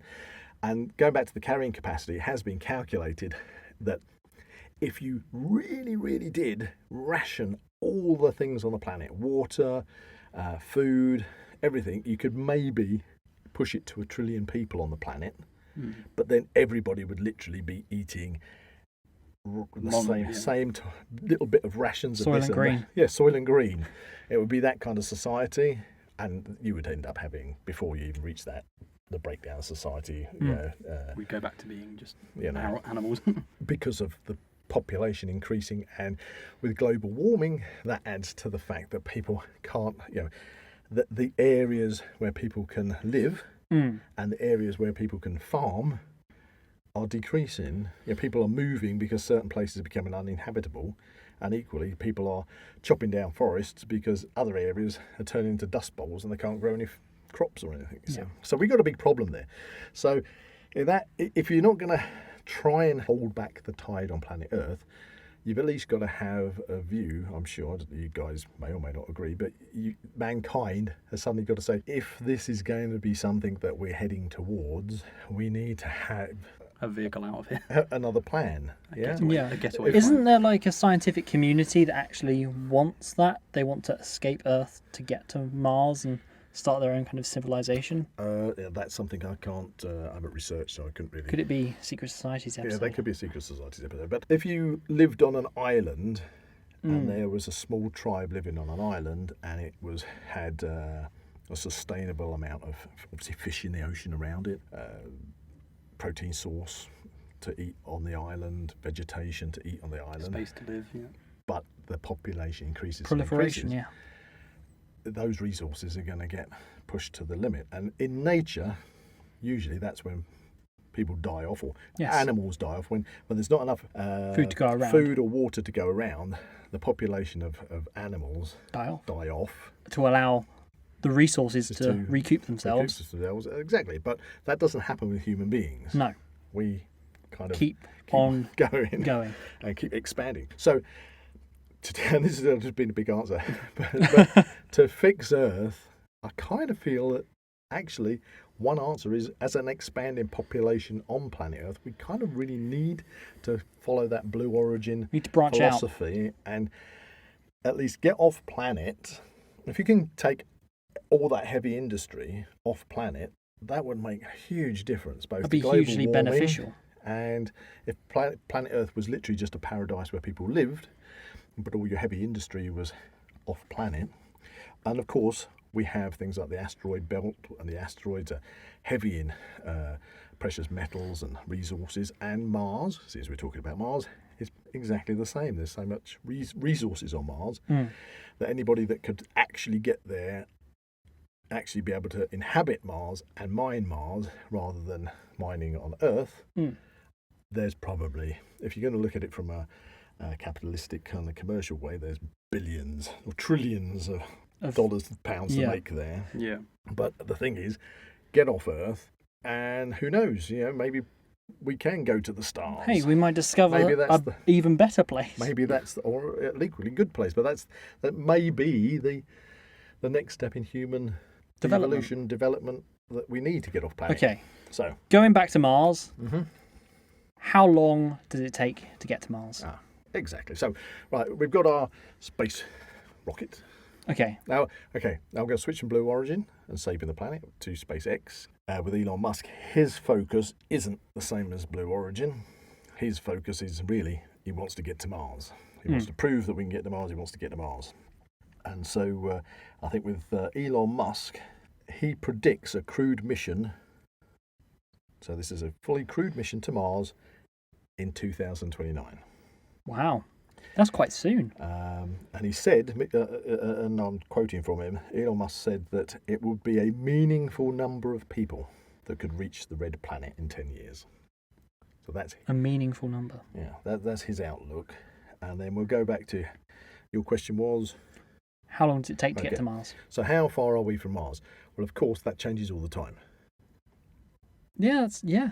in because- movies, you think it's just straight line. Yeah, Easy. yeah. Easy job. So we orbit the sun. Yeah, we do. Mars orbits the sun. Mhm. But Mars could be the opposite side of the sun to Yeah. where we are. Yeah, different orbital rotations and And things. speed. Yeah. So what you're talking about is the optimal time to go to Mars is when Mars is in its closest proximity to Earth to make the distance between Earth and Mars Feasible. feasible. Because what you probably do, I think it's about a 7-month trip to get to Mars. Only 7 months. We say only 7 months. That's quite a long That's time. a long time. You need a lot of resources Yeah, which on the is way. I was again, thinking years. no. 7 months with current technology. Right. There could okay. be engine developments that might make it shorter, which would make it a lot easier for humans to get to I Mars. can imagine. But a 7-month trip, you would need to launch while Mars is still furthest away, probably. Okay. So, well, not furthest away, but it'll be further away than. So, what you're going to do is you're going to end up Intercept. intercepting Going it to decrease the time. That's clever. Yeah. That's at clever. the optimum distance from planet Earth. So, let's have a look at this. So, the distance from Earth to Mars at its closest point would be 33.9 million miles or 54.6 million kilometres. That. Wow. So you've got to launch your little rocket and head off for 7 months to Mars, which brings up an awful lot of other questions. Which I'm not going to preempt with the questions. I'll let you ask questions. Okay, so we've set off from Earth. Yep. We've established it's a 7-month journey to get to Mars. Mm-hmm. Once we've landed on Mars, is it safe to inhabit Mars? And if so, or if not, what challenges would we, as a civilization, what challenges would we face Okay. to then safely I'm live going on another to planet? briefly say we're going to need to come back to actually the journey, okay? Because there's a lot of you're talking about hazards. There's a lot of hazards with the journey and how to accomplish the journey. But let's jump forward to being on Mars. Are there any hazards? What things would we face as humans being on Mars? Well, from my research, it is an incredibly hostile environment. Okay. So, what are the humans' 3 basic needs, lads? Water? Mm-hmm. Food, Mm-hmm. oxygen. Well, yes, we don't think about that on planet Earth, but it would be okay. We're going to add oxygen in, okay? But Shelter? shelter, yeah. So on planet Earth, you'd basically say water, food, shelter. Yes. Obviously, on Mars, Yeah. oxygen's going to come into Yeah. it. No Okay. trees. No trees, but humans can't live very long without water. You can live a lot longer without food, Yeah. but you cannot, and you're not going to last hardly any time without oxygen. I think it's only 2. Is it 2 weeks without water? I think is the maximum. No, I I thought think it's less than that. no, I think it's 2 weeks for food. Yeah, I think it's Yeah. a few And days. water, for it's food. like a a couple. food. I think it's a it's couple about of 4 days. isn't it? Yeah, 4 it's days if you don't have any fluids at all, before you start getting delirious. and then die. Yeah, everybody's going to be kind of variably different, but Unless you're in here and you sweat. to death. oxygen, you'll probably be dead within 60 seconds if you didn't have oxygen. Okay. So, That's just suffocation. yeah, suffocation. So the kind of hazards you're going to get on there, firstly, can you breathe oxygen? Well, the atmosphere on Mars is about 0.2 to 1% oxygen in the atmosphere. So if we say it's 1% oxygen, 99% of the atmosphere is carbon dioxide. Oh. So you're not going to breathe. So trees might, hang on, trees might do well. Yeah. The problem is that would be another question within this question. How would we survive on the planet? What challenges would we face? Of course, we've got to grow food. And so you'd think food would produce oxygen, you're quite right, but you can't literally just grow plants on the Fly over the Surface of top Mars. and drop some surface. seeds and water. You can't do that because of the basically the cosmic radiation, the sun's radiation that hits Mars because it's got such a thin atmosphere, would just destroy anything. So would, if theoretically, and it will also affect human beings badly as well. So you need, if you're going to land on Mars, and you've part of the journey, talking about the journey, you've got to obviously take enough food and water and oxygen to get there. We'll come back to that. But if you actually manage to get there, you need to have a water supply on Mars. You need to have oxygen on Mars, which it really hasn't got any, particularly not enough to sustain people in as it is. And you need shelter. Let's maybe deal with that. That's why I asked you about the three things you need: water, food, shelter. So if we deal with those, so you've got this really hostile environment that actually you can't survive in. So you need to make it Survival. Yeah. So probably it's kind of a bit reverse. So maybe we should be thinking about, you need to get there and you need to have some shelter first in order to protect yourself from the environment, from the radiation, and from the fact that there's lack of oxygen, and from the you need to be protected. So how is that going to happen? Well, I think that probably the most logical way for humans to get around that problem is you're not going to take your habitation with you. Right. You're going to send your habitation way in advance. Okay. So it's all there when you're in. It could be years in advance. Okay. So if you could, and another thing, okay, we've got to talk about is the cost, of course, because that's where it would never happen if a government was financing it. But because you've got individual companies doing that, then their limits. They have less limits, don't they? They can just sort of fund it themselves. They can fund it themselves. So that's gonna help to push that space exploration forwards. Okay, so if you are going to Mars and you've got to take stuff with you, or not even take stuff, you send it in advance. As I just said, you've got to send stuff in advance. At the present moment, going back a few years up to the present moment, when we had the space shuttles were in operation, okay, to launch a payload of 20, I've got these are the figures that I've researched, to launch a payload of 27,500 kilograms would cost 1.5 billion back then. That works out at $54,500 per kilogram. Wow. Yeah, you just want to send a kilogram of anything into space. Okay? Well, I think I was watching but I'm just going to jump in. Sorry, Jack. But for SpaceX Falcon 9, the rockets that they use to access the International Space Station, the cost is around $2,720, should I say, per kilo. So when you're talking back in the time of the space shuttles, it was $54,500. Now it's down to $2,720. So they've managed to bring the cost down. So just from the commercial perspective, it's going to cost to send stuff. But you're going to have to send stuff in advance, aren't you? Yeah. You can't just literally load up one spaceship with everything you need. Not only that, the spaceship that the astronauts go on has got to have enough supplies for that 7-month trip. So you don't really want to also have supplies on it while you're there. Yes. You only want to take the most minimum supplies to get you there, knowing that what you need is already there. So I think, looking maybe a bit sci-fi, is that you've got to send landing craft to Mars that can prepare habitation, which might be some kind of... Could be like drones or something? It could be drones. It could be kind of, domes which unfold themselves. I've looked at one project which is looking into actually having a machine that lands much like the rover and using the Martian soil I'm not quite sure how it works, but it's meant to then 3D print habitational. Oh wow, that's 3D print habitational domes. innovative. I've yeah. also seen the underground. Oh yes, now that would. So maybe a machine that could tunnel underground, make some Well, space under there. I don't think you need to. One of the things with Perseverance, if you remember, what did it also do for the first time? Never been done on Mars before. Fly. Fly. It didn't personally fly, but A part of it did. the drone did, Yes. which the name of the drone escapes me. But anyway, the drone flew, and they really didn't even know if that would work, and it did. Which means that for Mars exploration in the future, you could literally land a craft and send off far more complicated drones in all directions. Because normally like Perseverance takes ages. It's got to have its instructions sent to it. It downloads those instructions.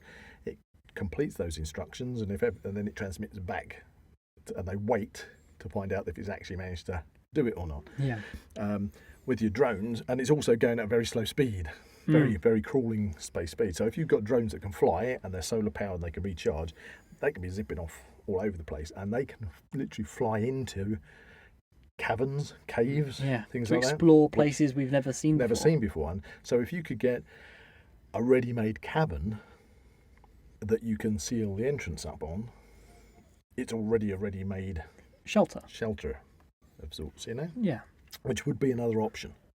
Don't know whether that would be an option exactly, but yeah, so you've got underground, possibly they're using what's already there, and then you've got shelters which would open up, put themselves together, and also hopefully I would have thought that advances in technology would allow those domes or whatever the habitation is to also be able to start growing food.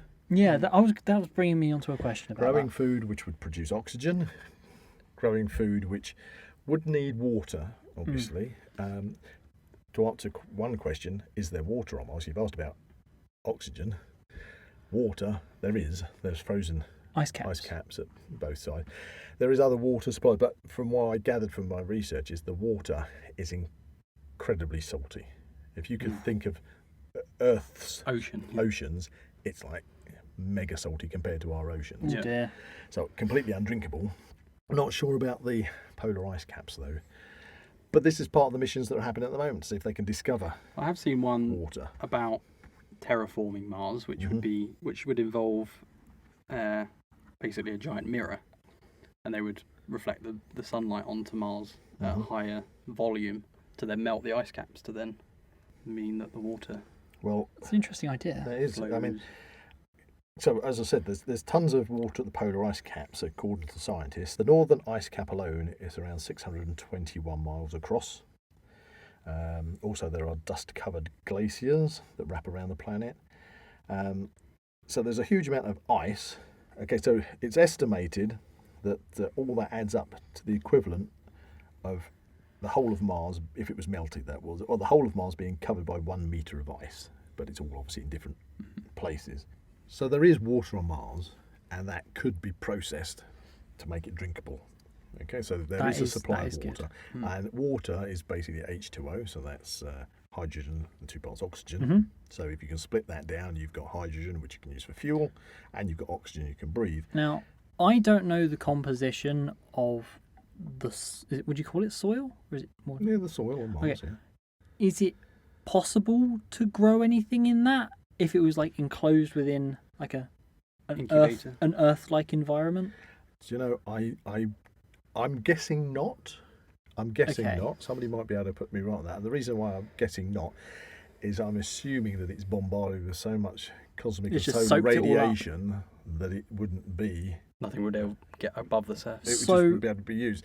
But that's why I think that if you're going to go to Mars and you're going to grow food, you need to use hydroponics. Okay. Okay.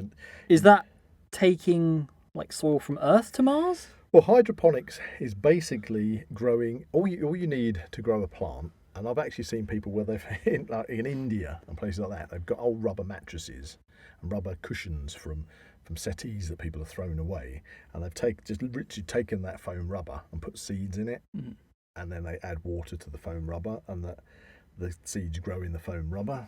because Right. a plant only needs to have a medium to grow in. What it really needs is nutrient-rich water. Okay. So whereas a normal plant would take nutrients from the soil, you can grow a plant pretty much in anything. So sand. Is that any plant? Yeah, you should be able to. That's what hydroponics is about. So, if we were to grow food on Mars, it would most likely be done by hydroponics. Initially, using artificial light, because of the radiation would be too much from the sun. Okay. So it need a protective influence of a thick, because it hasn't got a protective influence of a thick atmosphere. So it would need to be in Enclosed into like a into an habitation. Earth-like habitation. To protect it from the radiation from the sun. Otherwise, the radiation would mutate and damage the crops if grown on the surface. If you try to do that. Precisely. Yeah. And hydroponics is, to put it simply, hydroponics is a way to skip soil. Okay. That's Alright? good. So what you do is you sub in a different material to support the roots. That's why I was saying about the foam rubber. Right. Yeah. So you're saying it that's needs a- another growth medium. Yeah, a medium for it to grow in to support the plant. So once you've got that, your growth of crops is directly fed by nutrient-rich water. Okay. You see, now there's multiple approaches of designs of hydroponic systems that we're working on, I believe, at the moment, and there are hydroponic farms on Earth. But the core element is essentially the same. You just need a medium for the plant to grow in. Right, but what's most important is that the nutrients that it would have been getting naturally from soil on Earth, that's in the water. That's what needs to be fed to. Okay, What's the temperature on Mars Oh, that is a good question. as opposed to Earth? Because I'm thinking with water, obviously we drink water to a certain temperature. We don't want to drink boiling water. Yeah, because we want to Would sustain water, ourselves. if we had a bottle of water, for example, on Mars, would it just begin to boil and it wouldn't be drinkable? Right. And if so, how do we keep water from evaporating back into the atmosphere? I think the answer's kind of the same. It'd have to be in kind of like enclosed in like an Earth-like But is that atmosphere. That's not livable, and then I don't think we might as well just make that on Earth. Right, so it fluctuates. Okay. Okay, Right. so the Much like temperature of Earth, Mars then. fluctuates on Earth, but Mars doesn't have an atmosphere like Earth does. Mm. We've got a protective atmosphere with its ozone layer, and we also have a magnetic field which protects the Earth from solar radiation, for Yep. the best part, which Mars, I believe, doesn't have it. I think it's kind of dead. Ooh. Yeah. I don't think Okay. it has that protection anymore. It's long gone. So talking about the temperature, so the temperature on Mars, on an average Mars day, the planet is about minus 60 degrees centigrade. Ouch. So a lot of people would assume that Mars is hotter, probably because of its red colouring. Right, But that's it the is in colour of fact, dust, it is in fact colder Yeah. than Earth because And it's obviously further away And from the during the sun. Mars winter temperatures at the poles can get down, it's estimated down to around at minus 125 degrees centigrade. Yeah, we're not going to be able to survive on that. Yeah. So obviously the planet is colder than Earth. We've established that. What's stopping our water supply on Mars once we've established that we have an ocean or a water supply? What's stopping that from just freezing over and being? Well, it is Useless. frozen at the moment, isn't it? Yeah. It's completely frozen. But It's gonna we're stay looking to. So you've got to go live there. on Mars, Yeah, yeah. So you're going to have to get there. You're going to have to tap into that water supply, and you're going to have to continually melt that water supply, Okay. and then you're going to have to Filter it. refine that water to make sure that it's Not salty. drinkable, and maybe to use it for to produce oxygen. So we wouldn't get like clouds, for example, on Mars because that's something that's unique to That Earth. was almost my question. My on, question. well, My question was, does Mars have weather? It certainly has dust storms. Mm. Yeah. Because that's all I know. That it has Yeah. dust So I storms. just think as soon as you get a cloud and it rains, then you get a pool of water and that evaporates, goes back Yeah. up. Yeah, and it's you've the got cycle, isn't it? You've got a constant kind of water supply there, but it's just how we get from what it is now with just dust storms and presumably nothing Well, to having its own sort of ecosystem. there are more planets in our solar system than Mars. Yeah. And take Venus, for example. That's a huge clouded atmosphere, Hmm. but the clouds are made up of sulfuric acid. Yeah. Yeah. So you can have clouds, and looking at data on Mars, it says that clouds can be very high up as high as 100 kilometres above the planet. The first images of Mars sent by Mariner 4 showed visible clouds in Mars's upper atmosphere. The clouds are very faint and can only be seen reflecting sunlight against the darkness of the night sky. So I suppose the question would be, what are those clouds made of? Okay, so Is it useful to us if we want to live there? Can we utilise it? But so looking into what the composition of the clouds are, it would seem that clouds appear to be composed of carbon dioxide ice. So because of the temperature and because of the, as I said, it's like 1% oxygen, 99% carbon dioxide up in the upper atmosphere that Mars has. At those temperatures, you're going to get carbon dioxide crystals, which will create clouds of carbon dioxide. This may be a silly question, but if there are clouds, does that mean it rains? I wouldn't have thought so. Maybe somebody can answer that. I wouldn't say. I mean, because you're saying clouds, and I think of clouds, and I think of rain. But then if you're saying it's carbon dioxide, then we'd find pools of water all over Mars if there was. It wouldn't be carbon dioxide. Aggressive rainfall. Once carbon dioxide unfreezes, it would just become a gaseous state again. Okay. Yeah. So what with? But would it work differently with water? The fact that it's a different kind of atmosphere. With water, you obviously have the cycle on Earth where water evaporates into a gas, condenses into a cloud. That cloud becomes so heavy because it's getting bigger and bigger and bigger. And the water goes from a gas back to a liquid, and then comes back down to the surface of the planet as a liquid. Precisely what we need right now. Which is what we really do need right now. Whereas with the carbon dioxide, it must be that it's that the clouds are so thin and wispy at the altitude that if they dissipate, there'd be nothing left. They would just dissipate into gas, carbon dioxide gas again. Be interesting to know more about this. There are also winds. Those winds are going to be carbon dioxide winds on Mars, and they do kick up dust storms. You know, we've seen those on the rover pictures and video. Watch The Martian by Ridley Scott. That's research. I mean, actually, I do remember watching that movie. It was a fun movie. There's a director's cut that we haven't seen. Is there? I've got it on 4K. Yeah. I don't know whether or not you could actually.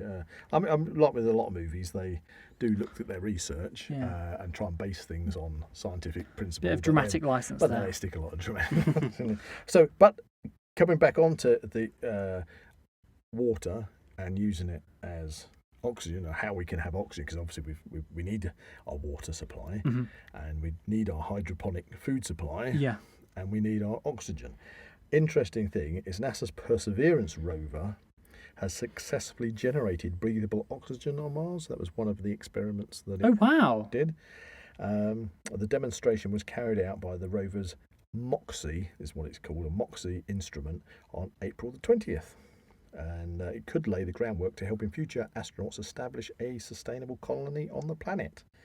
I've got some more information on the MOXIE. Okay, so what's MOXIE and how does it work? It's short for Mars Oxygen In Situ Resource Utilization Experiment. I know how much you love these kind of very catchy. Acronyms, yeah. So just to say again, it's the Mars Oxygen In Situ Resource Utilization Experiment. And it's a toaster-sized device, like Talkie Toaster. That's what you thought of straight away. Yeah. Talkie Toaster. Moiru. That's what it's spelled. Would you like some toast? Moiru. I know. So it's a toaster-sized device that can convert carbon dioxide into oxygen through a process called solid oxide electrolysis. Martian air is drawn into the device through a filter, and a mechanical pump compresses it down to an Earth-like setting. And that's then forwarding carbon dioxide into the electrolysis system. The carbon dioxide is heated to around 800 degrees centigrade, that is. MOXIE itself can withstand this temperature thanks to its heat-resistant nickel alloy parts and a lightweight aerogel that traps heat inside. That's one big toaster. Yeah. Gas separates into oxygen and carbon monoxide. And MOXIE isolates the oxygen to a different chamber where the oxygen ions recombine. The carbon monoxide is then released and we're left with pure oxygen. So if we established a dome, perhaps the size of a small town on Mars, and we had those MOXIE on a larger scale, would we then be able to create a breathable kind of terraforming it. Well, I'm assuming not necessarily the whole planet, but just an area I that we don't can think we're quite live on. jumping to Weyland-Yutani atmosphere processing plants. So I'm assuming that if missions are sent to Mars in advance of the actual human astronauts in order to set up habitation, and they're all automated, and they've got the habitation sorted, which of course we need the shielding against the radiation for humans to survive on the surface, and they set up the hydroponics there, so there's food growing, and the MOXIEs are pumping in carbon dioxide and converting it to oxygen, and if it's possible also to tap into a water supply and do that all automated to get all this lovely paradise living sorted out for your arrival, then the amount of plants that you're going to have to grow to sustain your crew, depending on the amount of crew, they're going to be producing oxygen as well, aren't they? Yeah. So whether I would assume you'd have to have an awful lot of plant growth to produce enough oxygen to even supply one human being. Well, is it to like get to that point? Yeah, so Relying on the MOXIE to get to that point. So, I mean, I know Elon Musk was saying he would see a mission by 2029. It's obviously 2022. I haven't heard anything about any pre-missions taking anything there, because you're taking your habitation, you're taking possibly automated hydroponic gardens to grow food, to produce oxygen, you know, MOXIE to produce oxygen, you need your water, and it would also to dump already fabricated rations, I would assume, on there That's as well. brought another question to because my the thing mind. is, if you're relying on your hydroponics and something goes wrong with that, you need a backup supply of food. Yes. So you're going to have your MREs, your astronauts, ready to eat meals are going to have to be there for you when you arrive, because you're only going to take what you need to get you there. Anything else, anything more on your spaceship that's going to get you to Mars, anything more than you need, so more oxygen, more water, more food, is just extra weight for no good reason. So they're going to basically be calculating it to they've probably got a sort of margin, don't you think? Yeah. You know, so if something went wrong, you got a bit of a backup, Okay. but you don't want to take excess. So my question is, okay, we've talked about obviously growing plants. We've talked about oxygen and water. Obviously, as humans, we need other food, Protein. Yeah. How would that work? You obviously mentioned rations that we'd send there, Take some but cows. again, Yeah, I don't think that would be finite again. Surely we'd need some kind of sustainable farming solution with like animals. Well, You can get protein. Can you get protein from? I would have thought that they nuts would and be things? looking along the lines of. I can't see them looking at any time soon. Yeah, Livestock. this is very I think far, you would have to. far-flung. I think I have a you'd- question about the okay, far okay, I think you'd have to look at getting your protein from plant-based things, or this is the other thing, or plants usually need bees in order to pollinate them. So you're going to have a plant pollination system. So perhaps it would be easier to be able to get your protein from, say, protein-based plants and maybe insects. I don't know if that's a Okay. thing. If you could perhaps. I know that some companies are already looking into protein block or something. Well, I know there are companies already that are looking into. I mean, I've eaten mealworms, crickets, and things. I know you have as well. it's a Zak. locust. Yeah, locusts. Yeah. In fact, as human beings, we could get protein from insects, equally as well as we could from having our normal meat sources, and they're very easy to have farms that are farming insect protein. I think at the moment what they're doing is they're doing dog and cat food protein as a start before they allow Okay. it to be fed to humans. But I know you can Okay. buy insects to eat. Whether that's a solution to it, I don't know. Another question that's brought up. Yep. And we haven't mentioned it yet. So, along with this protein question I had, well, it's more of a bit of information really. I've heard somewhere that people have been growing meat. Oh yes, artificial meat.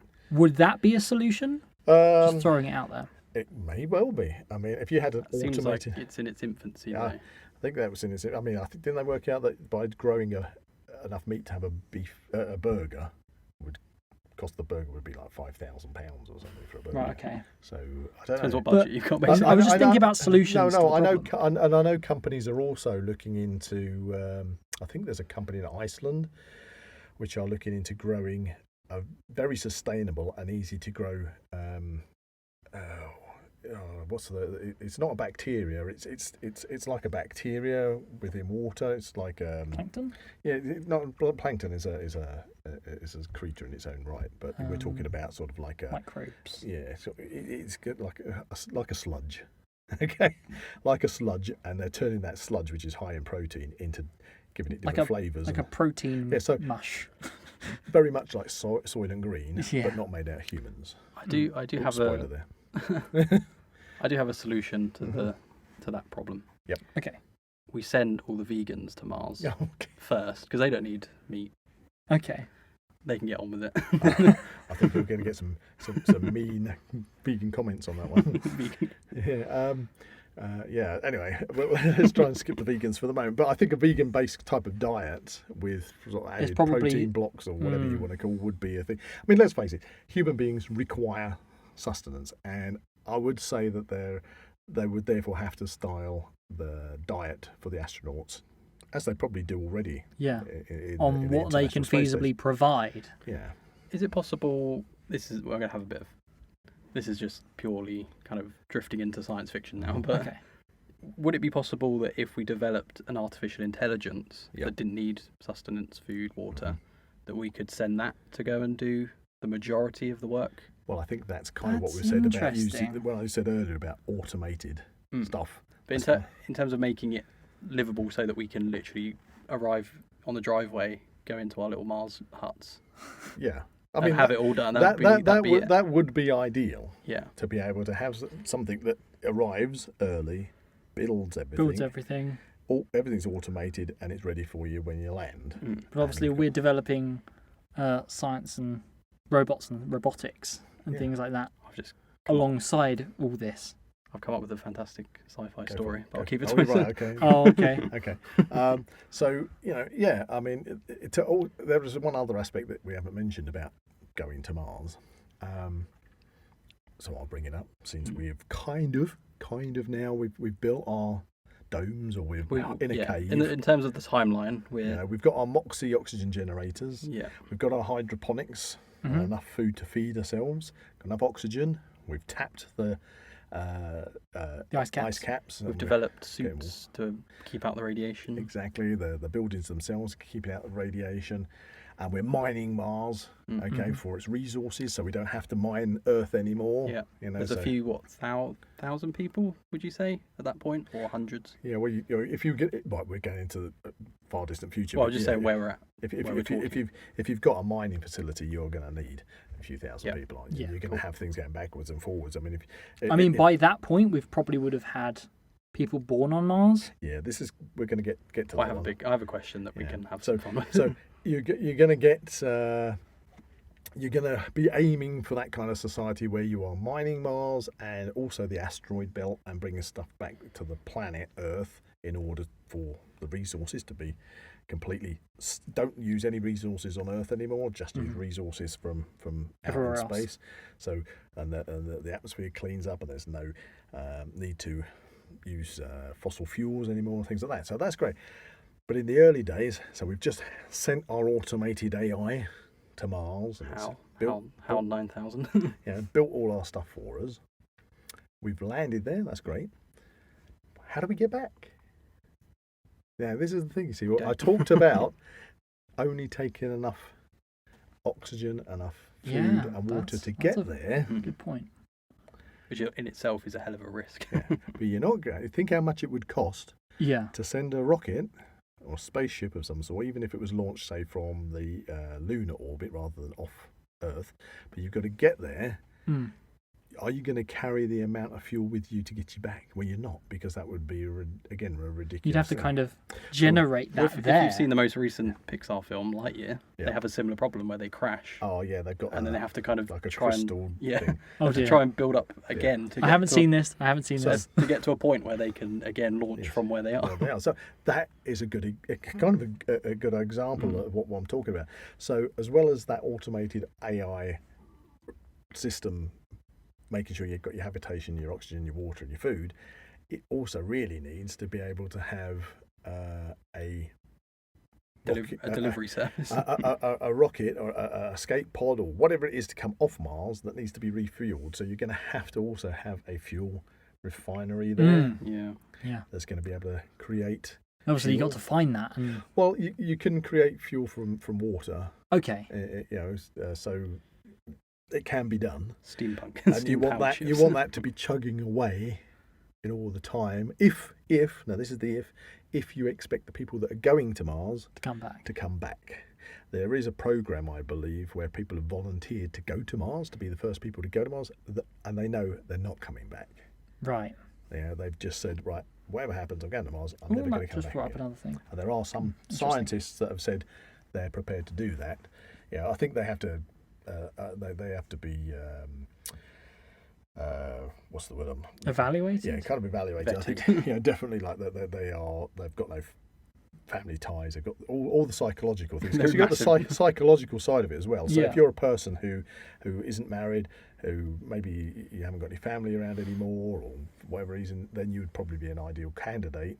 It was also as well, if your whole life has been centered around getting to Mars, then you're that is your destiny to go to Mars. Then I guess that's. I guess so, but you still I'm just using that as an you example, still but need that psychoanalysis, because what you don't want to do is send a mission to Mars with its astronauts, ladies and gents, to find that one of them who spent all their life dreaming of going to Mars, that suddenly has a breakdown crisis halfway there because they realise suddenly the enormity of they're never coming back. Yeah.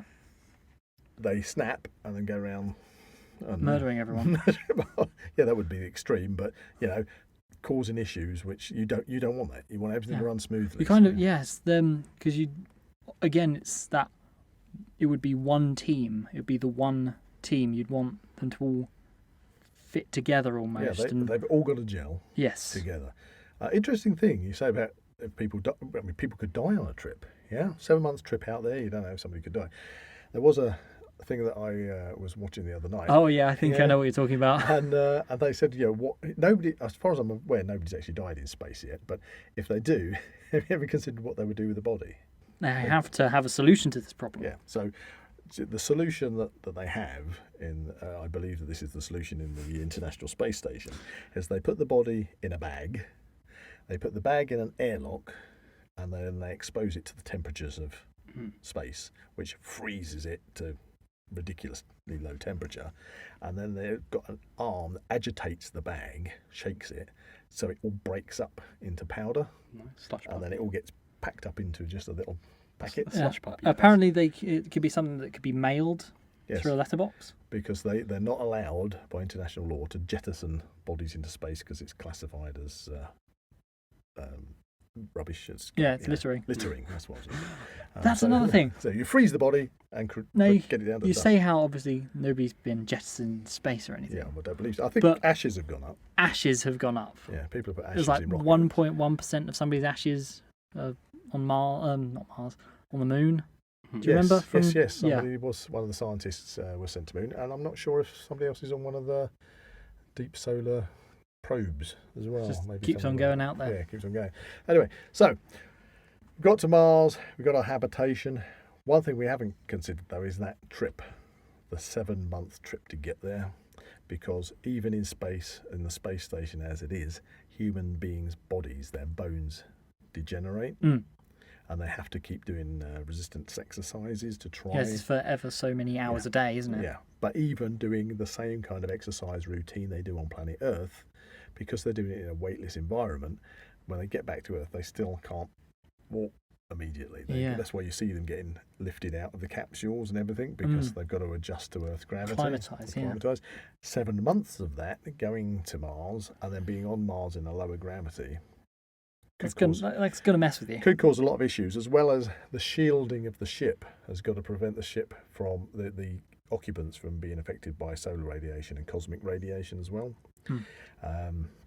You could wrap your ship in lead to protect it, but that wouldn't be obviously practical because it's just too heavy and it just wouldn't work. So they are looking at other things, such as, you've seen again sci-fi where you have the rotating ships that they spin and create an artificial gravity. Yeah. And so they are looking to see if that's a solution to it, to create an artificial gravity. So one thing we haven't talked about again, that concerning the journey there, is the 7-month journey, how it would affect the astronauts themselves on that journey, because they're in a weightless environment technically, and when they're at the International Space Station, they have big problems because being in a weightless environment does affect the skeletal system and the muscular Muscle system. mass. Yeah, so spaceflight is basically the conditions of spaceflight are known to cause a loss of bone mineral density in astronauts. Would it be like atrophy? Yeah, so that means that they're at a higher risk of bone fractures. That's not good. So you basically just become very delicate. Yeah, and a recent mathematical model that says that 33% of astronauts will be at risk of osteoporosis during a human mission to Mars. Right. So a resistance exercise device would be needed at a minimum in a spacecraft. Which in is space anyway? It's how many hours a day?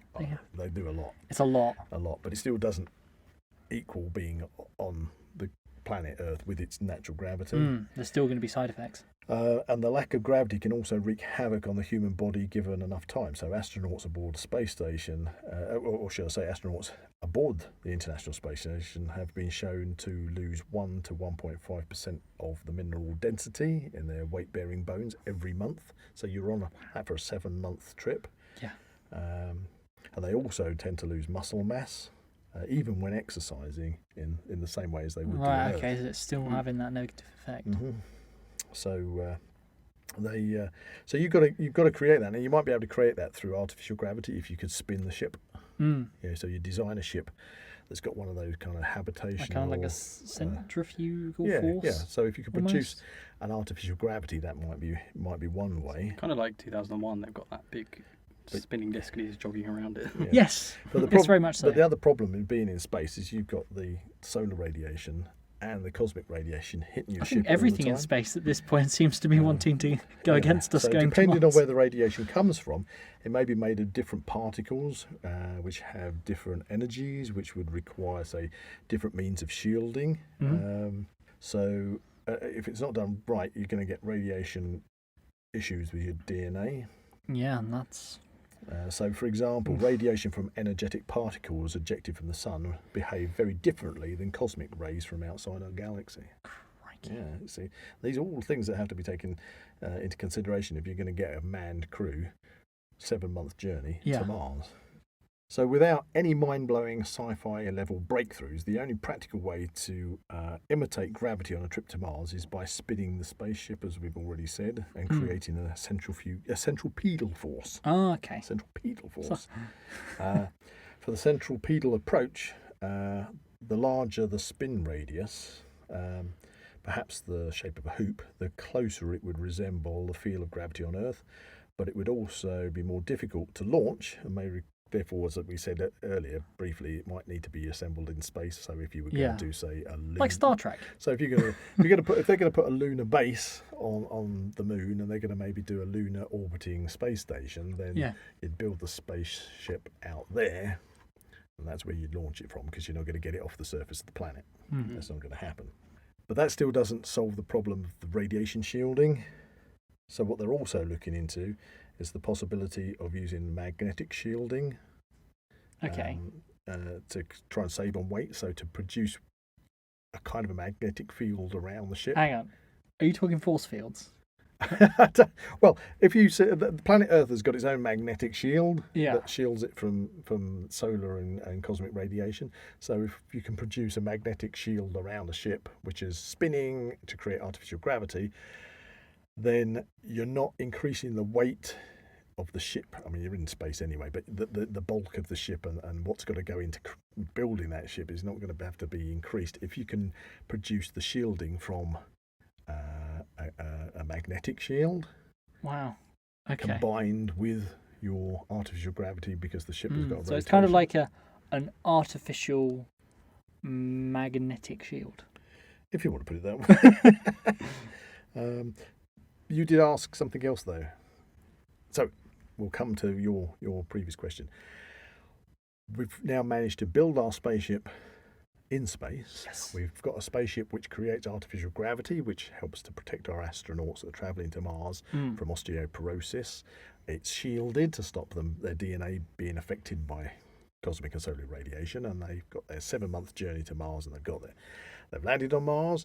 The AI that Jack suggests has been there with its robots and built everything that's required. I hope the billionaires listen to this podcast. 'Cause might give them a few your ideas. hydroponics are working brilliantly. Your Moxie is producing Everything is oxygen. going well. Everything's going well. So you got there. We've You nailed landed. everything. Boom. You nailed there. We've answered all the questions. Prolonged. I'm assuming prolonged.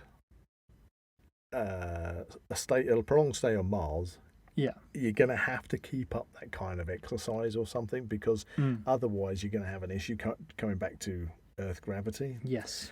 But the question you asked was, I'm sure it was you. What was it? I can't remember. It was about the next generation. Yeah, I It brought was that up. yours. Well, I have a question. Oh, that's okay, no, kind so of come- leading Double into that questions. Go for it. slightly.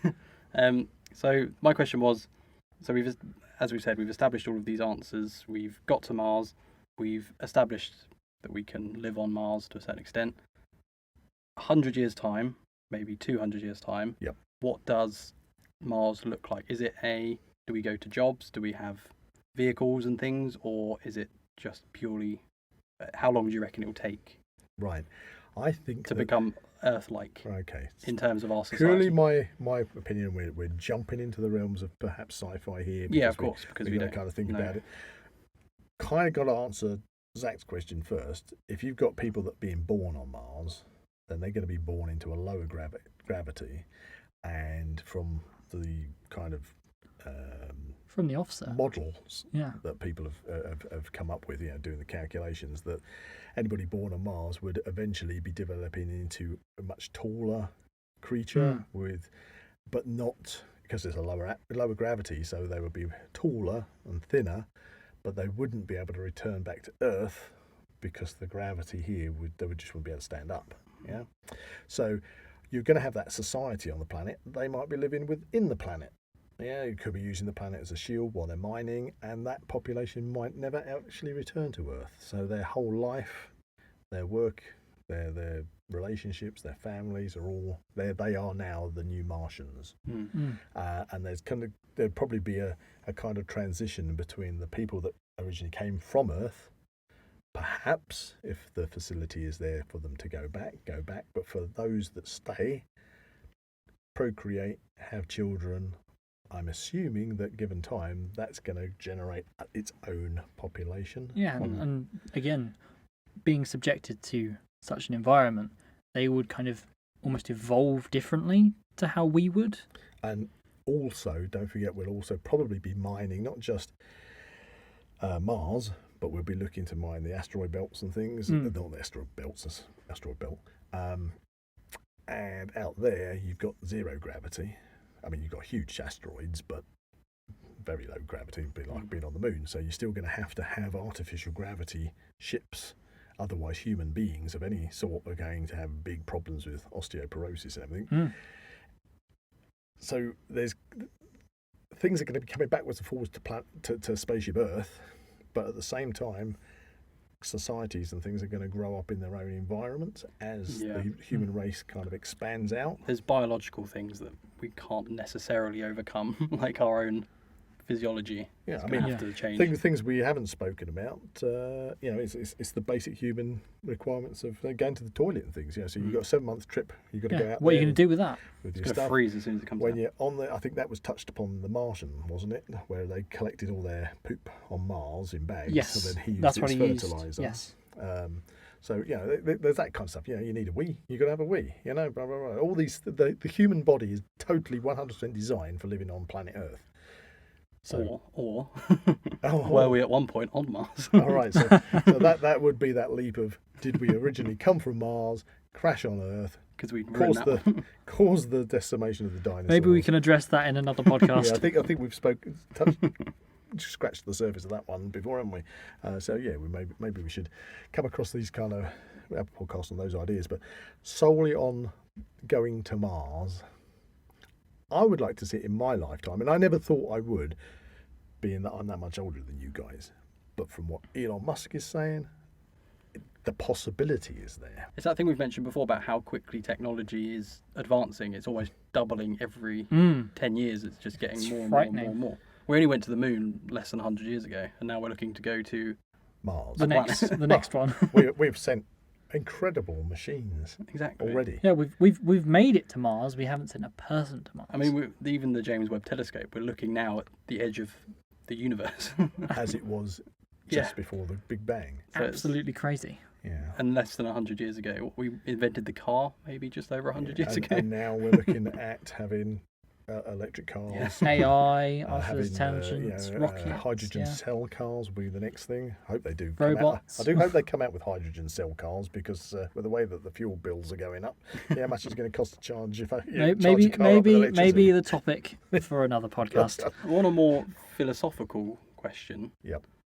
we've destroyed this planet Hopefully. Oh, well, what to you a saying certain that extent. we have destroyed, Yeah, to a certain it, or are extent. we just We're having this podcast because we're looking to colonize Mars. right? As the human race, what we've done to this planet, do we deserve to then go to another planet and potentially destroy that one as well? Right. Well, Mars, untouched as far as we know. No life on Mars, even as small as the tiniest bacteria or whatever. But it's pretty wrecked. It's a lump of rock, pretty much, isn't it? So Fair enough. We'll go and destroy that as well. It's just a big Why not? asteroid. But surely the point is, if you're going to go to Mars, you're going to Mars in order to try and save planet Earth. If you stay on planet Earth and nobody goes anywhere, then you are going to have to deal with something which nobody is talking about at the moment. No politician would dare talk about it because it would be the end of their political career. No political party want to talk about it. But that is the population of the planet. Okay. Yeah. The population of the planet. Just in case you end this podcast. No. The population of the planet is the big issue because of consumption of all the resources. Every issue can be solved with population. Population. So if we'll start the Now We Know show, political party. Yeah, so if you're going to say one child law.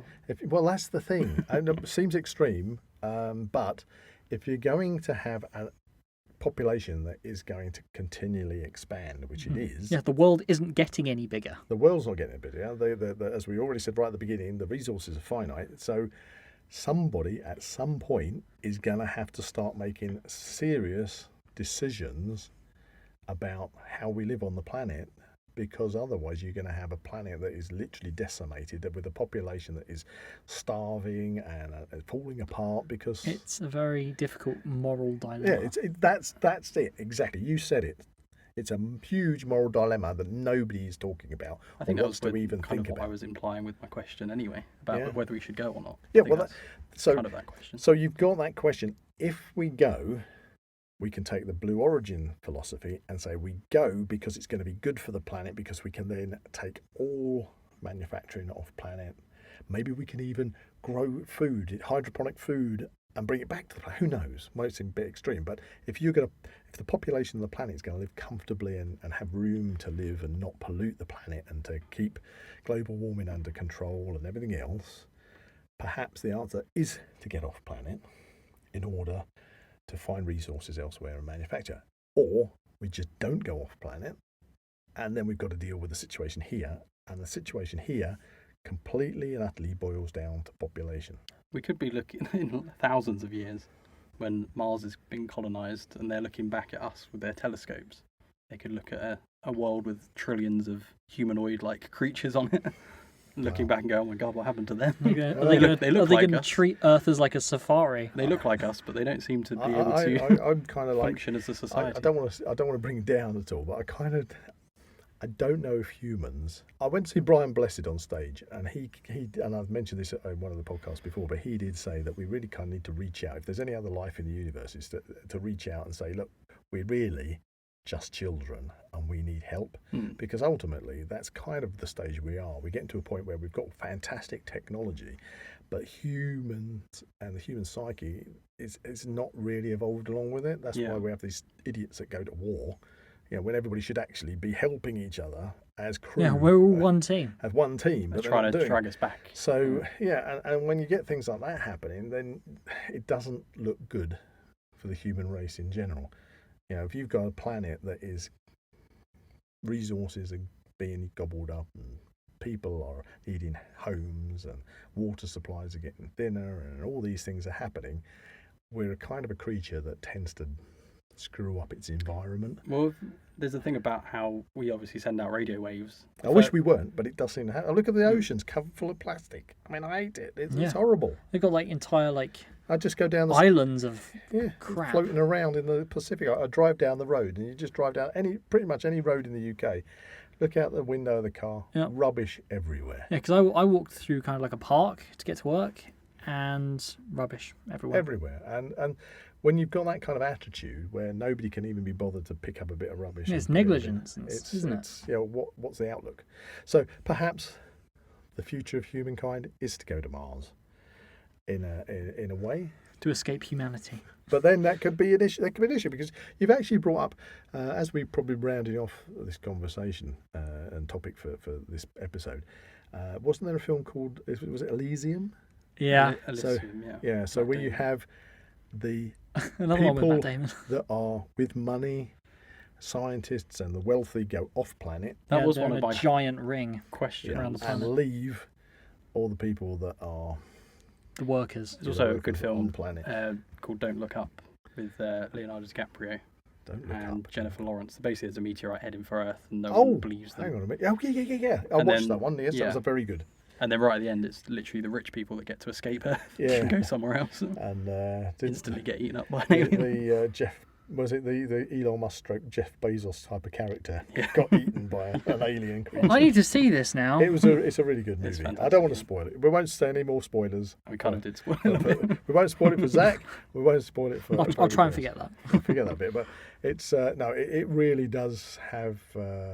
It's really a statement on society as it is today. Yeah. So humans that are listening to this, please start seeing yourselves as the crew of planet Earth. Everybody's got to be a crew member that works together to make the planet we're on. We're a team. We're a team. All of us. We should stop being violent to everybody. You know, it's really easy. If everybody just started being nice, you wouldn't need police officers. There'd be no crime. But unfortunately, humans aren't like that. No. You know, There's always want. it's not like that, and that's why people who are nice and kind are usually the ones that then get scammed by Unfortunately, by the people that've got no conscience at all. Yeah, taking advantage. So that's where we are. So what have we learned? We've kind of learned, hopefully, How horrible we are as a society. how horrible we are in society and how we need to get our ass to Mars. But on the topic of Mars, it is theoretically possible to get to Mars. It feels like now, it's in reaching distance. I think it's in pardon the reaching pun, distance. but it's like it feels like it's We could do it. very close. Yes. And I think the simple question of should we do it or shouldn't we do it? Maybe that's a question we should just ask ourselves in the studio right now. Personally, I think we should do it because we will learn an awful lot from that to hopefully help Earth as is now. That's my opinion. What about you guys? I fear that we will probably end up sending, or it'll be the rich that will go there first if it becomes a planet that's safe to live on and Yeah, it becomes that haven. Yeah. has a similar kind of lifestyle to what we are like on Earth. it will be the rich people. It won't be the You don't see us having EasyJet flights. It won't be the working class No. going to Mars at all. So we'll be left here, whether or not we're left in a good condition. Elysium. Basically, if we're left in a good condition, but I fear that So Jack, unfortunately wealth will. The class divide will Yeah, be Yeah. I can see where you're immense. coming from. So, but do you think that it would be a positive thing or a negative thing? Should we go to Mars? Shouldn't we go to Mars? That's what I mean. It depends on your current It status depends- in society. Okay, as an individual, would you like to see humans go to Mars, or do you think it's a waste of money and resources? I'm kind of undecided. Again, I just wouldn't like to see the privileged go to Mars and live happily on a new, fresh planet and leave everyone else. I kind of imagine it would be the scientists Hmm. that would Yeah, be but there. we're talking about commercial flights to Yeah, space now, I suppose. owned by billionaires. Or maybe We're talking about the actual space companies that are going to take us to Mars. maybe us common folk will get to have holidays on the moon, but won't quite get to Bermuda, Mars. You know. But will, for example, What if Elon Musk gets to Mars first, Yeah. will he be like the Emperor. god King of of Mars? well, that's a good thing. I'm assuming there's kind of an international treaty to say that you can't stick your flag in Mars and claim it to your own. Because But- that's a Star War. But if you're the only person that's there, the company, if you're the only company that's there, then even if the written sort of rule is nobody claims it, you're still going to claim it because you're the only Yeah, company 'cause there. you're Because there. every single You hold the plastic- cards. every single recycled cup you use, every recycled thing, everything that's there, it's all got the company logo stamped on it. It doesn't really matter. The company that's The there. company's there. If it's there, it's sustaining itself. It's... Unless I mean, where you get the issue is if you've got a company which has got to Mars and kind of made it theirs and started to terraform or started to create an underground city to mine and produce stuff. What's stopping another continent doing the same? What's stopping China going there? And then would you have the first people there saying, we don't want them landing on the other side of the planet? How much land do we actually own? You know, maybe that would be an issue in future, but who knows? That's again back down to our human. That's just who we are as humans, aren't we? Yeah. We can't get. So off. anyway, we haven't So, asked yes. Zach. Yeah. Mars, yes, or Mars, no? Right. I very much get what Jack just said, and I kind of feel that looking into the far future, that could be an issue. It will be. It will be an issue. Initially, though, the aim is to get somebody to Mars. Yep. Okay. I would love to see that. I'd love to see it. Yeah. It would be I just fear. I phenomenal fear, human I achievement. suppose the three of us, if you're going to just purely say the question is, would you like to see a human get Yeah, to Mars? Then we'd all absolutely, say yeah. yes. That's kind of slightly different question to should we or shouldn't Yeah. we? For That's a loaded For the question. benefit of the planet. But interesting you say about the rich going there. That surely would only work if everything's automated. Otherwise, you're still going to need to take people I'm talking to like do when- the labour. You're Well, not you going to reach yeah, people well, you're not mining going to and send stuff. rich people to go and farm. Like that'll all be done by then by, as you said, the scientists, the astronauts, and that sort of The thing. robots. The exactly. robots, the automated systems. That's when we get there, and the robots have already claimed. Oh, like, no. actually, you've Well, given us a bit of Funny land. you should say that. It might be something that you've already considered, but actually, Mars is the only planet we know which is totally populated at this moment by robots. So far as we know. Cybertron. That's it. There's loads of robots. It did on appear in a Transformers movie. There's a load of robots on. Well, that's what killed the Beagle, wasn't it? Beagle 1, that was the British probe that crash landed. Didn't it land in that movie? And Yeah. one of the Some- Cybertrons stood on it. I think. It's called a Transformer. Is it not Cybertron? Cybertron's the planet they live on. Is it? Oh, I don't know. Autobot and Decepticon. Decepticon. Oh, a Decepticon then. Because Yeah. Autobots wouldn't do that. No, No. yes, the Decepticons, they're mean. They mean Decepticons. Transformers podcast. Okay, so there you go. So there you go. Maybe we might end up with Mars being completely populated by a new robotic AI, and they'll kick all the rich people off. Oh no. We'll get there, about to land, and they'll go, "Oh, it's gone dark. All the- Where are the people?" All the rich people will be used as slaves for the robots. There you go. You torch, don't look up. Okay. Dun, dun, dun. So there we go. Hopefully we've answered a lot of questions, speculated over some of the information. Maybe we've looked at the We've covered a lot. we've looked at the research. I think it is actually possible to get people to Mars. Hopefully in a good condition. Yes. But I do think the only way they're going to do that is if they send the stuff there first. Yes. They've got to have the technology to send stuff there first, to set up habitation and all the things that human beings need to live before they go. I don't see that it's going to happen just like astronauts getting in a space rocket and going to Mars. Ain't going to happen. As we've established, there's so many little challenges that we need to overcome first Yeah. before we're anywhere near. And all those challenges, Population all those systems, all those things all need backups. And in they case fail. all need to work. Yeah. Here we go. Brilliant. Existential. That's our first episode on Mars. Maybe we shall return. Hopefully, yeah. When someone does land on Mars, we And, can look back Oh, on this. yeah, that would be really Yeah, cool. we would be able to look back. Hopefully, I'll still be around. Yes. You can wheel me in here, and I'll be going. Oh no, we're going to have to add a wheelchair ramp. Have they actually got there then? We're You gonna might have be to an add a ramp. AI. You might be like Oh, a what? brain in a tank. Oh, nice. Oh, nice. Great. Just be bubbling away in the corner of the studio. Yes, really good opinion there. Good opinion there, Buzz. Thanks a lot, son. Thanks for the contribution. Okay, so there we go. We're going to leave Mars for the moment. We've taken off. We've assembled our spaceship. We've got there. There you go. Job done. Yes. So at this point in the show, we always like to look back on some of our previous episodes in a segment that we like to call the Now We Know Show Flashback. And I believe Zach has a Now We Know Show flashback for us. I hope so. Otherwise, Yes, it's not going to work. I do. We're going to take a stroll back to our geocaching episode. Oh, Out and that was about. the mega cache or whatever. It was. It was a power trail. Power trail LN Powertrain. on the hottest day of the year. Anyway, we seem to have a really good response from that episode, and the Now We Know Show would like to announce that we are planning kind of a sub-series of the Now We Know Show called the Now We Know Show Geocaching Trails. Spin-off series. Yes. Right, so we're out and about then. Yes, that'll be maybe a little shorter episodes where a combination of us, Buzz, Zach, Jack, or either or anyone. Jack and Buzz. No, we might have a few guests. Who Yeah, knows? Who knows? But we're announcing Oh, that that sounds fun. we're going to be doing geocaching trails. Yeah, as we've discovered, it's very popular. Yes. Yes. Yes, we And have. if you're listening and you are an expert at geocaching, and you know any good areas that we can find. Please 'Cause please recommend. We are still very new to Yes. this geocaching business. Yes, that's right. And if you haven't listened to the geocaching episode of the Now We Know Show, go take a look.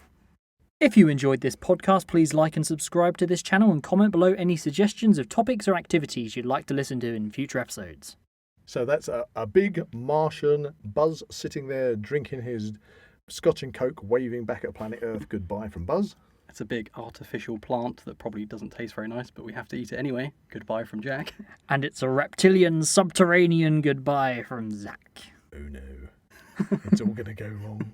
We actually did quite well to steer away from aliens Yes, once. didn't mention And now for the next episode. it. Anyway, goodbye, guys. Bye. Thanks for listening. Thank you Bye. for listening.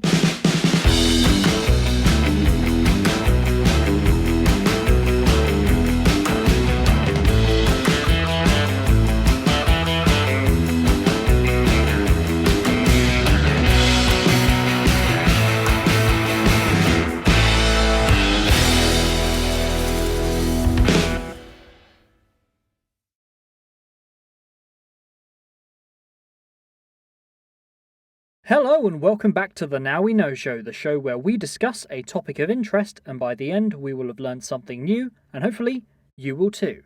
I'm Zach. And I'm Buzz. In this episode, we're going to be talking about the Artemis 1 space mission. Oh, that sounds interesting. It certainly is.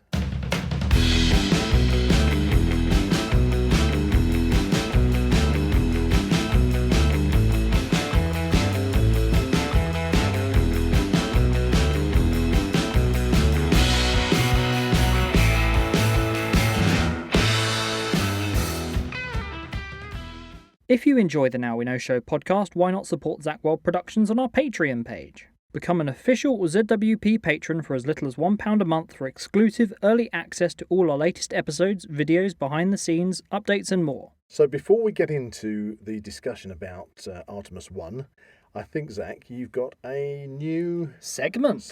Yes, we're going to be introducing a new segment to the Now We Know Show podcast, Huzzah! and that is the Word of the Week. Word of the week. Yes, we should have a jingle for that. Word of the week. Word of the week. Word of the week. Word of the week. Word of the week. Word of the week. Anyway, so the Word of the Week is all about forgotten English words that we hardly use anymore. Right, sounds interesting. Now, all you have to do is write down what you think it means in the comments. We will then reveal what it means at the end of the episode so you can find out if you got it right. I don't even know which word you're going to be saying, so Okay, I'm going to have a go at this myself. so, word of the week. Superannuate. Superannuate. That's SUPERANNUATE. Superannuate. So please comment below what you think that means in the comments, and we'll tell you at the end of this episode. Oh, you are going to tell us? Yes. Oh, excellent. Right. So, anyway, while everybody rushes to Google to find out what that is, Don't do that. We know Yeah. if you're doing that. no Googling. Let's talk about the Artemis space mission. Now, so Buzz, you are very interested when it comes to space and I all am. things space related. I am. And if we throw ourselves back a few months now, I think it is, we did an episode on Mars. Yep. And if you go back even further, we did the Apollo missions. We did. What was interesting, though, is when we did the Mars mission one, Mhm. I had no idea, I hadn't heard of the Artemis 1 space mission. Neither have I. I mean, I don't know if that's a reflection on our news broadcasters, media in the UK, but I was actually, my mind was blown when suddenly up it came on the news that they were launching this whole new Space program. Space program, this space rocket that was called Artemis 1, and it's like, wow, where did this Where did this suddenly pop up from? Now, I'm usually, as you say, pretty hot to trot on, keep an eye on these things. Hmm. In England, we have a show called Sky at Night, which I like to watch, and I, I try and keep my finger on the pulse, if you like. Mhm. But don't ask me how, but this kind of slipped the net. And so suddenly we were thrown into a whole new space mission, which was, oh man, it kind of like, when I first found out about it, it psyched me. I mean, I thought this was amazing, and it was really, really relatable to our Mars episode that we did on how man would get to Mars. Yeah. And so when this came up, and in fact we had then prepared to do a live broadcast. That was the didn't case because this was going to be launching. we? It was actually going to be launching, I believe, on the 3rd of September Yeah, 2022. that's it. I remember it. And it was like, quick, scramble, scramble. Scramble, let's do a podcast on it. Yeah, and we got all the kits set up, ready Yep. for a live broadcast to watch the countdown Mhm. and to see Artemis 1 take off. And unfortunately, they had to cancel because there was a hydrogen leak in the engine. And so It got delayed. I think it got delayed, about a week. Mm. They were going to go for a second launch, but I think weather conditions. Again, it got delayed. Yeah, there was issues, so it got delayed. And then that was it. We didn't hear anything about it. And then, it's crazy, isn't it? Mm. Doodling along, not hearing anything on the media about anything. And that was the thing. I thought it was being delayed until next year. Well, that's the thing. You'd think that I consider it a very important event in human history, such an important step forward with, mankind actually going back to the moon. This is like crazy stuff because it's not just going. This is why I say I was psyched about it, because it wasn't just about Artemis 1 going and taking humans back to the moon, but also setting up a permanent moon base. That's crazy. Having an orbiting station around the moon. Yeah. And ultimately, again, going back to our Mars podcast, it's going to be the stepping stone, the launch pad for future missions to Mars, which could well be happening in the 2030s. Yeah, that would be really exciting to see. It is. So, to suddenly have this, it's like, wow, this is amazing. And then this week, I woke up in the morning on the 16th of November and made a cup of coffee, turned the news on, and it's already launched. What?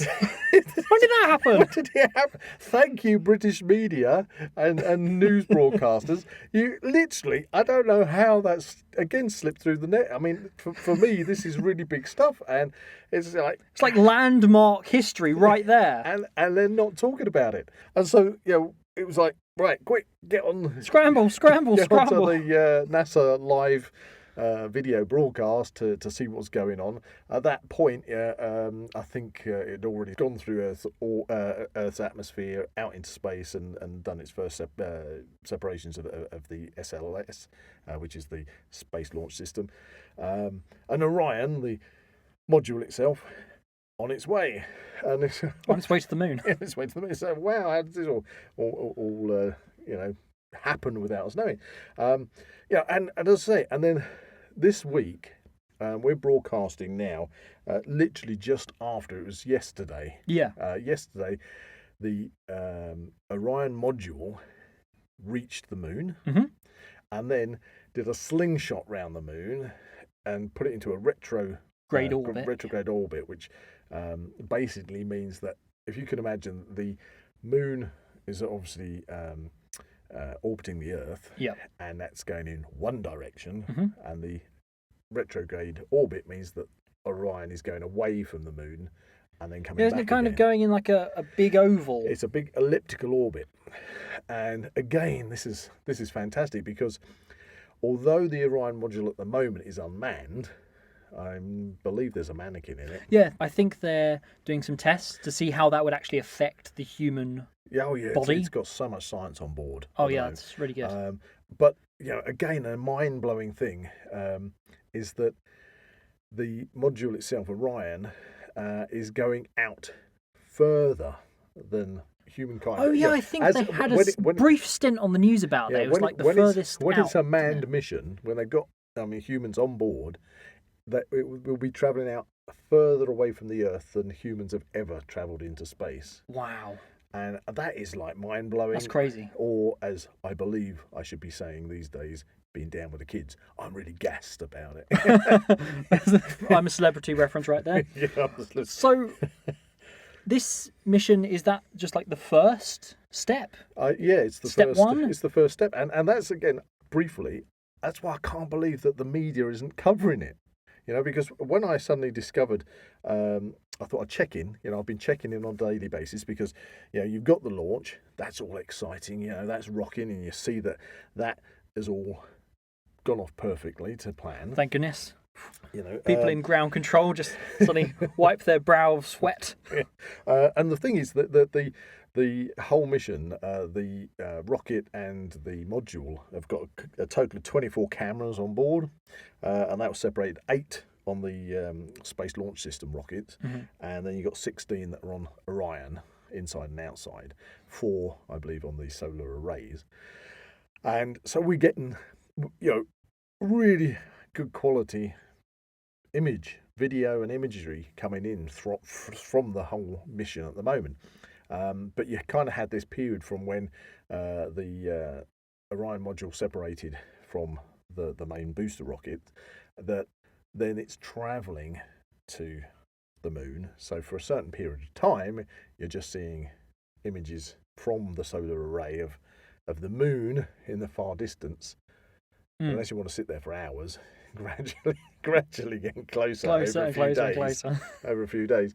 And but that's something, and so you've got a period of time where I've been kind of like dropping in and seeing what's been going on, and then yesterday, as I say, I dropped in on it, and boom, there's the Orion module, literally, I think it was travelling at about 600 miles per second towards the moon, and you could, it's just mind-blowing to be able to see the images off this solar array of the module as it's approaching the moon, and the moon's getting bigger, and then as it swung around the moon to slingshot off, and then you get the image of our little blue planet. Now, I remember seeing that on the TV screen, and that was just like, that was mad. Well, that's because I was on the NASA Live channel. Oh, right, okay. And I'd basically beamed that up onto the telly.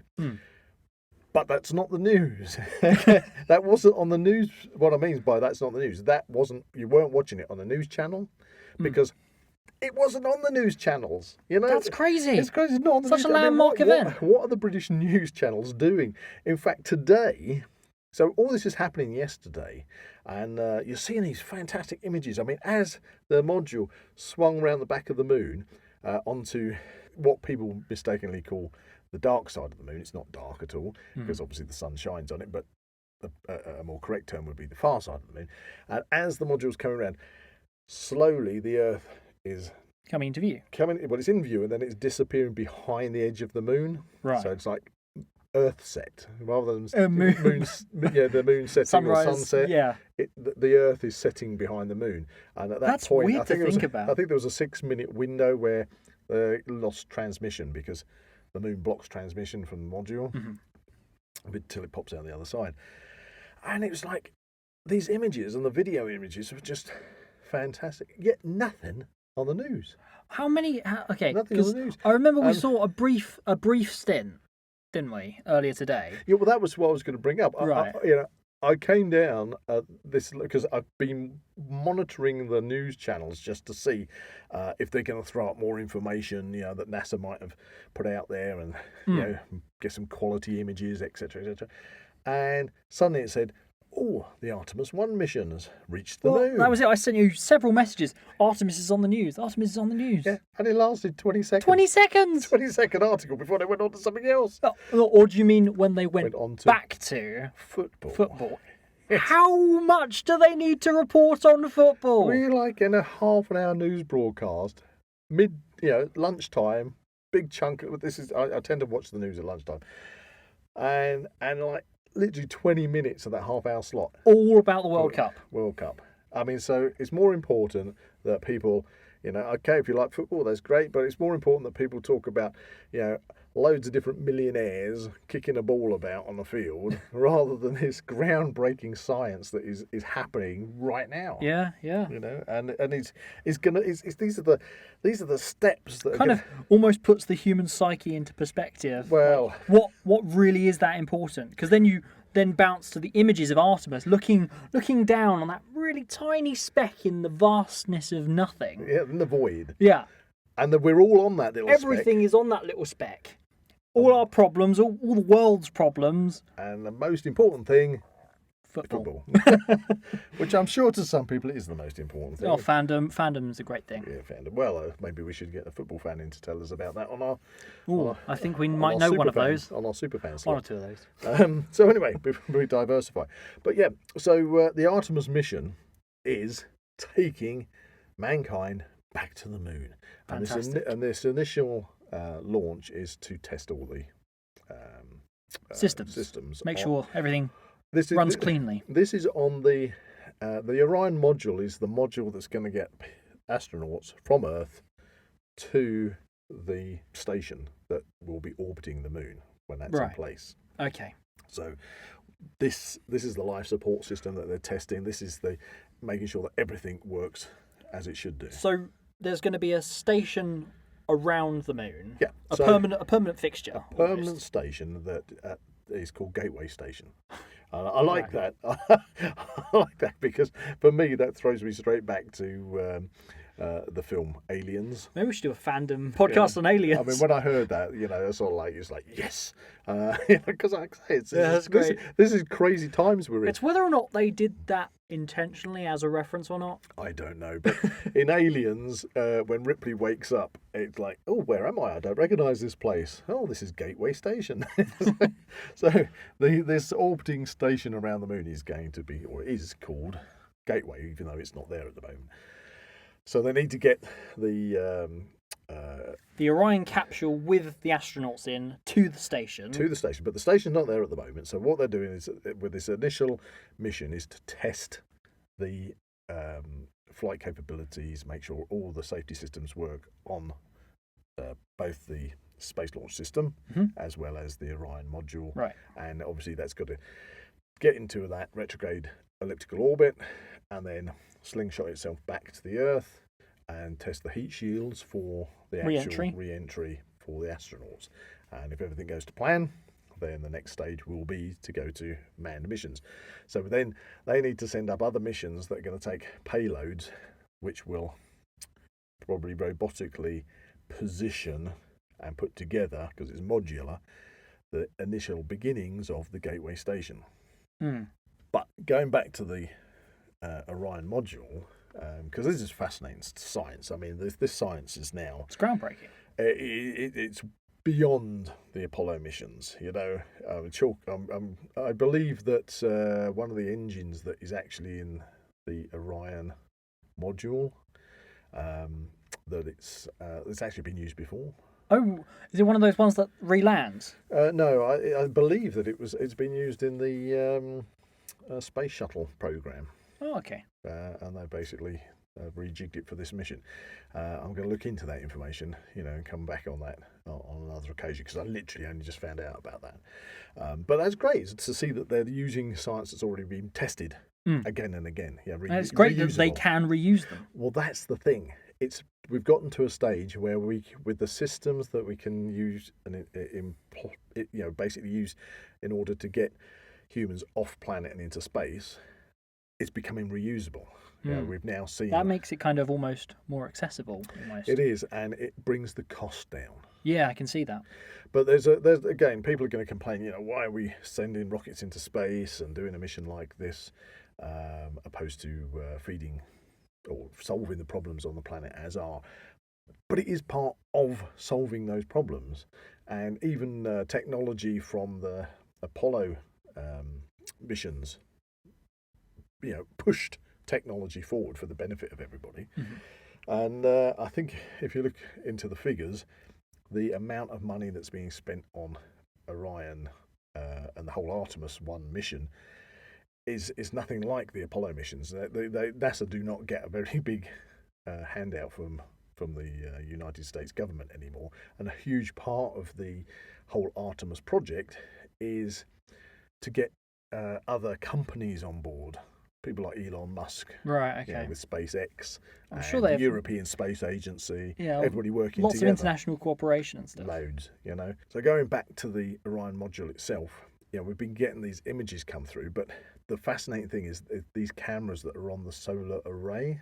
Mm-hmm. That's another striking difference between the Apollo series and the Artemis 1 mission, because the space modules that went to the moon all had power cells to keep them going. Right. They had to carry their own power cells with them, whereas Orion is powered from solar panels. Well, that's good. Because they didn't have that technology back in the day to run the module. So it doesn't have any power cells in the same vein as the Apollo missions. It's got these, and that was the thing.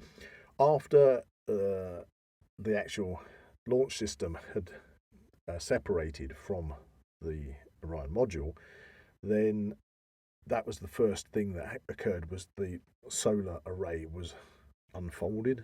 Right. So you could actually see that with the cameras. Oh, wow. That's really cool. To get the solar array out. And because it's got 4 cameras on the solar array, that's why we're getting these absolutely wonderful images coming in. That's fantastic. So I think you've covered a few of the points that I've actually got some questions written down. Oh, you already had some questions. Yeah, I already have some questions. I'm getting a bit excited. I have some questions. I'm getting excited and a bit carried away. You've covered a few of these so far. Forgive me for being so excited about it. That's okay. That's okay. I'm excited too. Yeah. First up, how long is the Artemis mission? So the Artemis 1's journey and the journey of the Orion capsule will take it 450,000 kilometres to the moon, where it will then orbit at 400 kilometres above the lunar surface before continuing approximately 64,373 kilometres beyond into deep space, as I mentioned before. Ooh. The furthest out ever. Not the furthest out that we've sent anything before, yeah. obviously, but this is the furthest out humans will be going. Exactly. Fingers crossed. And that's quite scary, because you're talking about into deep space.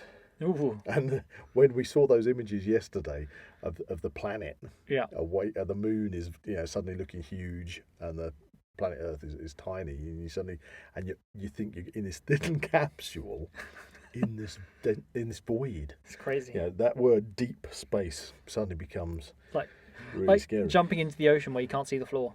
That's right. So as I say, sorry, I'm getting sidetracked there, but after the mission length of, as I say, about 25 and a half days, the module will splash down in the Pacific Ocean near to California, I believe, on the 11th of December. Oh, okay. If everything okay, goes. that's okay. And so far, everything's going to plan, so there's no reason why it shouldn't be splashing. Hopefully, there won't be any aliens on board. What is the purpose of the Artemis mission? Well, I've briefly kind of outlined that, haven't I? Yeah. So, I mean, there's a lot of experiments that are going on. I'm not up to speed with all the different experiments that are on board or going to be tested on board, but the main body of it is to take astronauts back to the moon, but also have a permanent lunar base. So we were talking about them docking with what will be the Gateway Station. So you've got the Orion capsule, and that is the, if you like, the Earth to Gateway, and from Gateway back to the Earth transportation. But there will be a lunar lander, which will also be docked Onto the station. the Gateway Station, and that lunar lander is what takes the astronauts to the lunar surface. surface and back to the Gateway Station again. Right. That's job, and I believe that's being developed by SpaceX. Right. So SpaceX have got the lunar lander, and the actual place, which is very interesting, the place where it's already earmarked for the base to be put. That's good. Around the South Pole region of the moon. Huh. Because there's a lot of frozen ice there. And that can be used. For both oxygen, for water, and for fuel as well. So you've got all the potential you need there to supply a manned station. Okay, I think this leads me into my next question. Okay. Why do you think we should go back to the moon? Right. Well, obviously, all of everything I'm saying from an excited layman's point of view. Okay, from somebody who's always been excited about space, about both the reality of astronomy and understanding the universe about us, as well as loving the idea of science fiction. And when I was a kid, in the early 70s, to think that we actually, in my lifetime, I mean, obviously we'd already been to the moon. In the 60s, landed on the moon, but to actually have a space station revolving, orbiting around the moon and having a lunar base, that's science fiction. Yeah, that's mad. But this is becoming science fact now. And your question of, why should we do it? Mm-hmm. Not only is it important, I believe, for the future advancement of the human race, but and all the technology that goes along. As we develop things that are going to help us on planet Earth. But we have to look to the future. When it comes to things like global warming, where they recently had the latest COP 27. COP27, where all the leaders of the nations, leaders came together to discuss and to try and find ways of keeping the global temperature to not rise above 1.5 centigrade globally, because if it goes up to 3 centigrade, we're buggered. That's a very, very British way of putting it. But yes, we got big problems, so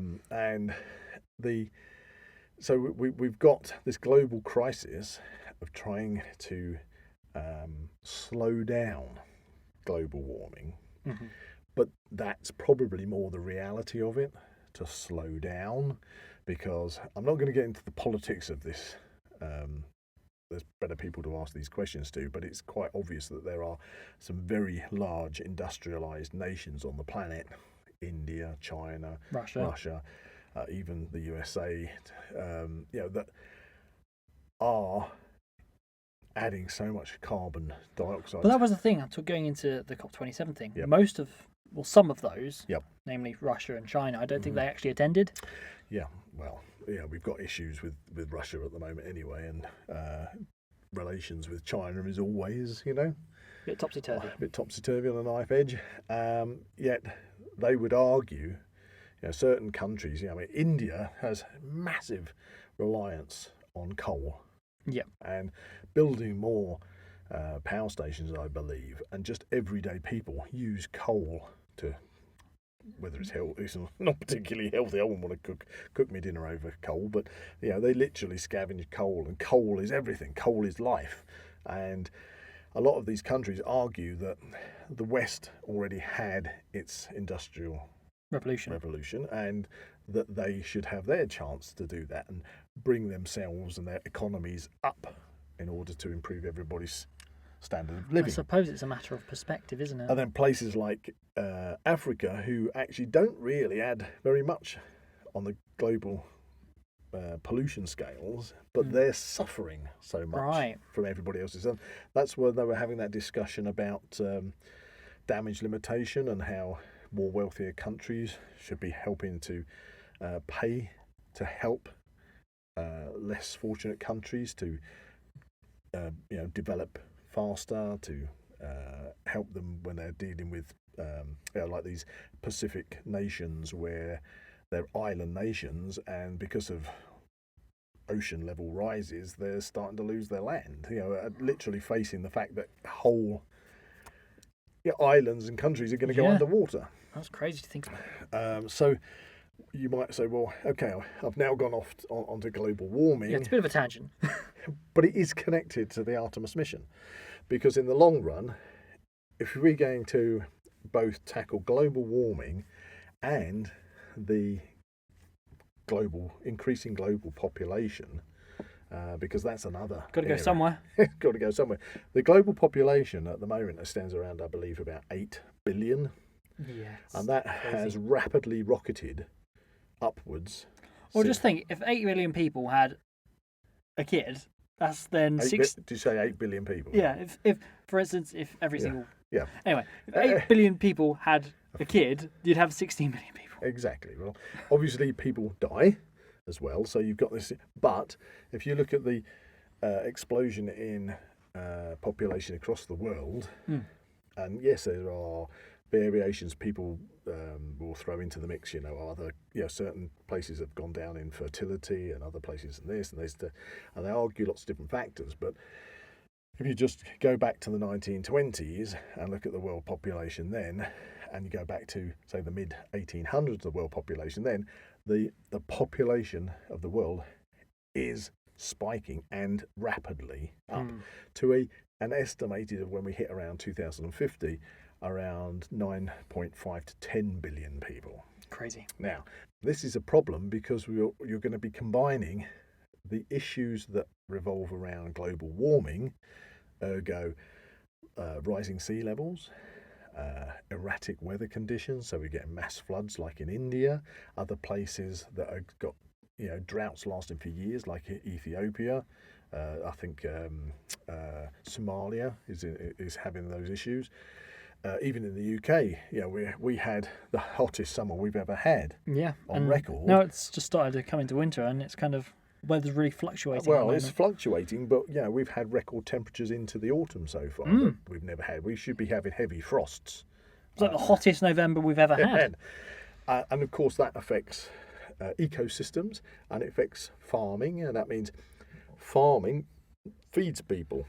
And that becomes even more strained. So more and more people require more and more foodstuffs, more and more land is disappearing, more land has to be given over to population because people need to live somewhere.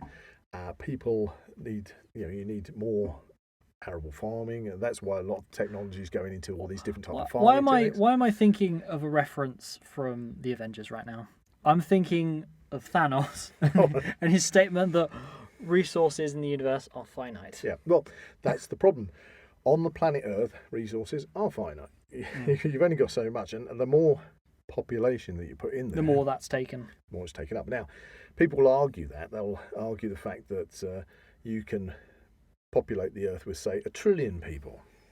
Right. So, which obviously is vastly more than saying 10 billion people.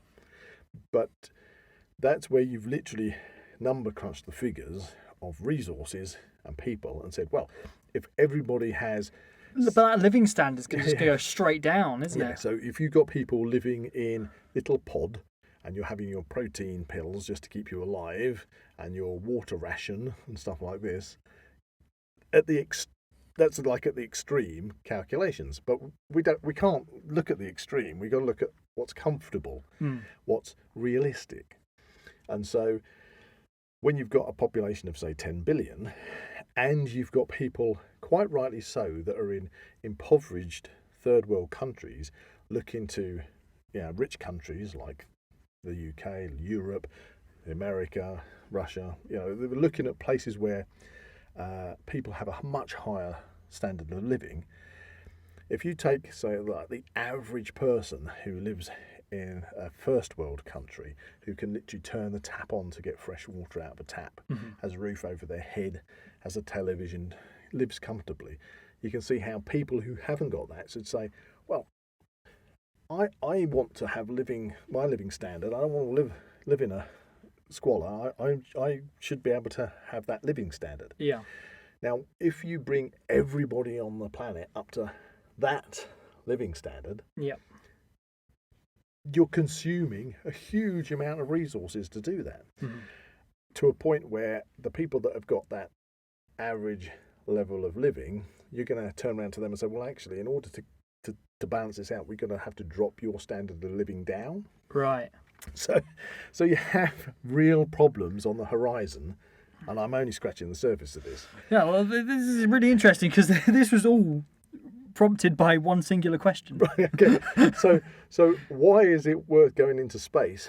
And I've mentioned I think I mentioned in the Mars podcast that I obviously mentioned SpaceX, but you also have like Jeff Bezos with the Blue Origin program. They want to get industry off planet.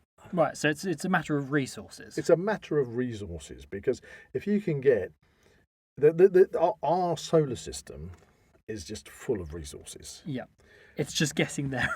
It's getting full of water, full of precious metals, full of just your standard ore that you would need for heavy industry, gases. And if we can get that off planet, that's basically if you can take everything off planet and turn the Earth into this nature reserve. Yeah, this paradise that it should be. Because the problem is if you have a forest that can support an ecosystem, and say you've got, I don't know, say you've got your top predator is a tiger, and it needs, I don't know the figures on this, but let's just say it needs 600 square kilometres of forest to support one tiger. Yeah. If you keep chucking tigers in there, they're going to eat the resources, and they're going to starve. And they're going to starve.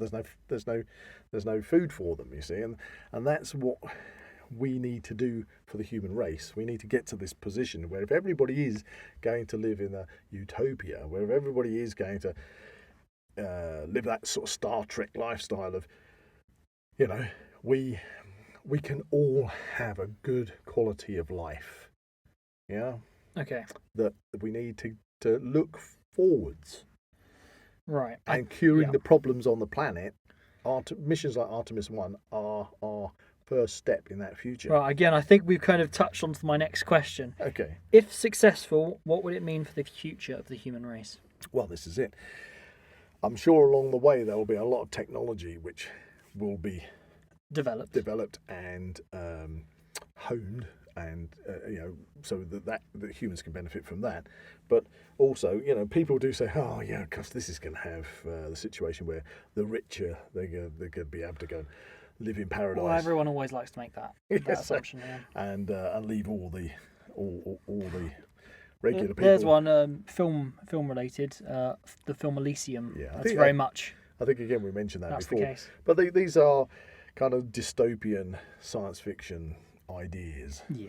And I'm sure that we're a long way from anything like that. And hopefully, I would like to see, in Elysium, I believe that the rich lived in a. Wasn't that like in a? It was like an orbital ring around the planet. Around the planet, while the planet itself was just messed up. However, if you look at it sort of further back and you say, well, okay, you want to go on holiday to Spain. It used to cost a huge money. Actually, the price has gone up since COVID. But there was a time when families would, in the UK, a family holiday would be going off to Skegness for a week. Woohoo! Or Bognor Regis. Hooray! Brighton. And then package holidays became cheap. and people could then fly off to Spain. And I kind of like, the reason I say that is I'd like to see that happen with these kind of missions, that it's not just the super rich that can go, that the transportation It's development, increasing that accessibility, isn't it? the accessibility, the ability to get off world becomes cheap, becomes easy.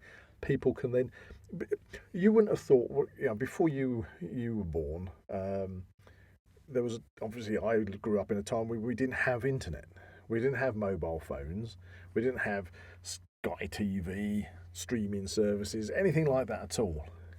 I mean, you didn't even have USB sticks. No, not USB sticks. Gotta love a USB stick. But what I'm saying is, as that technology developed, huge amounts of jobs are being created. Yeah. That people now have jobs working in IT that was something that never existed. It didn't exist.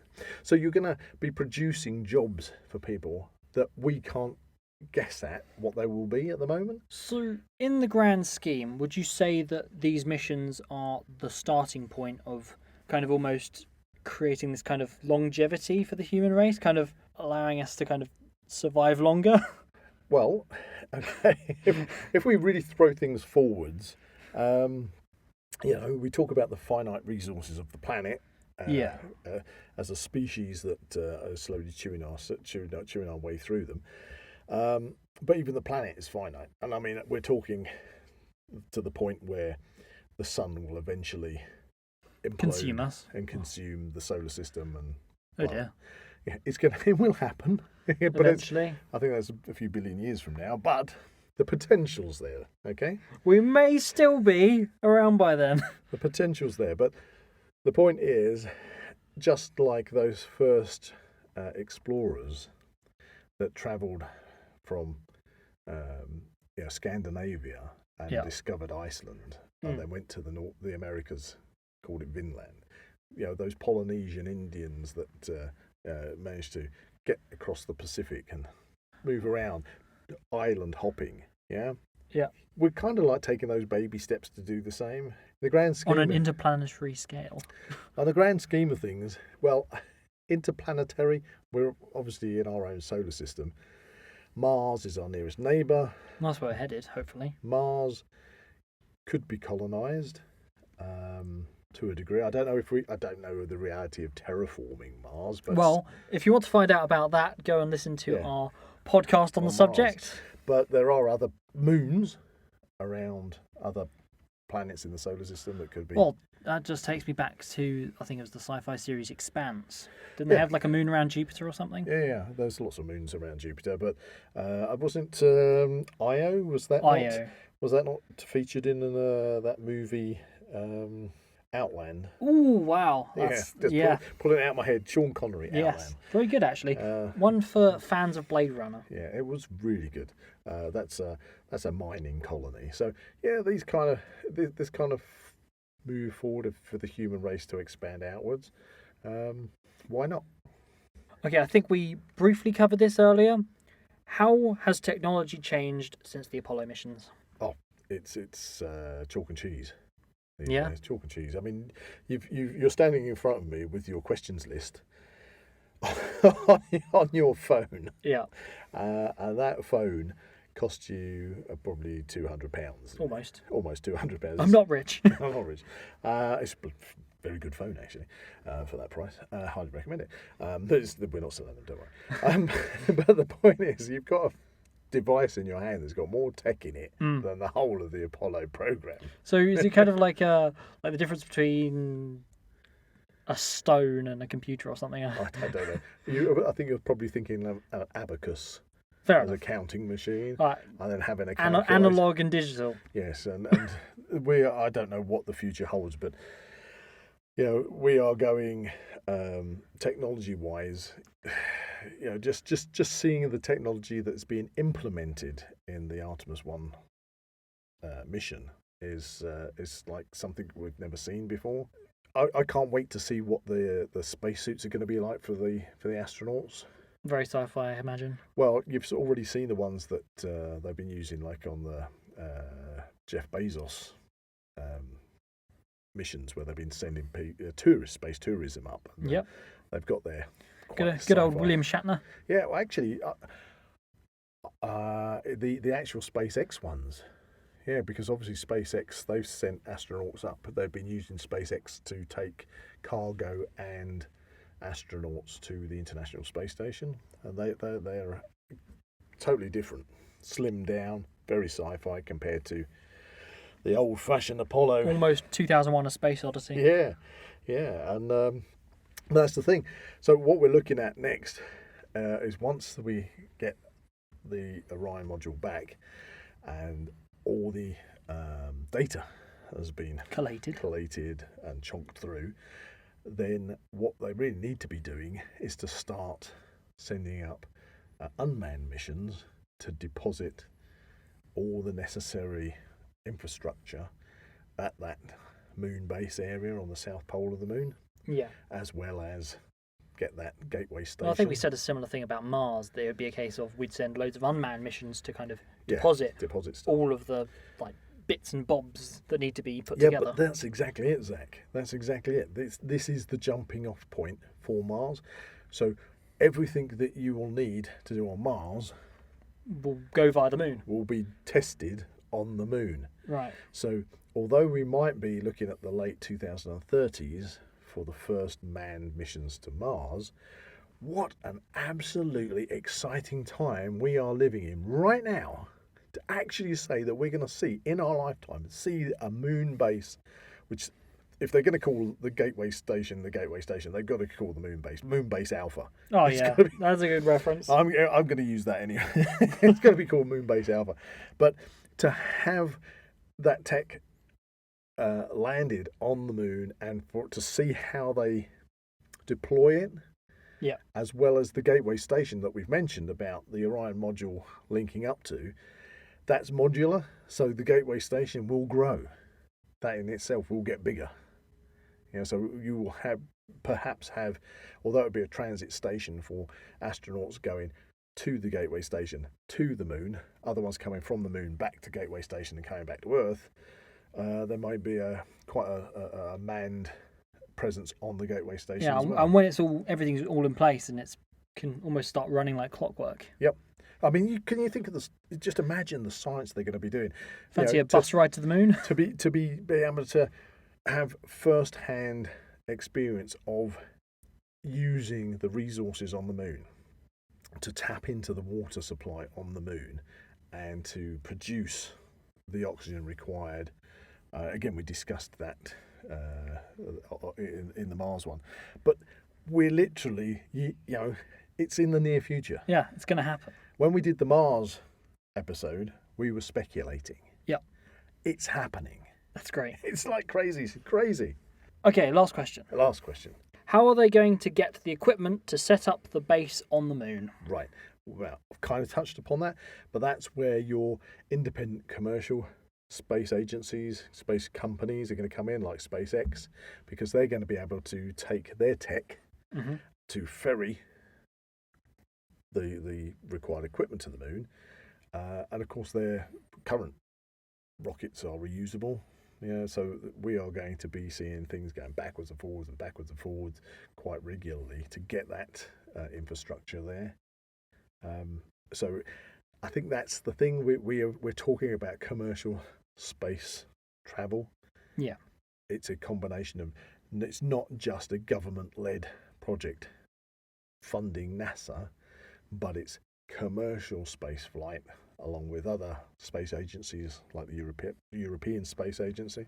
Yeah, because that's it. We've recently got a spaceport in Cornwall, haven't we? You are right. In fact, I think there's 4 different officially, I think there's about 4 spaceports around the UK, but last week, I believe, in the UK, the Cornwall spaceport was given its actual operating license. Yep. So it can now start Launching rockets satellites and stuff to space. Yeah, the way that they're going to be doing it from the Cornwall spaceport. I mean, it's crazy. I mean, when would you be Spaceport Cornwall. Spaceport Cornwall. When would you be thinking that good old Blighty would have spaceports with launches going off into space?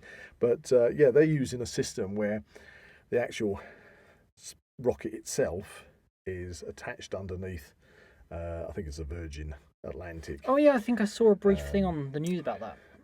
Jumbo jet. So that will take it up to a certain altitude, drop the rocket, Drop it, and then that uses its booster rocket to get into orbit, deposit the satellites, Come back. and then come back again, you see. But it's crazy. We have a spaceport, an operational spaceport with a license to start in the UK. in the UK. I mean, the times we live in, it's just absolute crazy. Sci-fi is Reality. Well, thank you, Buzz, for answering my few questions on the Artemis mission. That's You're my obviously pleasure. very passionate I am about passionate. space. I say I am not a scientist. I am a layman, but laymen are allowed to be enthusiastic about these things. Now, fingers crossed for the Artemis mission. Well, it's still ongoing. Yep. It's up there. The Orion module is doing what it's meant to be doing. We'll and as find I say, out. It'll be back. I can't wait to see the re-entry when it comes back Yep. on the 11th of December. Yeah, that's going to be fantastic to see. It's going to be amazing. Absolutely amazing. So yeah, I dare say we'll be covering this whole Series of missions. man going back to the moon. We're going to be covering that in future episodes, I'm sure. So hopefully I've given you and the listeners a kind of a up-to-date look at what's happening with the Artemis 1 mission, especially if you're trying to watch it on any of the UK media that aren't covering it. Where's the coverage? What are you doing, guys? Thankfully, for all you space people out there, You've got the Now We Know show. you got the Now We Know Show podcast. That's right. Stay tuned. Listen to our upcoming episodes. Anyway, we haven't quite finished, have we, Zach? No, we haven't. What have we got left? We've got to find out what our word of the week actually means. What was the word of the week? Superannuate. I bet all the listeners have forgotten all about this by now. Thank you very much, listeners. If you have commented below what you think superannuate actually means, I am now going to reveal what superannuate means. Please do. To esteem, reckon, or admit a person into the number of those who ages entitles them to be eased in some service upon account of their great age and natural, at least supposed, inability. What the heck? I have does that absolutely no idea what that actually means. That didn't explain it at all. mean? Not really. So what you're saying, Zach, or in a more simplistic term, you're talking about somebody of great age is being retired off. Yes. Superannuated. Yes, that does seem to be the case. So, not a word that I've particularly used myself, but there we go. There you go. Superannuated. Superannuate. It will come to me one day when I'm old and wizen. Okay, so that leads us into our Now We Know Show flashback.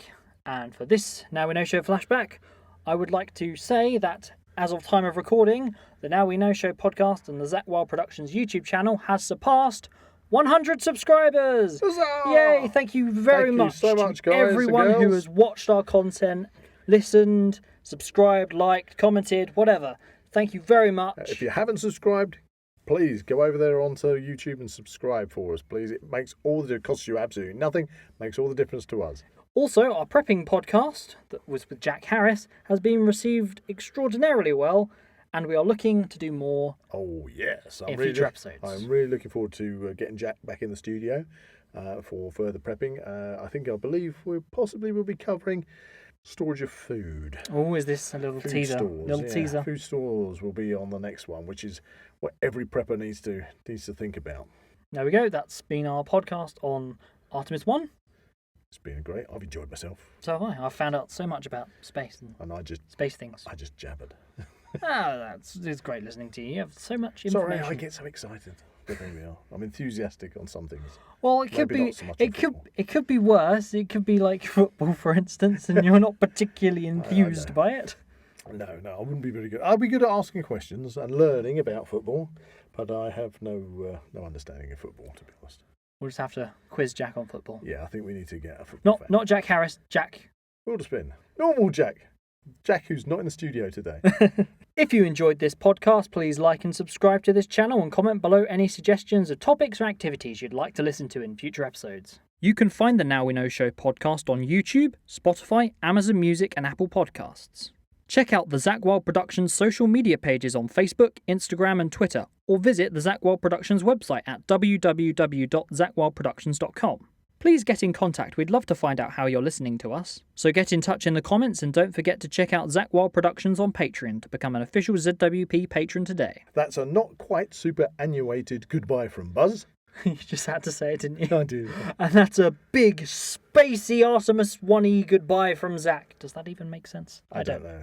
Let's just launch into the Let's stratosphere. blast off! To the moon! Till the next episode.